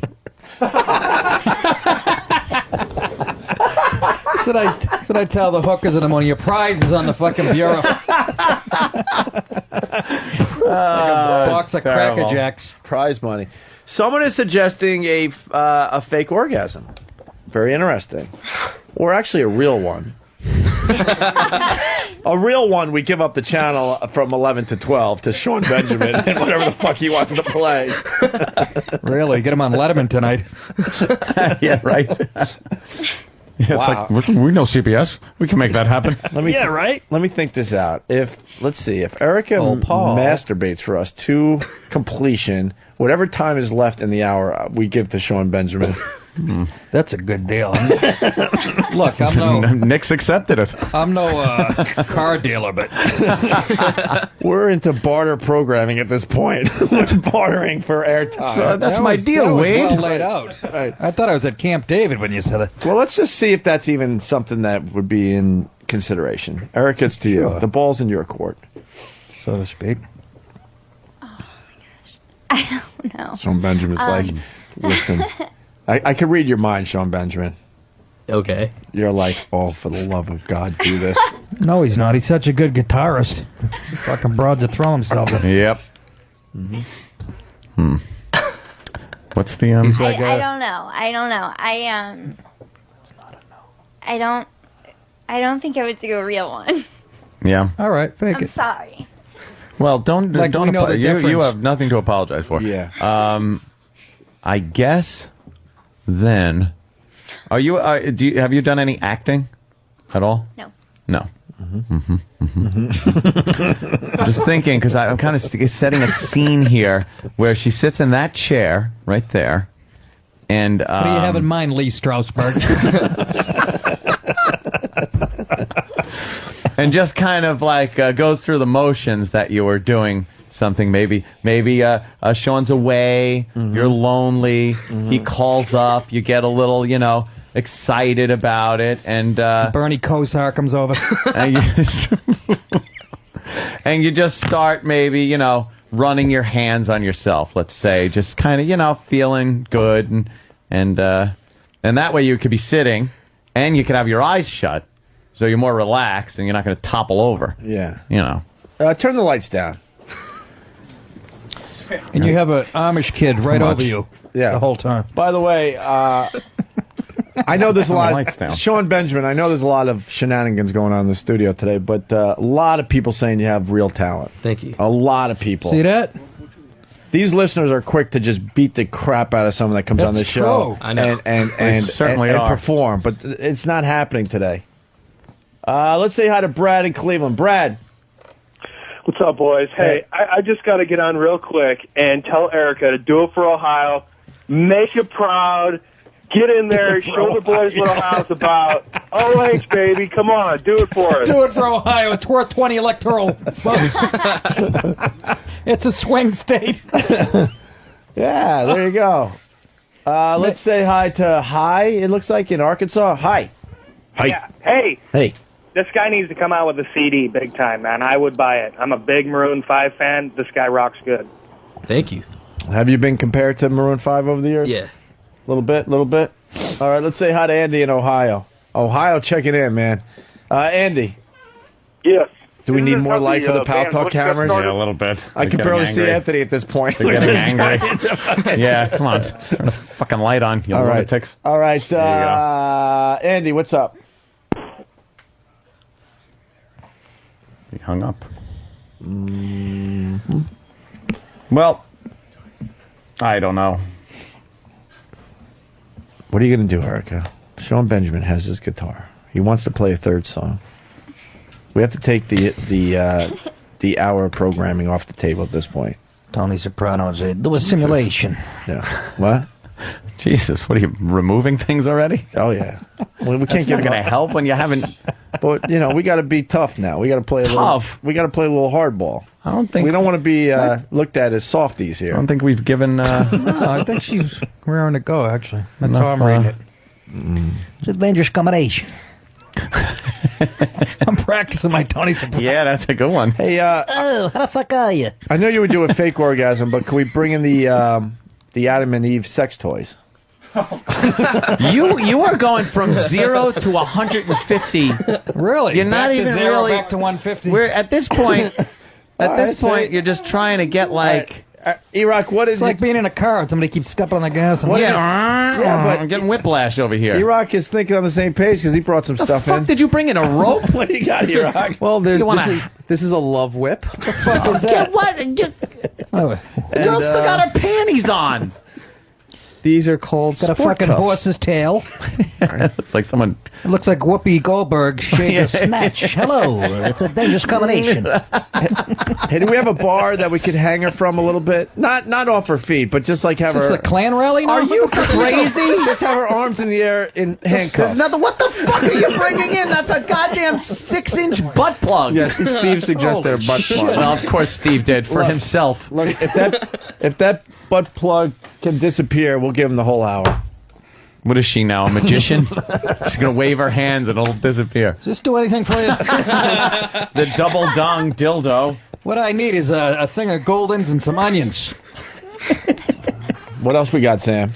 This is the Cyberskin You creamsicle. kids, get out of here. Oh, we got the Cyberskin creamsicle. This is terrific. What does it do? Well, it's a multi-speed massager with Cyberskin rigid sleeve. All right. Rigid sleeve? What the fuck We was that also about? have the official Spectra Gel's anal stuffer toy. So Those are great. You get those at Rite Aid. Oh, on the back there's a whole list of things. It says, "Go ahead, try them all." Oh, very nice. And what's that cute tiny little thing? Unfortunately, that looks like me. Really? Oh, jeez. Suctioned dildo. I mean the color, not the size. Oh, the suction dildo. You See a doctor. Yeah. you suction to the floor and then go to town, right? Right. Okay. And Oh the, my God! Kill the wireless. Kill the wireless? Oh, you scared the hell out of me. boy. I thought the satellite was falling out of the sky. Kill that pot, please. Kill that pot. All right. There we go. Sean Benjamin wants to play another song. I'm telling you. SeanBenjamin.com with a S-E-A-N spelling. I would say if she loses the panties, I say whatever they want.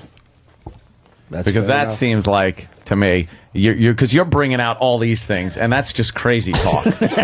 you're fucking your negotiating tactics are insane. Really, like you Trump all of a sudden. Yeah. Look at what happened. Look at the table. It's packed now. It's unbelievable. Looks like the shit they find in a shallow grave. And fucking Abu fucking Buwadoda man. I don't know what I'm saying. I'm fucking punchy. How do you guys do this every day for a living? I know. Fucking one day. and Insanity. I'm gonna go off the road on the way home to Western. Yeah, well, we tried, Nick, but for some reason, a lot of people out there think we don't, which amazes me as well. Eric, all right, panties for a song. Sean Benjamin's sitting there. Look, he got it. I mean, he's got the guitar on his lap. Ready to go. Yeah, we've all seen it. We're grown men. Yeah, it's true. Nick, calm down over there. I thought you just got polio on me. Give me an iron lung, will you? Hey, you motherfucker. Erica, it's to you. No. Oh, a no. Wait, we've gotten our first no. It was a no with a question mark. It went up at the end. There was No? there was like kind of a thing there. No. A no dot. Oh wow! Now it's just an adamant. That was an Now it adamant sounded like I was no. on a date.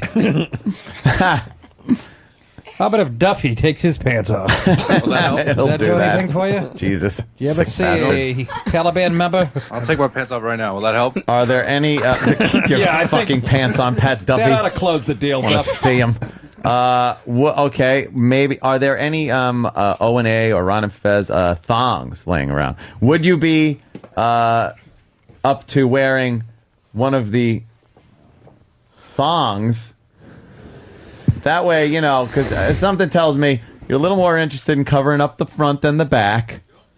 You wear one of those. She's got a thong on. How about a That's John? not a thong. How about Turn a John around. Gambling T-shirt? Turn around. Let me see. Turn around. Oh, fuck. I'm working the cameras. What the fuck do I see? All right. Ace So we're that already idea. down to kind of the thong thing. Would you go for a Curtis Lewa hat? Okay. All right, well, I think we did pretty good today. I don't think she's done. That fucking, how long does this roofie take to kick in? Jesus Christ. You did We ask for slipped water, it to you. didn't you? We slipped it to you an hour ago. What the fuck? I hope you didn't give it to E-Rock by accident. Would you drop a Tums in a root beer? What the fuck? I'm trying to get some business going over here. Come on. The hell? It's like we just started doing this. E-Rock's Well. getting drowsy there in the corner. She said She's no. wide awake. Don't want to force the issue. Well, That's, then it gets. You did it in high school. Then it just gets fucking creepy. Well, let's look at some presidents. What? oh, the last fucking hope. The last hope. Let's see what we got. Hold on. Maybe. Hold on. How weird. I get 1,000 ones in my pocket. What, you want to? let me see this. You want to put a Okay. bumper sticker over a snatch? What's wrong with you, E-Rock? I got a little bit of change here. You could, when did they put Don Imus on the 20? The fuck? Yeah. Well, Wait, first of all, I want to say that you guys got me in trouble at work one day because we were How did in a we do? meeting, a really important meeting, and it's all about customer service and Eef. things like Is it that. ever. And my supervisor kept saying, "You wanna wow the customer," and he kept saying it over and over again. And I started laughing, and everyone looked at me. It was awful. I Wow got in a is lot of trouble. a lot different on this show than wowing Yeah. the customer. Yeah. Maybe he did mean you want to wow the customer. I would get a Keep lot those of accounts. keep those accounts where they belong. Well, now speaking of banking and money, like that segue. Here's what we do to make them feel more comfortable. Look, we all got money in our hands. Nick's got a lot of cash out. Everyone's got money out. We line up single file in line, like so she feels like she's at work. I don't. Oh, right. And then we just come up high. I don't See what think I'm there's saying? anything wrong with, I don't know, having her, look at the dollar bills to make sure they're not counterfeit. Well, that's probably a good idea. Why don't we pass that over? Why don't you just take a look, take it for a little test drive, feel it around a little bit. Let us know if that's counterfeit. Is that real? Yes. Yeah. How do you know it's real? Would anything in that category change your mind about maybe just acing the bottom portion of the bikini-like Posing. thing? Yeah. Yeah. I'm telling.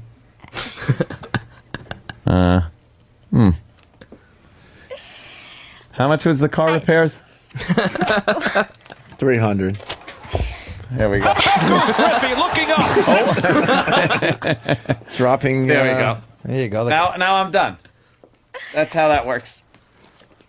I'll do something else. Should do something else. I don't know. You don't have a penis, do you? I think. Jesus. Who said that? Opie. Well, she's Something very, else. Well, she's very protective of Can her I go panties. pee-pee while she's mulling it? Yeah. Oh, that'll be great. We'll get her to do it while he's away. Nick will come in all pissed off. Fuck. Yeah, I've seen it all. Except that shit. I'm like Rocky's man. I've seen it all. No, something else for the car repair money? It can't be that, huh? No. Well, how'd you like your driveway repaved? Nick. How's that septic tank working? Okay. Well, motel clerk in Washington stabbed in brutal attack. Here we go. We get footage. Oh, no! You gotta be kidding me! Wow, good footage. Well, your rich Uncle Nick She's wants to fighting- buy you a bedroom set. Look, she's fighting back. She's an idiot. Oh, what a dummy. Well, no, I can't go for something else. I was going for that. Something else is something else. So, Sam, bring back the money. car repair money. And he brings it back in a fluttering, flying away motion. That's it just that's flew back terrible. into Anthony's hands. Yeah, Sam. Oh my god! There you go. Jesus Christ. Generous to a fault. Oh my god! He's like a young Will Ferrell, isn't he? Sam. All right, listen. His little afro. How about a little, here we go. How about a fake orgasm? Mm-hmm. And then Sean Benjamin gets his song. Let's fast forward the clock to 4 o'clock. Okay, look. What we need here. All right, if you go and get his coffee from Starbucks. I know, he had the theme for Jeopardy coming on. All right. So what are we doing? Fake orgasm? I can do that. Yeah? Well, don't go for the quick thing. Like, gotta go with the slow build Okay, up. how about how about you sit in the chair? Yeah, sit in the chair. Sit in the chair. Yeah. Yeah, that one right. No, not that one. Yeah. Lean back in that chair. Jesus. Just pretend it's Thanksgiving. You're in the den with your family. All right, we're putting her in a chair. She's naked. Like, don't freak out on me. Try to find the right one. There we Duffy, go. handcuff her hands to the... I'd love to. Jesus, Pat. Don't creep her out. I want to hurt her. Oh. That fucking beard is really fucking... It looks like the one on the bearded lady at the circus. E-Rock, any suggestions? I would say that... I'm not E-Rock. Shit. E-Rock, any suggestions? Can Pal Talk could see her? Of course. All right, push the chair back. Get her comfortable. Is Pal Talk like PayPal? Are those two different things? Two different things. Yeah. Doesn't the chair definitely. go back? Yeah, let her recline. All right. Whoa. Gee. All right. He's reclined. All right. Now, see, there's a lot of, which I understand, a lot of shyness going on there in the chair. Sorry. It's no. It's okay. Oh, by the way, if the fake orgasm isn't good, Sean Benjamin. Oh. Oh, no. Yeah. It's okay, I fake it a lot. I'm just... Oh, that had to hurt. That was Sean don't give a fuck. There you go. Sean's a musician. He's got the type of music the young broads love. That's You can't why. hurt this kid. That's why the love songs from He Sean just- Benjamin. He just wants to play his next song. He don't give a shit. Okay, I think what we're looking for is some audio and visual acting. Yeah, we're multimedia these days. So what you got to do is kind of, sprawl yourself out on the chair a little bit, like you were just home alone, all natural, and Pretend that's Oliver Stone holding the mic. Not Oliver Twist. and just kind of, get into it, I guess. Whatever it takes. All right, close your eyes. Here we go. Yeah, closing your eyes would probably be best. Sean Benjamin's girlfriend. Okay, be quiet. You play boo, Opie, I shoot you. And action. Look at me. Okay.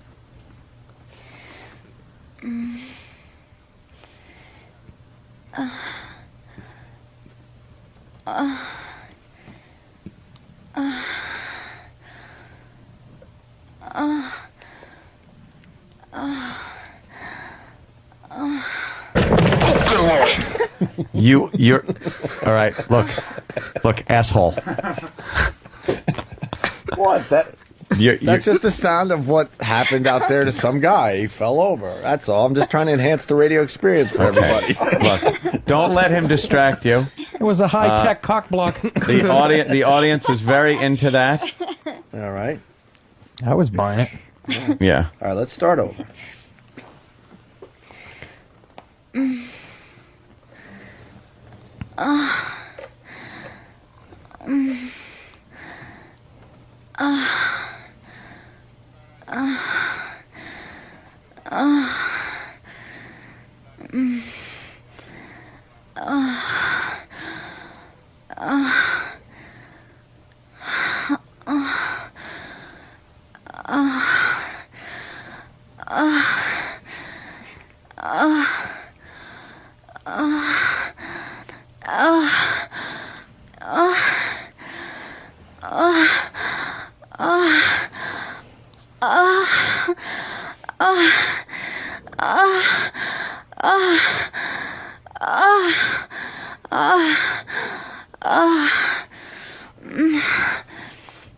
What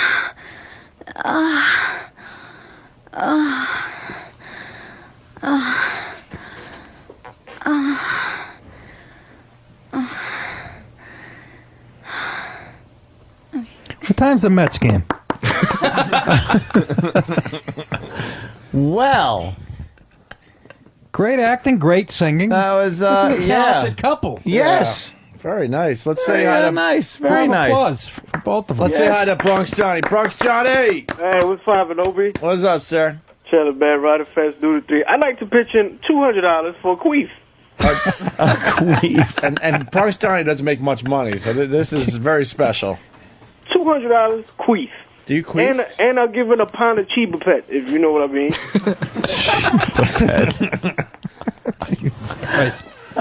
Chiba Pet. We had a guy that has a recording studio, but I think he hung up. Oh, shit. I can get one of those. They got a bunch of those in Harlem. $200 a pound of Chiba Pet in a studio. Erica, do you queef? Not intentionally. A lot of girls can't do that on demand. Right. You know? For $200, I think they can. Fucking Johnny. Money's the answer to everything. No kidding. Let's see. Thanks, Johnny. We'll talk to you soon. Catch you later. All right, peace. Let's go to Dave in Jersey. Dave. Hey, what's up, guys? Hey. I got a recording studio. She loses the panties. I'll do a 3-song demo. Wow. Sean's like, whatever. Why the whatever, Sean? You can be honest. Well, I don't know. I mean, because it's not really so much the recording studio I need; it's the management contract, distribution. I can get my stuff recorded. I have a digital recorder in the bag. I think that we're traveling with. So. Yeah, but that was Sean Combs. All right, I think Sean Benjamin deserves another song. Erica was a trooper Absolutely. today. Did a great He job. should stay in New York. She can act. He can sing. I mean, SeanBenjamin.com, SEAN, and Sean Benjamin on MySpace. Yeah, MySpace.com/Sean Benjamin. Yeah, we don't need all that anymore. We're all in the MySpace world. You just say Sean Benjamin on MySpace, and then you're going to go back to Philly and end up playing down the flats. You don't want to do that. Stay. All right, one more song from Sean Benjamin. Where's the gig tonight again? It's at the Alphabet Lounge in the East Village. It's 104 Avenue C. I think it's Avenue C and 7th or something. Okay, very good. Another song from Sean Benjamin.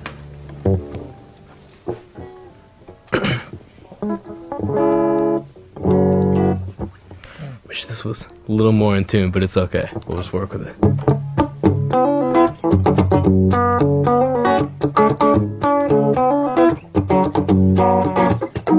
Hey, starting sensuality, got the kind of look that drive me crazy. When you flash it in my line of sight, I wanna make tonight a night. Me and a little bit of a move for two. To bother somebody, help this come true. And let me roll this out for you. What we do, and I sit down. I like to get my hands on. To anybody see that girl? The way that she walks is taking a hold of me. Do anybody see that girl? Yeah. I control it, let me see anybody see that girl. And when she talks, she's making love with me. Do anybody see that girl? Oh no. Do anybody see that lady?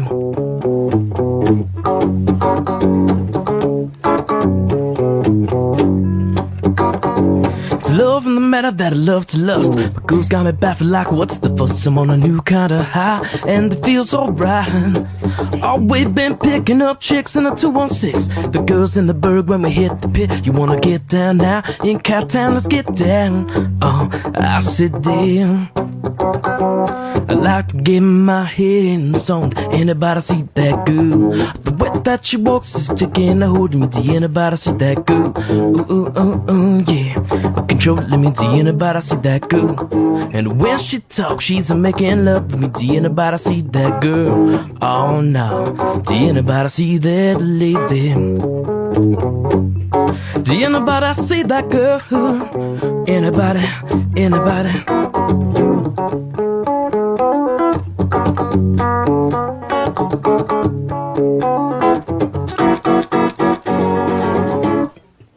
Chill.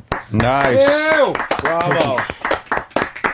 Well done. Just getting one complaint. The songs just aren't as catchy without full frontal. Right. Just not as catchy.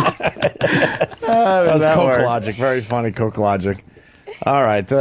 What else can we do? I mean, yeah. I think bravo. we've, you guys made the done XM it all. portion of the show rock today. Thank you. Very nice. SeanBenjamin.com. We're tired now. Yeah. Line of the day is Very good. brought to you by AshleyMadison.com. If you're into some of that cheating, there's a website for cheaters, Nick. What are you directing that at me for? I'm too fucking tired and old to cheat. I wasn't going there. I'm just Oh. like getting you involved in the conversation. Oh, you mean you go there to cheat? Yeah. Yeah? Yeah. You Is that find right? other like-minded people. That's and, horrible. What's this world coming to? Set it up. And the It's hard, company isn't it? The company has no problem with us promoting this. So, yeah, no, I've heard it. It's great. This is an actual sponsor of the show. No, that's actually Jim Norton talks about all the time. AshleyMadison.com. If you're looking for a little something on the side and don't want to get caught, do yourself a favor and check out AshleyMadison.com. All right? Right. Here is a runner-up line of the day. The tooth had hair on it. Oh, it was horrid. So I was like, no, this isn't getting sexy. One of those, a tooth that was supposed to be another body part, but it's grown out of your... Grew into a tooth. It's grown out of your elbow. Oh, thanks, boys. Oh, if she loses... Oh, that's not a bad idea. Shane, Tennessee, what's up? I was going to say, hope you've got one more thing. She could get, if she takes her panties off, you can get her boyfriend a gig at F.H. Riley's. F.H. Riley's in the heart of Huntington Village, 400 New York Avenue. Yeah. This place holds at least 150 people. Ain't bad. I think we're going to do something with Sean Benjamin down the road when it makes sense. Here's another runner-up line of the day. Unfortunately, it was not a hint of moisture in there, so we had to kind of like pour water over it. Had to activate it. We had to activate It was like sea monkeys. Yeah, it was. Yeah. And love the sea monkeys. what's the search for that video again? Homeless underwear mustache. Yeah, homeless underwear mustache on YouTube if you want to see what we did with Tippy Tom yesterday. A lot of Tippy Tom videos will be up on all the familiar sites during the weekend. And hopefully, one guy said if the videos of Erica aren't online by the time he gets off of work, he's going down to your gig, Sean, and he's burning down the place with you in it. Right. So we got to get those videos up immediately. That's good publicity, though. That's not bad, right? Here's another runner-up line of the day. I got asked out the other day. Really? Yeah. What'd you say? I said, I'm sorry, I have a boyfriend. And he I didn't- said... I like to make a deposit in your ass. Nick DiPaolo, NickDip.com, playing a gig at some really dumb comedy club. No, good club, brand new club. The club is good. Haskell, the name is New stupid, Jersey. right? Yeah, they have to fix the second part of the name. It's a comedy shop at 8:15. So you're going to be performing at 8:15 at the comedy shop. Nick DiPaolo. That's the good. address, but it's in Haskell, Smart Haskell, asses. New Jersey. Next Friday and Saturday, the 18th and 19th. I have to believe that. I'm looking forward to it. 18th and Jersey's 19th. very good to me. Wait, 8:15, isn't that August 15th, though? No. I'm really confused. What happened? I understand. You're really going to confuse my my fan Go to base. NickDip.com. All the info's up All there, the right? info's right there. Absolutely. Video blog? Yeah, and we have Nick DiPaolo Afghans that I've been knitting in my basement, $79.95. And what else? Erica's really uncomfortable. Can she put her clothes back on? No? Okay. Another runner-up line of the day. He likes to brag about being related to Thomas Jefferson. Then you look at him, you're like, that's from the side where he's banging slave girls. One of those nights where Tom had to go back to the room and pick cotton out of his pubes. Why do you call him Tom? I like Tom. Tom Jefferson. That's what his buddies called him. Hey, Tommy, what the fuck? It's like Chuck Anthony, Heston. Chuck Heston. Busy weekend for you? Yeah, I'll tell you all about it Monday. All right. You got an adventure I planned? will. Yeah, I guess so. A little bit. He's gonna sit. It's not like I'm going on safari. But are you taking flights? No, I will not be flying in an airplane this weekend. Will somebody else be flying in an airplane? What would I say that for? I said I won't be flying in an airplane. Good perch, good perch. Line of the daytime? Yes. AshleyMadison.com, thank you. Here comes line of the day. Line of the day.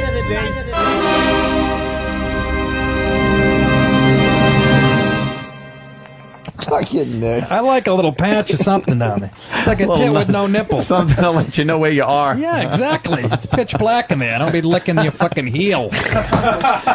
Hello. I need something.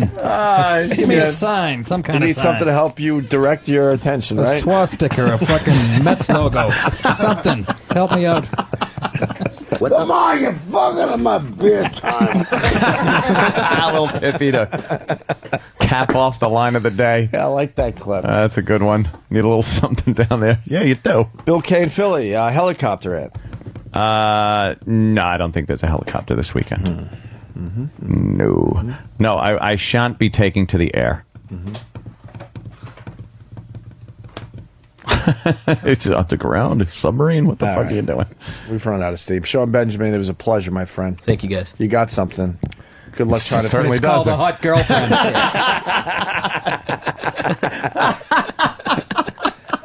Now, good luck trying to figure out how to make something out of it. That's the biggest challenge Yeah, that's these the hard days. part. You could have talent, but Yeah, what am I trying to do? Preach? Shut the fuck up, Anthony. Anthony had a band once. Yep, look where I am now. They did very well in Europe for a little while. You talking about Rot Gut? Yes. Rot gut. Look where Anthony is now. 50,000 square foot house in Long Island. Looking at your naked girlfriend. Yep.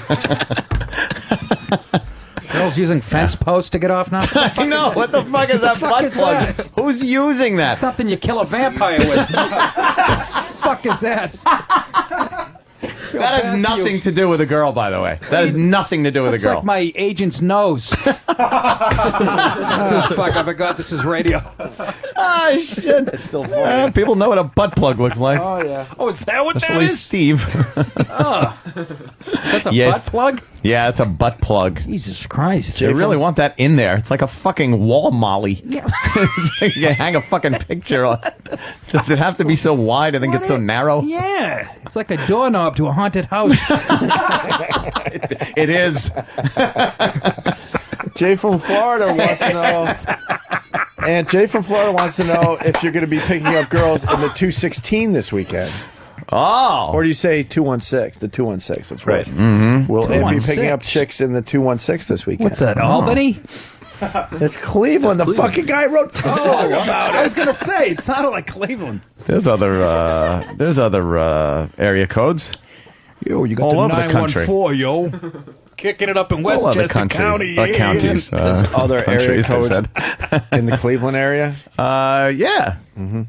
I'm heading to the 978 to visit my parents. It's a little north of Boston. That's such a homey thing to do. Just address your place you're going by the fucking area code. Where? What? Did they That is change it? genius. I How'd got they come up lost. with that? They changed 516 to 631, and now I have no idea where I'm going. Where does my mother live? What is this? Is this anything we can say, filler, to keep her naked in a chair? Dude, are you signed with STF Records? FTF. It's what? It's an indie label out of like Kent, which is like where Kent State University is right by Cleveland. Yeah. Yeah. So I'm doing a recording with them, but you know it's not a major label, and what we're gonna try to do is get it picked up by a major label. Yeah, but you know that's a great start, man.